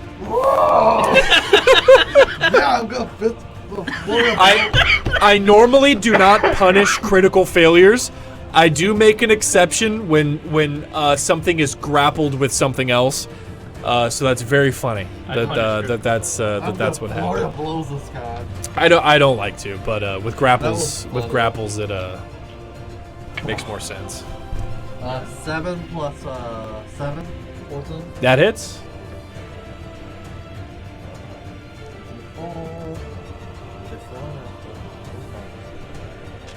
I think it's still you there. No. 4 plus 5, 9. Duckblade, you punch the mimic to death. You accidentally stab Mason, he goes down, and you just take out all your anger on this mimic, and you just beat it into a pulp. And it's just lying there going, just in a pool of green blood. Why is it the fate of the die that I get like instantly duffed each combat? Like, You're supposed to be our tank, man. Can I use my hand of healing on him? Yeah. It will use a key point, but you absolutely can. can't be a tank if I keep pulling single digits, my friend. Oh, nice. 6 HP. Perfect. All right, Mason, go ahead and heal up to 6. All right, I'm at 5.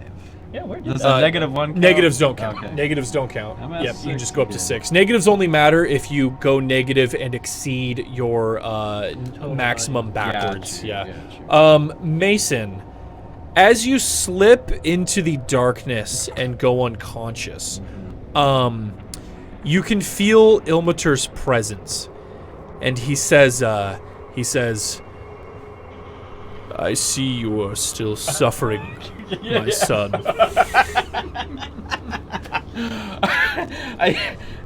He needs this.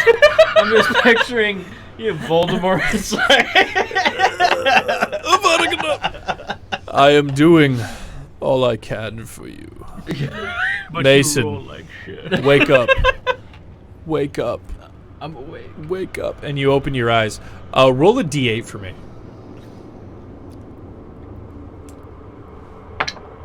That's a 4. Go ahead and put 4 back onto your maximum HP. Thank God. No, thank you, Ilmater. Thank Ilmater. Well, That puts you Ilmater at is my 23. god. Yeah, no, it's same thing, yeah.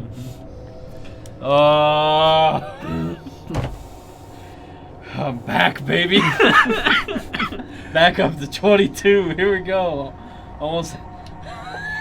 All right, you guys are, yeah.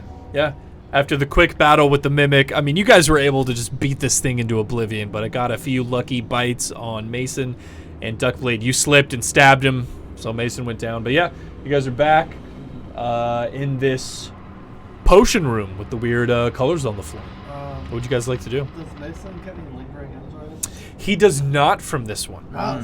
He has Ilmater watching his back closely right now.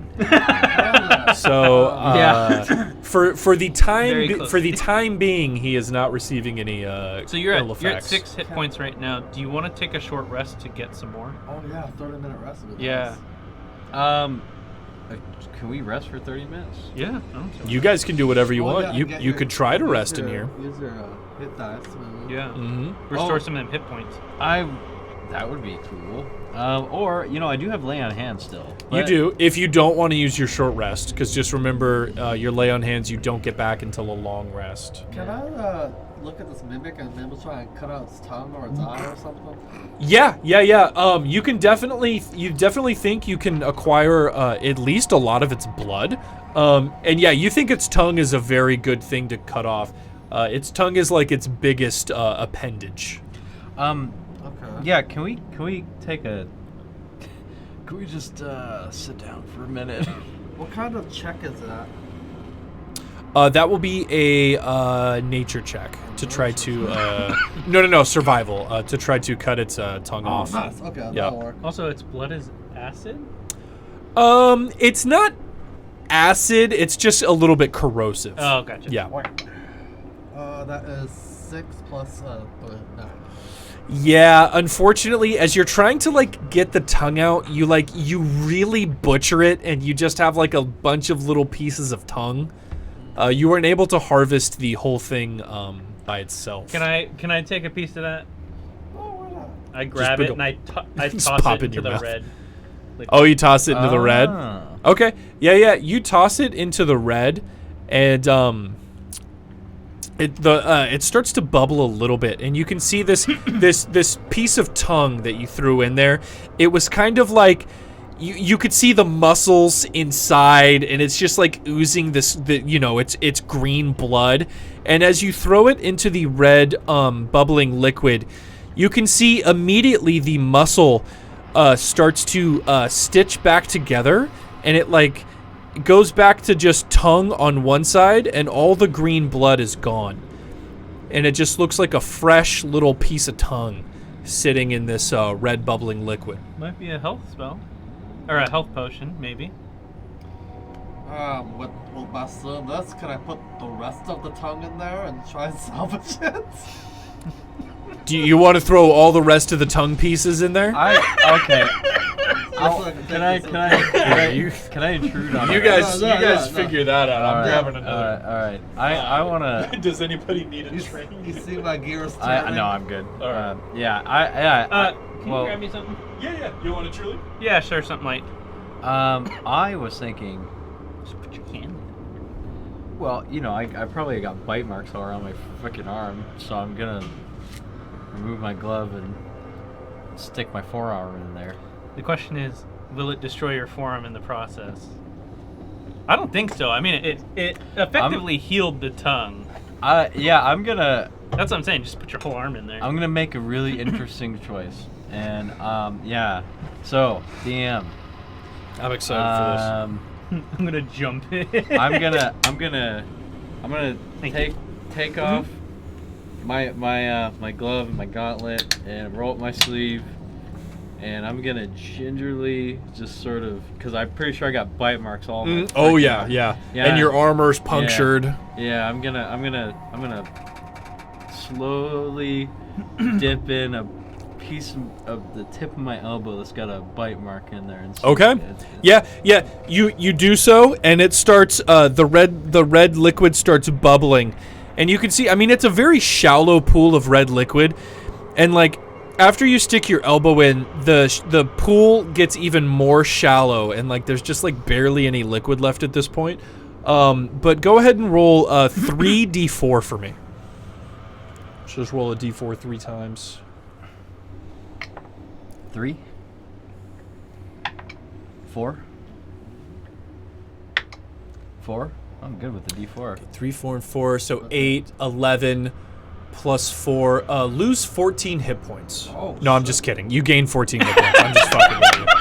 Wait, did I roll 4 times? You rolled 3. You only need 3. It was only 3. Yeah. I thought, a D4 3 times. Yeah. You're fine. Gain Go 14? go ahead and gain 14 hit points. Yep. Ooh. And the red pool of liquid is so shallow at this point, like it could barely, you could barely put anything in it. It's basically all kind of gone at this point.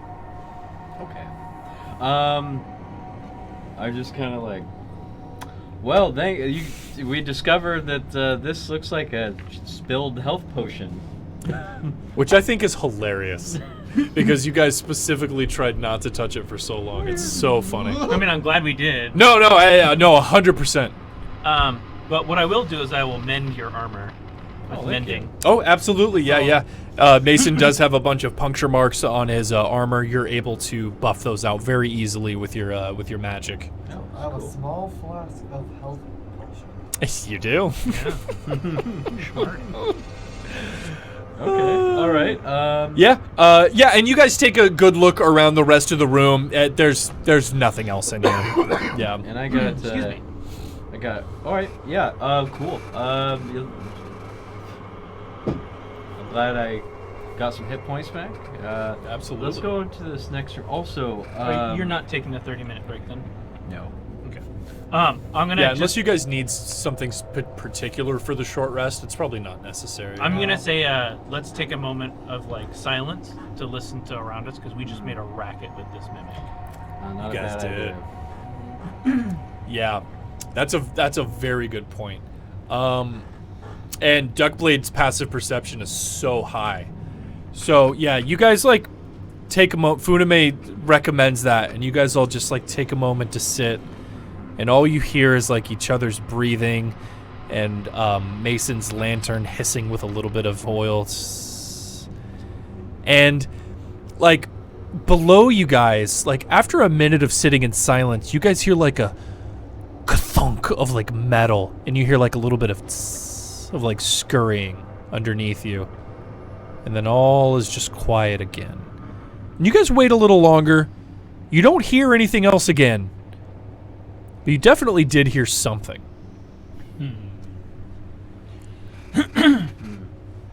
Well, shall we continue? And is this a door right here that we're next to?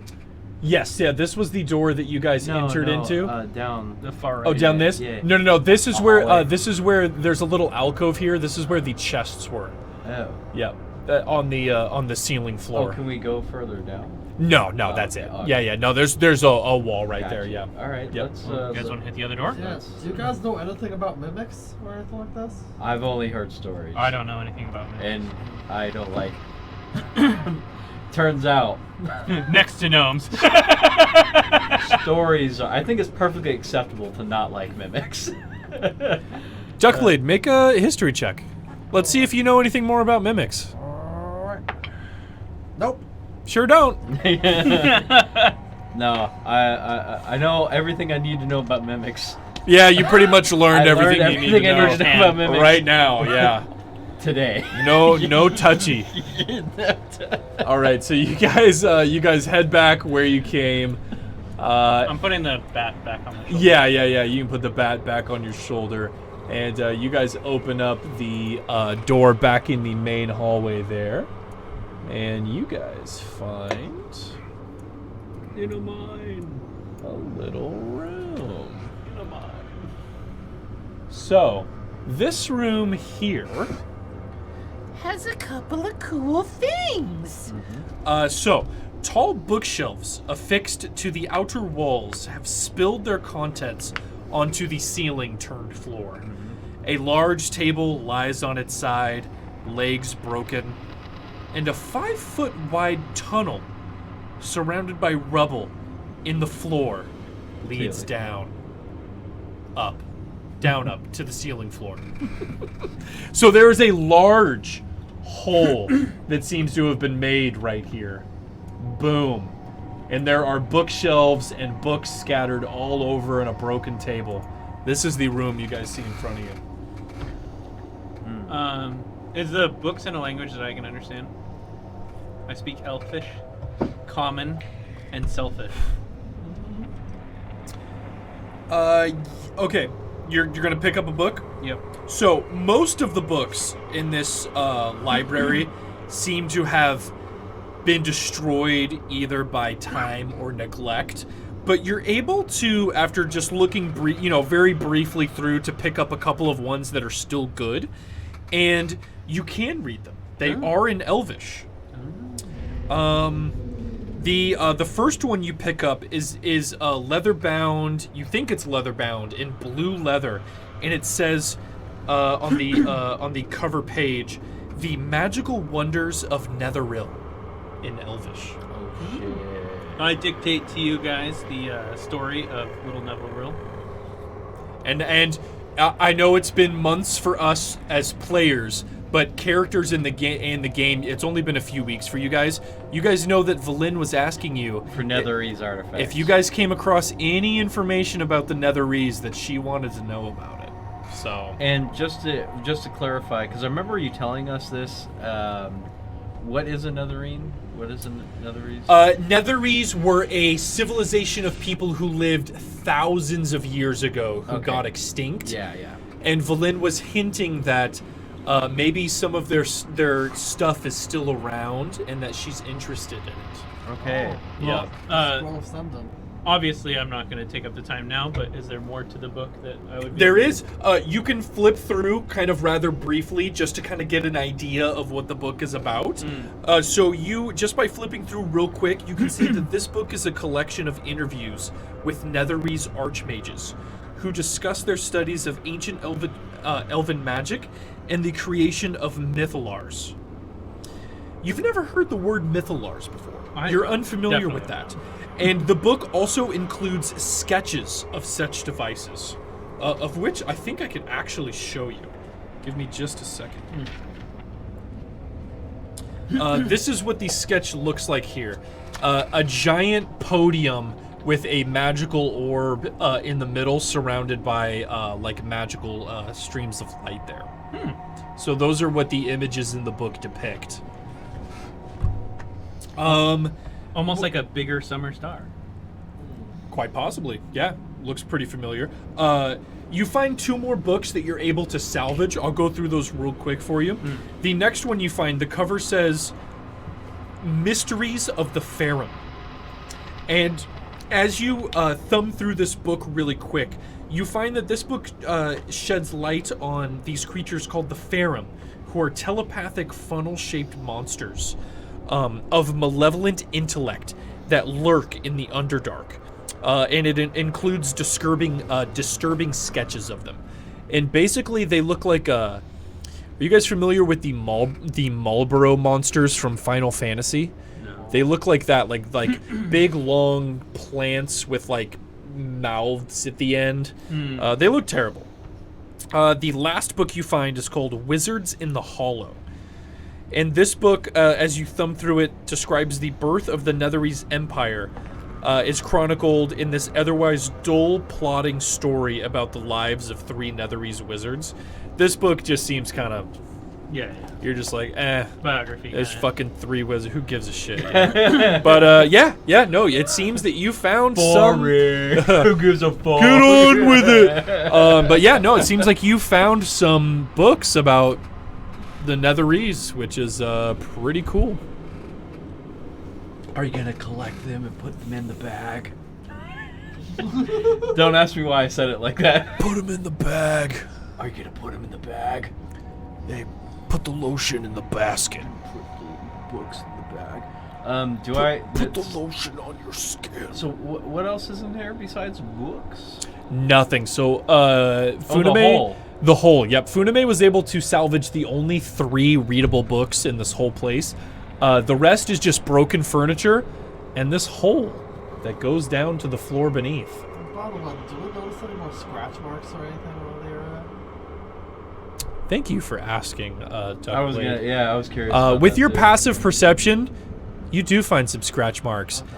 And you see that the rubble outside this hole, and you can see scratch marks lining the inside of it, like someone was scraping up or down on it. All right.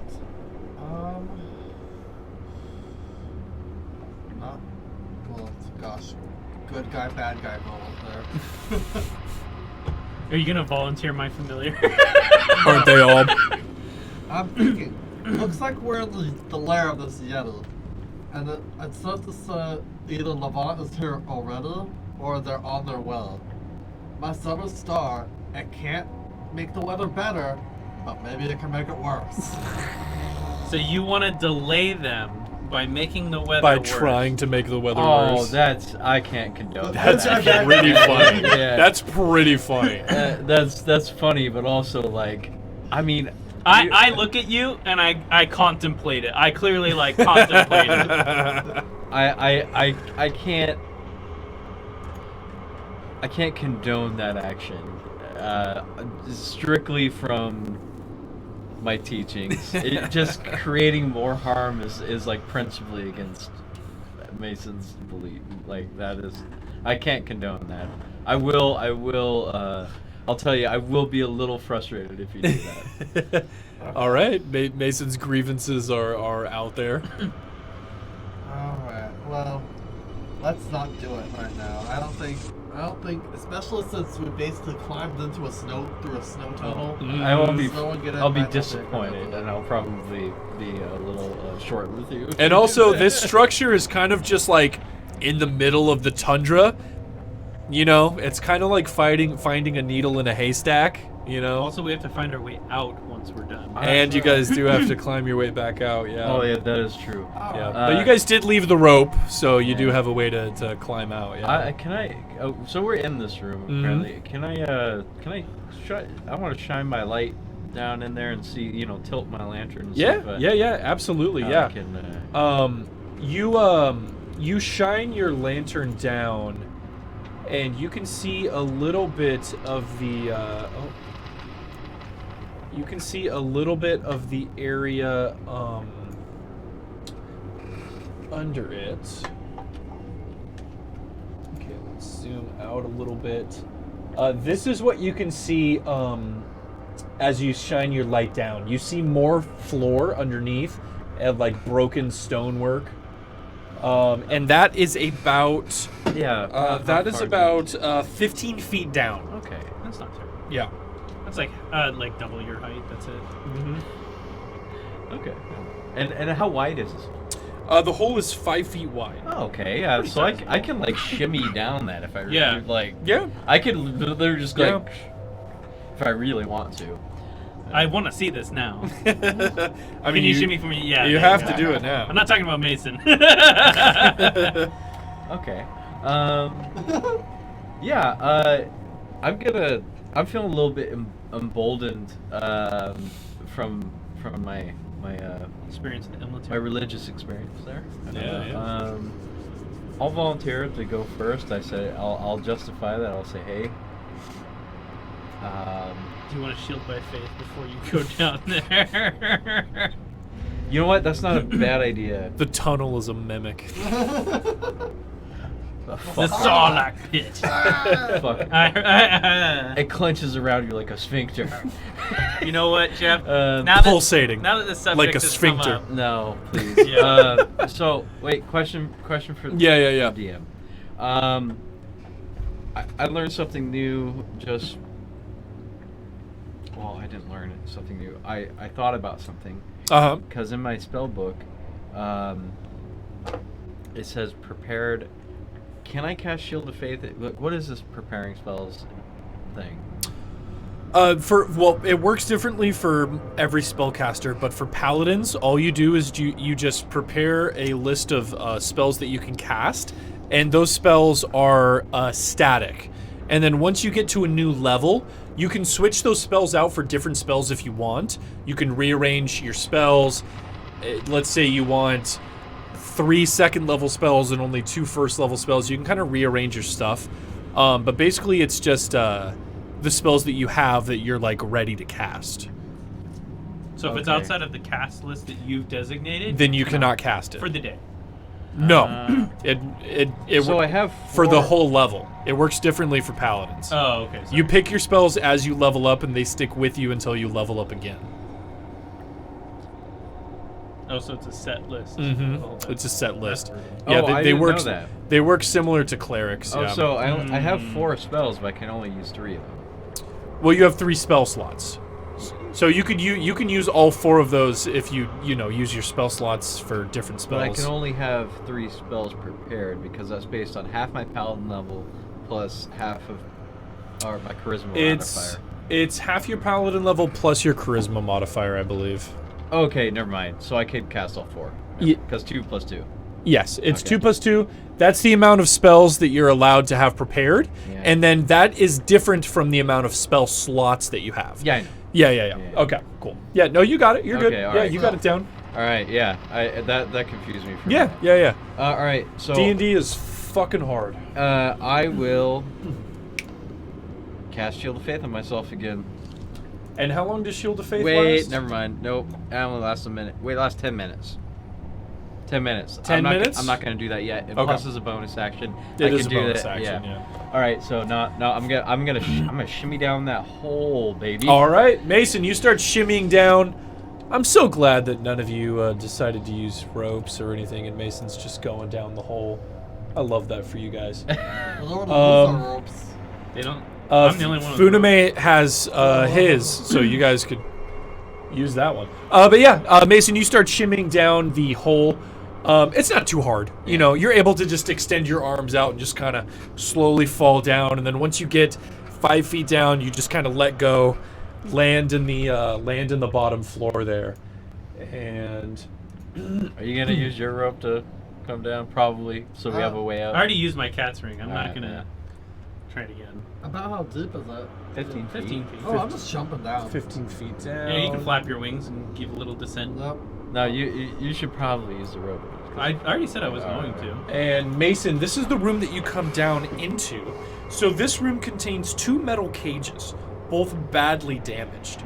Nearby, 2 roughly dug tunnels, one in the ceiling where you came from and one in the floor, leads down.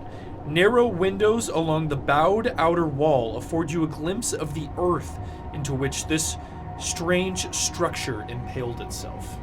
So there's windows that look out, but obviously all you just see is dirt and ice outside of the windows because this thing is just stuck in the ground. And you see these 2 metal cages, and one of these cages has a weird, large humanoid insect in it that appears to be dead. It's just in one of the metal cages. Do we have a graphic on that? I don't, but make a history check. I will just show you what they look like, though. That's a 13. Okay. This is what it looks like. It just looks like a humanoid ant. Oh, cool. Wow, Yeah. that's like really Yeah.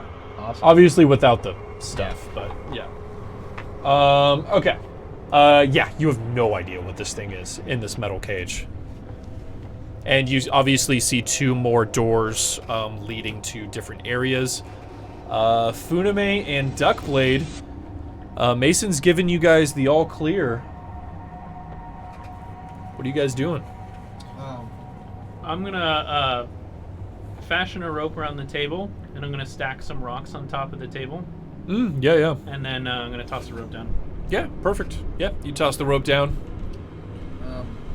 It's only 15 foot, right? Yeah, it's only 15 feet. I'm jumping down. Yeah, you can jump down. It's monk. it's about a story and a half, but you're a monk. And you're a bird person. Yeah, you land gracefully. 15 feet is... Wait, how high is a story? 12. Story's 12 feet. Yeah. I had no... Yeah, so should probably know it's that. a story and a little bit, story and a little plus. But yeah, Duckblade, you land in a roll and kind of spring to your feet. You're fine. Funame, you quickly rappel down the rope, and you guys are down in the 2nd level of this mysterious structure. And yeah, there's a couple doors, another tunnel leading further down, and a couple of doors. I have an idea. If we're gonna explore this and we don't want to get caught from behind, y'all want to help me push the empty metal cage on top of the hole?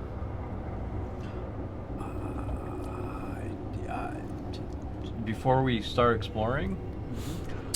You're talking about the one that's going down? Yeah. Oh, okay. To kind of cover that before you go down. Yeah, because if anything comes up behind us, we're not gonna.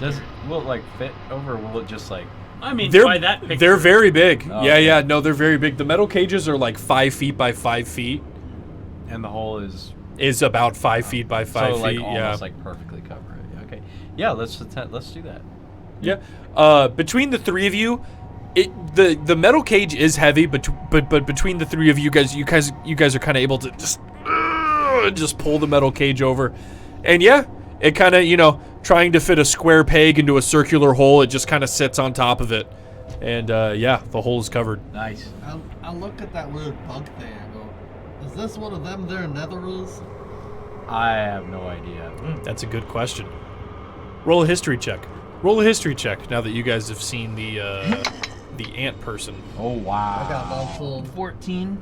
Plus, What's your int? Three. Minus 1? It's a 18. 3, 17. this was a DC 20 check because this is a very strange alien creature. None of you have ever seen this. Yeah, you have no idea. Okay. Yeah, this was a very hard check to pass. All but right. Yeah, none of you know what this creature is. Left or right? I'll let you decide since you're feeling gifted. You can open the door. I'll give you a fucking gift. Gift! Let's go to that corner door on the right hand side. The one right here? Yep. All right. You open up the door. And you see the remains of a circular staircase that is completely compacted with rubble and is unpassable. Okay, I guess we're not going this way. Yeah. Left Twix is always the right Twix. I guess so. I thought I'd mix it up. And plus, I don't. That just looked like a more interesting direction to go. It's like a bubble. You know, Yeah. because I'm like, what is that like a hallway or I don't know. You know, who knows? You never know. You know? All right, you guys opening the door above? Yeah. Turns out that door led you to disappointment. Yes, it did. Okay, upper room. You guys open. Boop, boop, boop, boop. And in this room, an upside down table sits in the middle of this room, and books are scattered around it.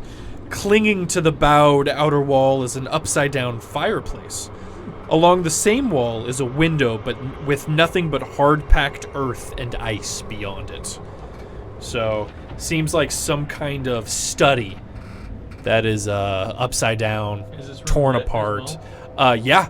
Every room you guys have been into so far is lit with those upside down magical torches. The Yeah. scones. Yep, the sconces. Any books or anything in this room?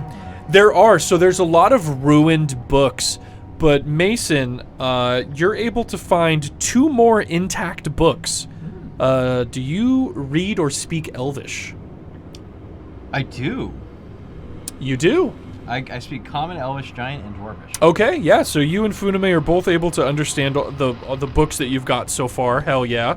The first cover you pick up, Mason, is a yellow-bound leather book that says Ajumar's Guide to the Fantastic. And fantastic is spelt with a PH in Elvish. And as you quickly flip through to try to get just a grasp on what this book is about, you realize that this is a breezy, lighthearted treatise on illusion magic that was that apparently was required reading in many Netherese classrooms, is what it says in one of the things, and it describes clever ways to use common illusion spells. Yeah. I already have some illusionary, like, inherent. Turning invisible and stuff. Yeah. Yeah, as you two are kind of looking over the book together, Funame, you see one passage describing how you could minor illusion a wall and kind of crouch somebody behind it, and that brings you back to how you were trying to plan to sneak the lantern trap. Anyway, the second book you find, the last one that's intact, is called The Unfettered Mind, and this is a black leather-bound tome. And as you flip through and read it, you understand that this text is just lunacy. It discusses how one might exist solely as a disembodied brain, preserved for eons in a magical suspension fluid. And in it includes sketches of brains in jars. Roxanne? Yeah. You've never seen the movie? Roxanne! No. Oh, okay. Brains and jars. Yeah. Roxanne. Or the Adventures of Billy and Mandy. Oh. The dude The with the man with brain two in the brains. jar and the Okay. stomach in the jar. Yeah, wow, okay, Yeah, so you guys have now, between the two of you, found Who's- 5 intact Netherese books. can I, is there like an author to this? No. No, it's just just a pure, tome. like, Yeah. freaking madness. It looks like no author was written, because there's not really like authors. There's very few books that are really mass produced. So whoever wrote these books, like, this was their personal thing that they wrote, and that is that book. Like, you know, so it's just, Okay, gotcha. yeah. And I'm really curious about. Okay, well, yeah, I'll store them. And is there anything I could glean from the illusionary magic, or could I? Not really. Not really. Yeah. Yeah. All right. No. It describes just using the minor illusion, invisibility Okay. spells. Yeah. Cool. Yeah, I'll store 'em. And since I'm leading the way, I'm gonna let's go the other side to the right there. To the right. And see what's on the other side of that staircase. Okay, you open up the door to the right Broom closet. and find the bottom of the other side of the ruined staircase. All right. Well, that was worth a check. Yep. All right. Let's go the other way. All right, to the left. Mason, you pop open the door real quick. And this room contains the shattered remains of a desk and some chairs. You quickly discover that all sound is muted in here. As you walk in, all you can hear is like the... If you guys ever been in like a room so quiet, all you can hear is like the tiny little buzz that's like inside your own head. You know what I mean? And Mason, you turn around to like tell your companions that this room is all clear, right? You know, hey, this room's fine, all clear. And you're speaking the words and nothing comes out. And you realize that this room is completely muted of sound. I look to Mason and ask you if you're saying anything when you try and speak. Or if he's fucking with you, if he's just like... Yeah, exactly. Can I do an investigation check and see if I can discover anything unusual about this room besides the lack of sound? I mean, you take a look around. Nothing is sticking out to you. I would say that just on a basis of knowledge, you do know that there are silence spells, and you could very easily assume that a very powerful mage probably just cast a silence enchantment on this whole room. Like, that's what makes the most sense to you. And there's just like a broken desk. Yep, broken desk, chairs, bookcases. Looks like some kind of small study. Great place to read. Kind of makes sense. Yeah, someone makes the room silent. You can't be disturbed. Yeah. Nothing else in there. Okay. Yep. All right. Yeah, I'm nothing going else in the room. I'm gonna step out and say like, it's you cannot hear anything in this room. That's all I can say. If you guys want to check it out, you can. I guess it's. I can finally go into a room where I can't hear my wife nagging me. Boomer humor. It's the funniest shit I heard. Wife bad. But wife bad. Yeah, that's basically boomer humor. I'm gonna go in. It and really just try and talk. Yeah. I mean, you step in and immediately you notice that everything is just eerily quiet. Yeah, and you try to speak. You don't even hear the own words coming out of your mouth. It's very very jarring. So create a little JO room. Hey, when I go into this room, I can't hear my stepmom call me. Hey. Stepmom bad. Stepmom bad. In-laws bad. In-laws bad. Let's. I mean, I'm gonna be as much as I want to continue this adventure. Can we wrap this up real soon? Yeah. Do you want to? I mean, it's pretty early. It's I- 10 o'clock. I was thinking we go till 11 at least. Yeah. No. If you have things that you have If you to got do, stuff let us going know. on. Well, tomorrow's a bro. I gotta do a lot of preparing. Oh, okay. But like, can we wrap it up in like 30, 40 minutes? Yeah. that cool? I'm fine with that. I could go for a little bit longer, but I am getting really tired. And Yeah. This week No, of has course. been very rough on me. Yeah, no worries, man. But I'm really interested in what's going on. As much as I don't want to end this, I do. No, need to play. of course. There's always stuff going on. Yeah, we'll go for another 30. We'll do a hard. We'll hard cut it off at 10:45. Let's push this cage over. Yeah. let's do it. And go down. Right, yeah. Let's see what's on the next level. Yep. You guys Oh, push. Hold up. Mhm. Real quick. I was about to say I have an idea. Yeah. But go ahead first. This corpse. Should we investigate it? We already did. Yeah, we already rolled haven't- the. Yeah, you guys have already looked at it. Okay, Yeah. Have we dug into it? You have not. No. You can if you want. Let's see what I can get. I mean, It it's still is- a locked it cage. It is It's in a inside locked this cage. metal cage, Oh. and you can see this big, strangely shaped like locking mechanism that you've never seen before. You could try to pick the lock.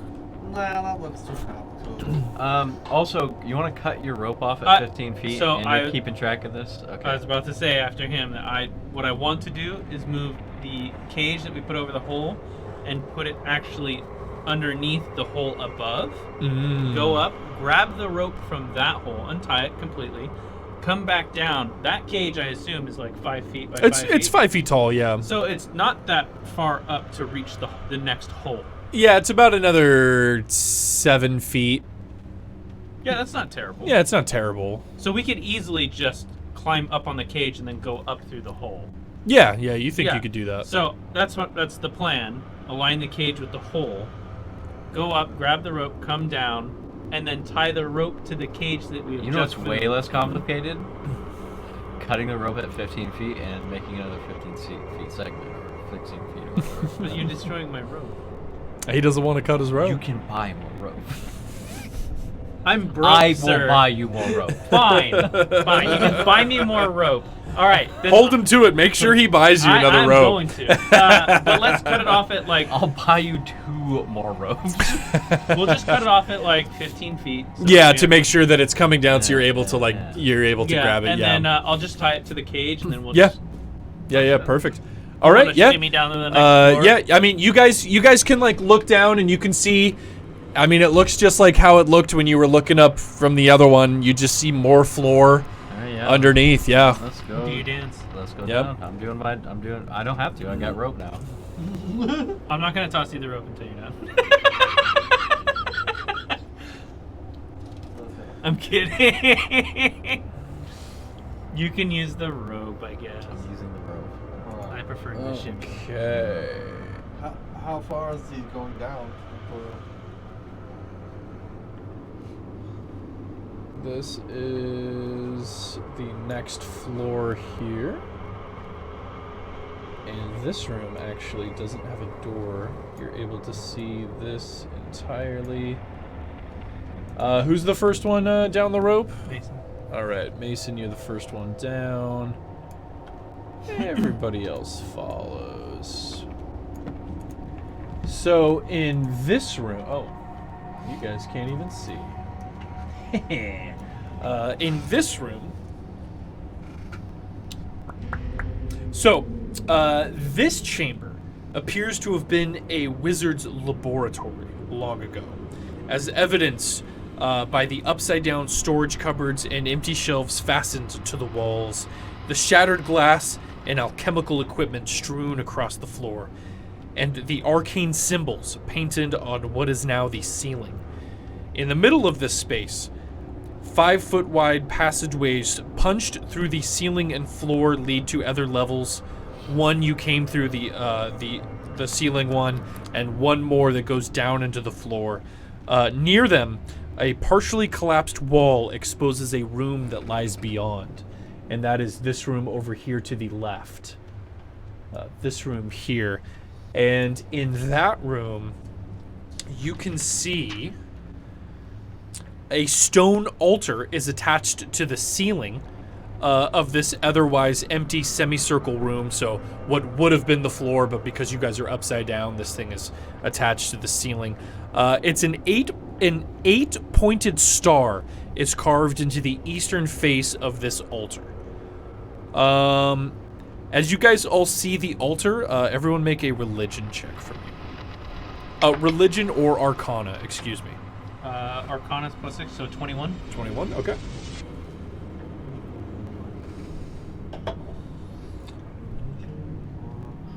Nope. It's the same result for me, so religion. And that is a 15. 15, okay. Let's do religion as well. That is 8. Okay, 15 and 21 get it. You guys both recognize this as the holy symbol of Mistral, which is the first incarnation of the god Mistra, who is the god of magic. And you guys know that Mistral is thousands of years old and is no longer a god. She died and got reborn as Mistra. Mistral is no longer worshipped. So, take that as you will. It's a demon worshipping Yeti.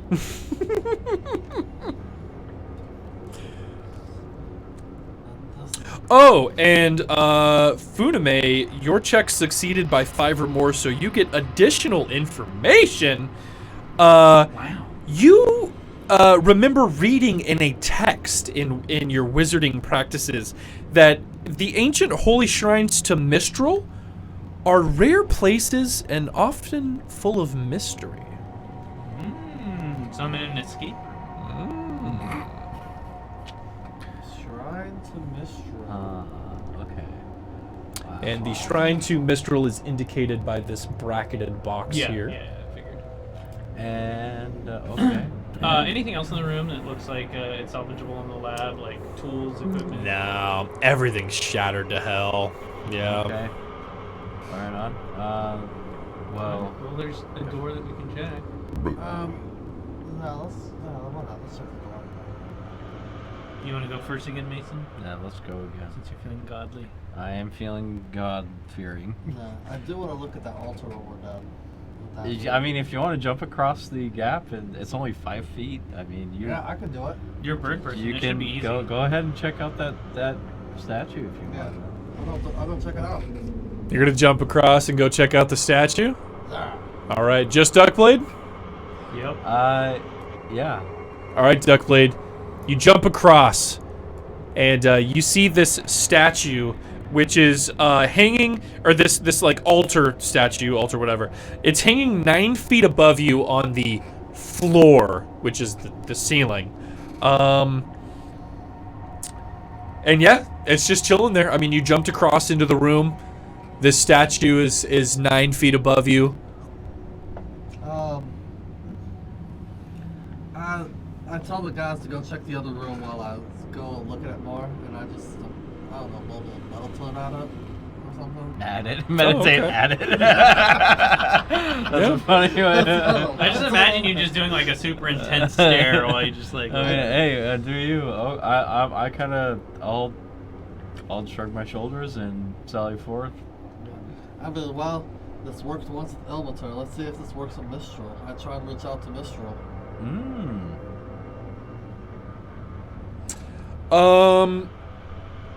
You open up your key and you try to reach out. You feel nothing. If you had to guess, probably because Mistral is not a god anymore. Mason and Funame, what were you guys doing? You guys were checking out another door. Yeah. Which door are you guys gonna check out? The one to the right. The only one that's. Oh, I revealed that door already. Hey, well, this door here is a rubble-filled spiral staircase that is impassable. Woo! Good thing we checked. Who would have thought? Yeah. The only other door is the one up here. Spoiler alert. Yeah.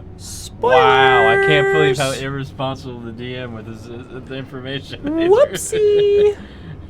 Rubble door. And you guys are gonna check out that door? Yes. Okay, perfect. Fuck, this whole campaign is ruined. God damn it! If only I had never known what was behind. Fuck! Who's opening the door? Mason, I Funame? will open the door. All right, Mason. Okay, you guys approach the door, and I like to imagine you guys have been like fairly quiet. I said before, yeah. I'm pretty pensive in this place. I'm like, you can all communicate telepathically. You know, you guys haven't done anything yet to make a loud noise, so a couple of things are gonna happen. You guys open the door, or well, Mason, you open the door, and you immediately see 2 figures. The first one, who is scribbling furiously on a desk. Let's see here. Let me get this right, so I can tell you guys what is happening.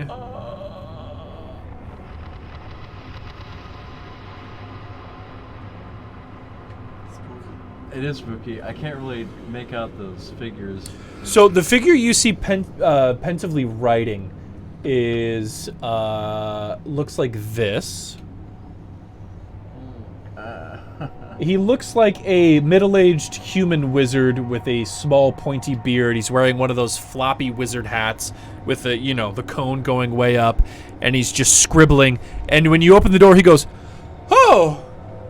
And there is someone standing next to the door, and when you get a good look at the person standing next to the door, you realize immediately that they are undead. Oh, very cool. Very undead. Skin taut on the bone. And you fling the door open. You look at both of them really quick. And the undead one immediately draws a longsword and tries to stick you with it. Close the door. Yeah, can I do that? You can try right after this. We'll be right back. Right after a message from our sponsor. Let's see.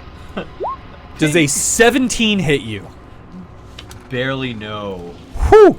Okay, this undead creature, like, and this thing is big. It's like just as big as you are, and you can see it has a long sword and it has a bow strapped to its back.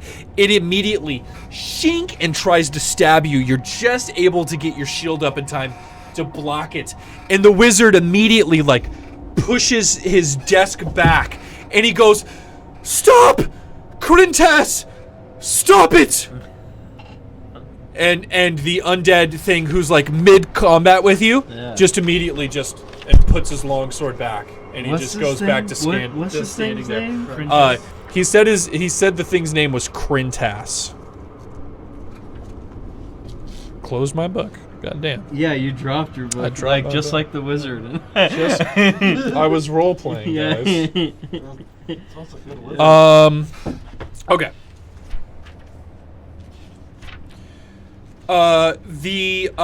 The wizard goes, "Oh, I'm so sorry. My friend gets a little agitated when people enter so quickly. I apologize. My name is Zan. Zan. D-Z-A-A-N. And he says, welcome to the Lost Spire of Netheril. Okay, Zan. And before I forget, one quick thing you guys realize. Well, Mason and Funame, Duckblade, you're over by the altar. You can obviously come back at any moment. I will remind you guys, when you guys entered the town of East Haven, if you'll recall, you guys entered and they were burning a wizard at the stake. Do you guys remember that? Mm-hmm. They were burning a wizard, and they told you that the wizard was hiring people for a construction job and then killing all the people that he paid for the construction job. And they figured this out, and they tied the wizard at the stake and lit him on fire. And you guys caught a really good look at the wizard who got burned at the stake. This is that wizard. And he seems to be fine. He is identical to the wizard you guys saw screaming, burning at the stake, who died in East Haven. I asked, do you have a brother? Well, I have a few questions. First off,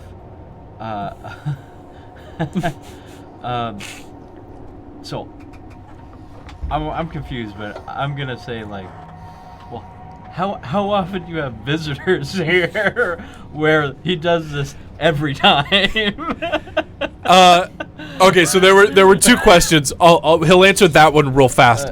He'll say, well, there's been a couple ghouls and goblins around. And I'm sure you might have run into one on your way down here. Sometimes they open the door and old Crintas there cuts them up into pieces. And I don't have a brother.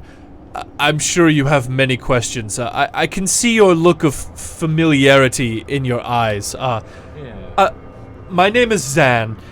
I am a simulacrum of my creator.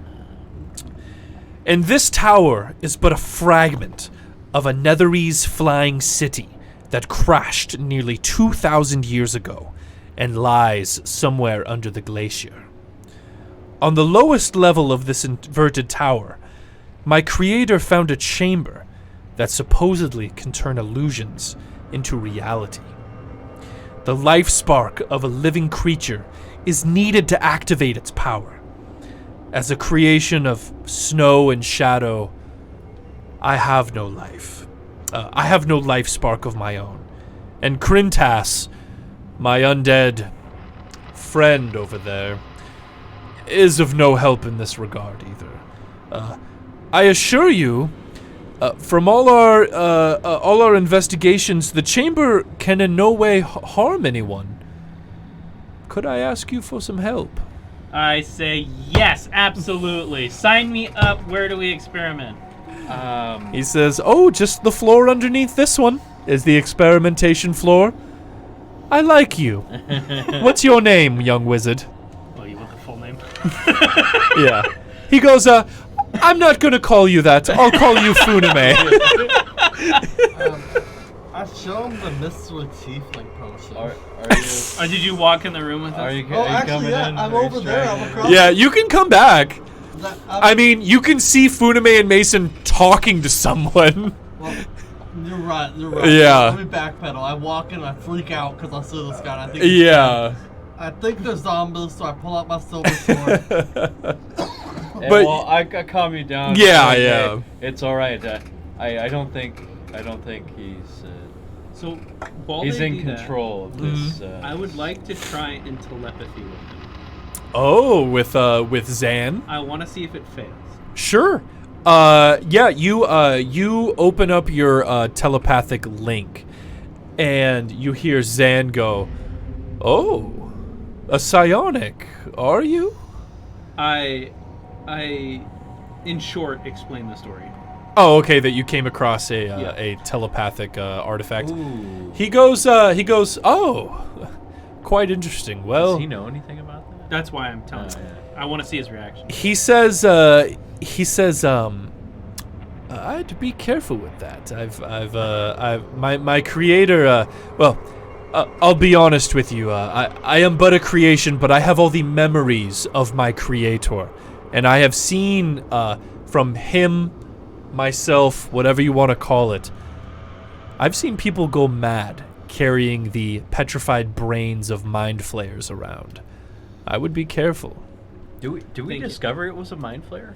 You guys had an inkling See, that it was a suspicion. mind flayer. Got you. Yeah. But he's calling it out, so I'm like, oh, okay. Yeah, and but he says we can have further discussions, but let's talk with everyone. Do I know anything about some of the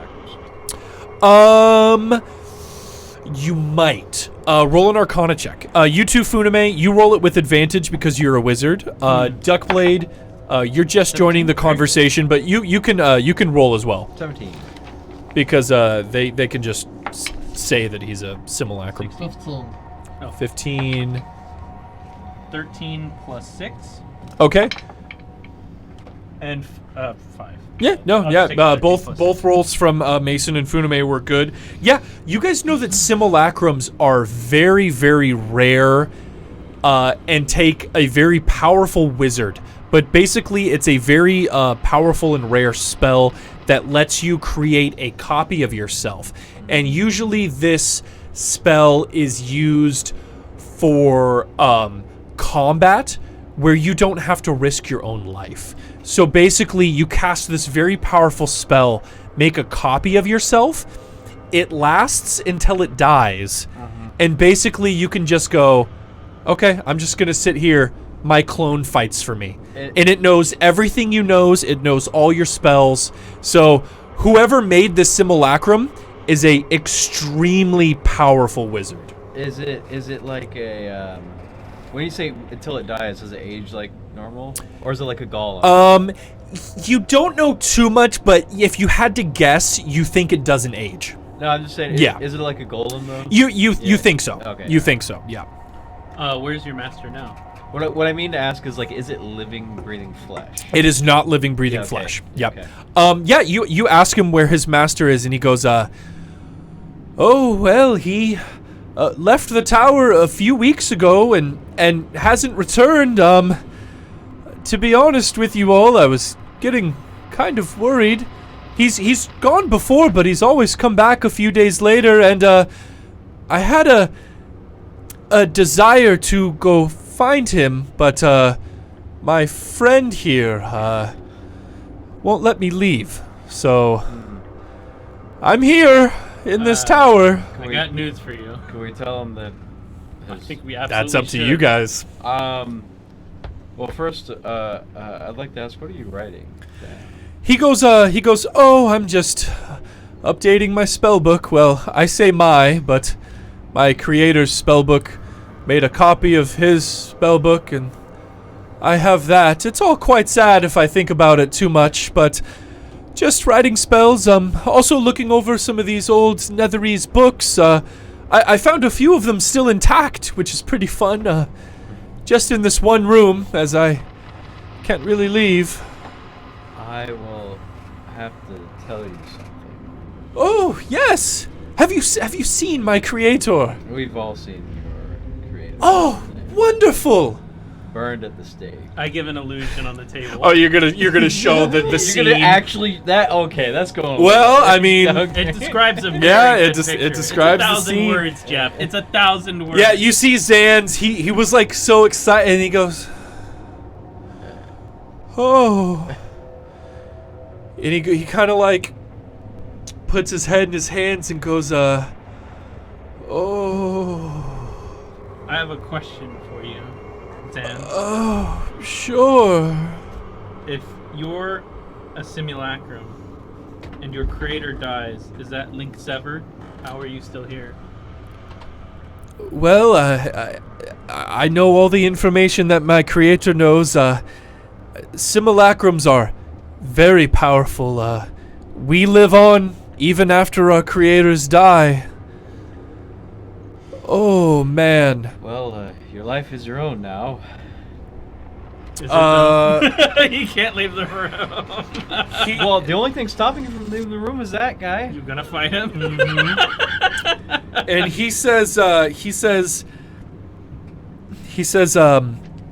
even though I'm a one-for-one copy of my creator, Krintas here, knows which one of us is the real one.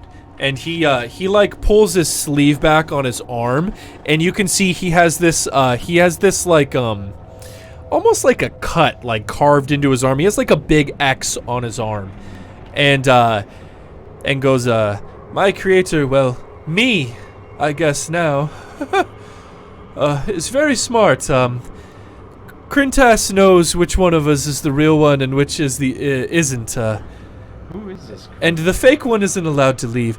Oh, Krintas here, well, me, I guess, is a very powerful necromancer, and, this is, my astute friend Krintas, who's journeyed with us for quite a while now. He's quite powerful, and he's tasked with keeping me here. If you want us to help you, you have to help us with your old friend.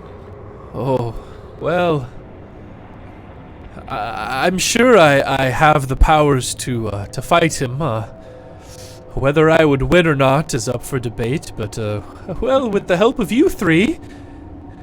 Are we... Okay. He says, well, there may be a solution around this without having to get physical. Krintas here, lets me go down to the lower level, where the machine that I was speaking of earlier is. Those are the only two places I'm allowed.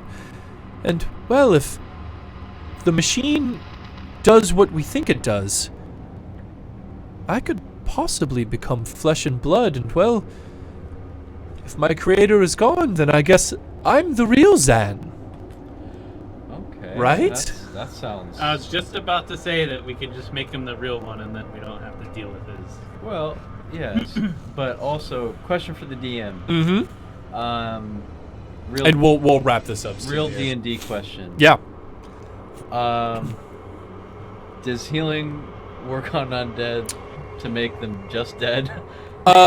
Healing on undead damages them. That- So, yeah. It makes them It hurts them. If zombie is -1 and healing is +1, it brings them to 0. Correct. You know enough. You know, like if there's an undead and you cast Cure Wounds on them and it would heal them for 8, they would lose 8 hit points. Like they would get damaged for 8. Yeah. So does my lay on hands work like that? Sure does. I could do 20 damage to this. You sure could. You could just grab his shoulder.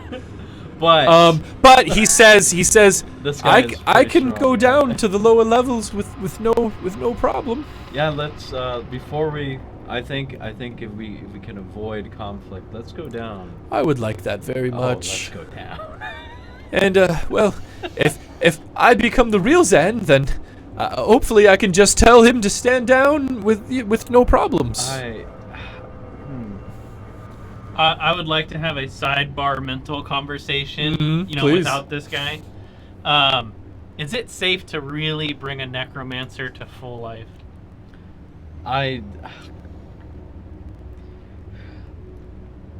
Necromancy is something that I take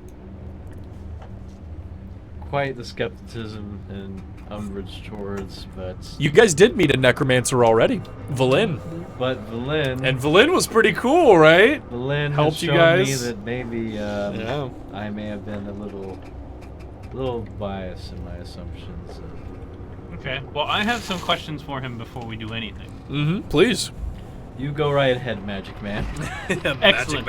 Do you know Berlin? He says, I do. How do you know about the Arcane Brotherhood? Wait a minute.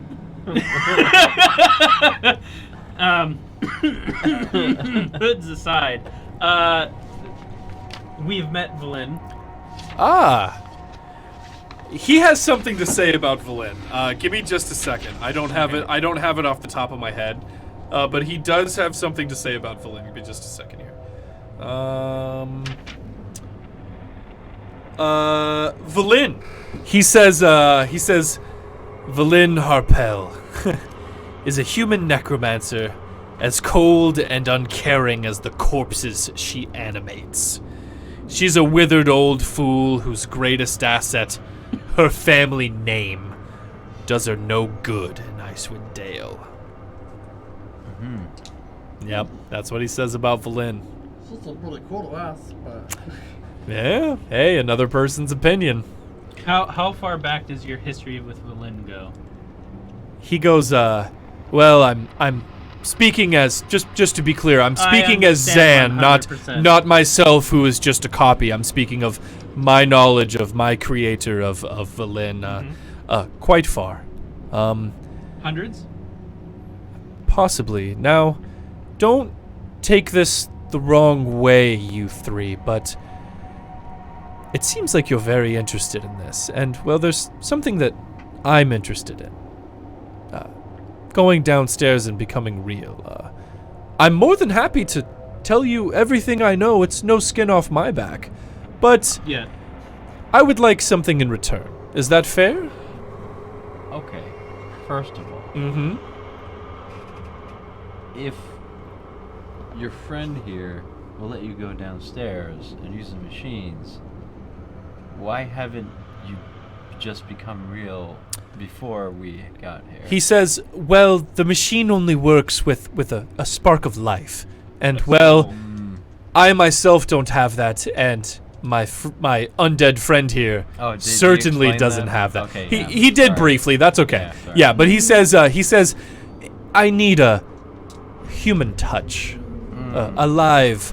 I a see where this soulful is going. touch. I see where And this is going. I'm more than happy to tell you everything you'd like to know about the Netherese or the Arcane Brotherhood. It seems like you're very interested, but Okay. I would like to fulfill my purpose as well. Am I... I have a question. Yeah, please. What do you know about the Frost Mother? He says, a little. I'll tell you. Okay. Tell me. I want to... Okay. Let's go downstairs. I think I know exactly where this is going. Jeff does. But I got Mason's trying to figure it I out. got 10 intelligence, and but 14 wisdom. Wisdom's pretty good. I think something is a little off about the way he's phrasing. Can I vibe check this You dude? absolutely can. Please All right. roll an insight check. So- Anyone who wants to vibe can absolutely insight check. I got. Wait, insight is plus. Oh wait, wisdom, charisma. Is that a wisdom? Yeah, it's just wisdom. So I'm proficient, so I got 16. 16, okay. 20 Damn, nat 20. plus Wow. Good roll. 25. Heyo!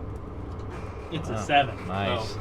Yeah, I want. I like, don't even know where it went. Specifically, Oh. specifically, what I was we don't count wondering those ones yet, but it doesn't matter. was what he was going for with the whole like I need a human touch, I need a spark of life, you know. Like, Okay, like, so you're specifically trying to insight that. You don't get the feeling that it's necessarily nefarious in meaning. Mm-hmm. You do get the feeling that like he's not trying to trick you. Like he does need a live person in order to activate this machine. Other than that, you don't really get any other feelings about it. He seems like he's being true about that. Duckblade, what were you trying to describe to me? What you're trying to figure out by listening to him talk? I was trying to discern his. I want to know if he actually knew something about the Frost Maiden, or if he was just trying to lure us down. Oh, Okay, yeah. So you're trying to see if he actually knows the information he's bringing up. Yeah. Yeah. With your nat 20, you get the feeling he does. Okay. You get the feeling that he's purposely hiding information because he wants something from you guys. What about you? Did you make your check or did you? No, I got a 7. Oh, okay. But right, I'm then. not trying to vibe check him on anything. I just want more information. I want to Yeah. go downstairs Yeah. and then I want to leave on a cliffhanger. Yeah, absolutely. How? Oh wait, how is this guy? He just like lets him go down. Yeah. All right. He goes, Krintas, old chap, we're going downstairs.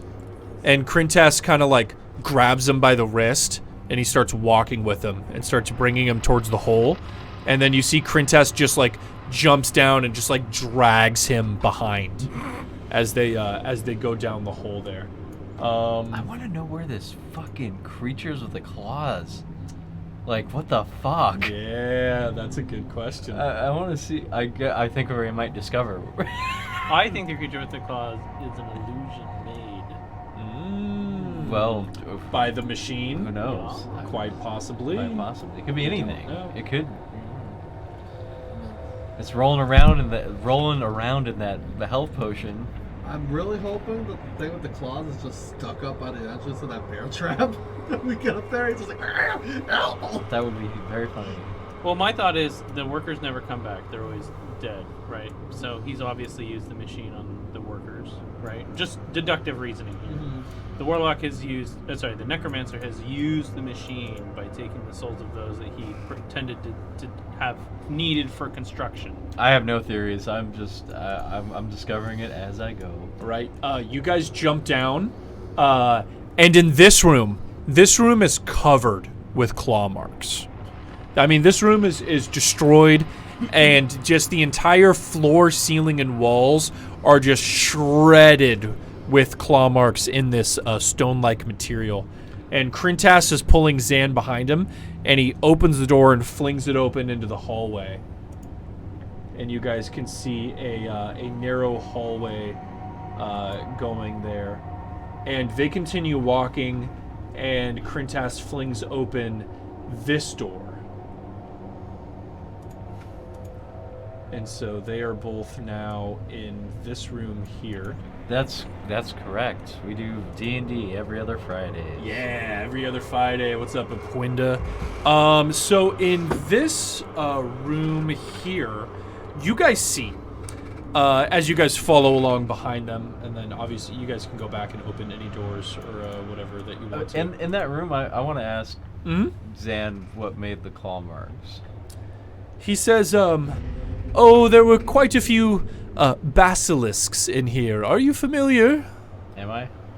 Possibly. I think I would be. I think you would all be Yeah. rudimentally familiar. All right. Yeah. They're creatures who, when they look at you, they try to turn you into stone. And he says, yeah, there were a few down here, but my creator and Krintas here came down and slaughtered them all. But I'll tell you, I've still been hearing claw marks in the walls. Makes you wonder if there's more of them, huh? What did Krintas Well then, What did Krintas do with the bodies? he says, well, my creator had all the bodies taken up and out of the structure. I'm not sure what he did with them. Wow. I don't know. Oh, okay. But what you guys see in this room is the walls of this chamber are inscribed with interconnected runes and marred cracks without. What is now the ceiling bears similar inscriptions that swirl inward, converging around a golden crystal disc 5 feet in diameter. And Zan says, this is it. Any volunteers? I just need a spark of life. Your friend here, Krintas. Krintas, he doesn't care where we go, does he? No, he just cares if anything happens to me. I wouldn't try to reach out any sudden movements towards me. No. One of those creepy crawly ghouls tried once, and Krintas cut him into 5 pieces real fast. It was crazy. It was crazy. As you all step into the room, an illusory figure appears. I am not stepping into the room. Oh, that's totally fine. But like after you guys have like been there for a second and Zan is done speaking, an illusory figure appears upside down because you guys obviously the thing is on the floor, but it's on the ceiling. So this illusion appears like upside down like that, and it's standing on the ceiling, obviously, which is the floor. It appears to be the same long-faced wizards depicted in the statues that you guys saw in the beginning of the structure near the entrance. It begins speaking in a strange, possibly forgotten language that none of you have ever heard before. Does anyone speak Laros? No. I'm assuming not. I speak Abyssal. Is that close enough? Sure isn't. Yeah, it says 3 sentences and then disappears. And Zan goes, "We've been trying to figure out what that guy's been saying for a month." Yeah, I've never heard this language. Us neither. Well then, who's gonna give me their life? I mean, I phrased that wrong. Who's gonna lend me a life spark? I hand him my bat. I think is your bat, like living. It is a but it's living not creature, human. yeah. It's not human. But It's not a I offer humanoid, up yeah. The bat. Okay. And I guess this is it's a good place to stop. Okay. Yeah, you guys are in the I bottom of the spire here. Oh yeah. Crazy stuff going on. Oh man, I'm getting really tired, but this is like I'm really interested. This tower is so dope. This is crazy. I'm really liking this a lot. Oh yeah, hey Ponda, if you're playing Icewind Dale and you don't want any spoilers, because if you haven't done this quest, then Yeah, if you don't want spoilers for sure, a lot of my stuff is homebrewed, but a lot of the main core is still like spoilable. So seriously, I'd love for you to hang around, but I don't want you to spoil your adventure. But also, Yeah. these adventures have been out for a while. Like a good player will always be able to metagame their characters so that it's not too bad. But yeah. All right, guys. Hey, thanks everybody for joining us so far. Let's hit that Thank you. outro screen. We'll hang out for a minute and Yeah. So catch us end the episode. not next Friday, but the Friday after. Friday after. And yeah, we'll be back in the Dale. And next Friday, I'm working Saturday, Sunday, Monday. Oh, fun. Yeah. The President's Day weekend. Yep. And but yeah, I had a good time. Yeah. Oh yeah. No, it was a fun ep. I think this was a really good episode. Yeah, this was a really good episode. Yeah. Yep. You guys are right on the precipice of figuring out whatever the fuck this simulacrum is trying to make you guys do. Yeah. You guys found this really cool alien-like structure that you guys have ventured into. With bug guys. All the Netherese stuff is my favorite stuff about this adventure because really cool. I really like the alien-like environments and stuff like that. It seems like kind of like Geiger-esque a little bit, like. Definitely. Yeah. I'm gonna go pee. I gotta piss like a monster. Oh yeah, no worries. Yeah, I'm gonna end the stream in a second. This is really fun. Thank you, Matt. Of course. No problem. Thank you guys for playing. Still alive a bit. Hey, take it easy, Lafonos. Yeah. Yep, we'll see you tomorrow. I see ya. And go talk to your physician about that. Yep. I will. I think it's just agitated eczema. Could be. Because that looks a lot like what was on my ankle. Gotcha. Okay, that makes sense. Peace out, y'all. Peace out.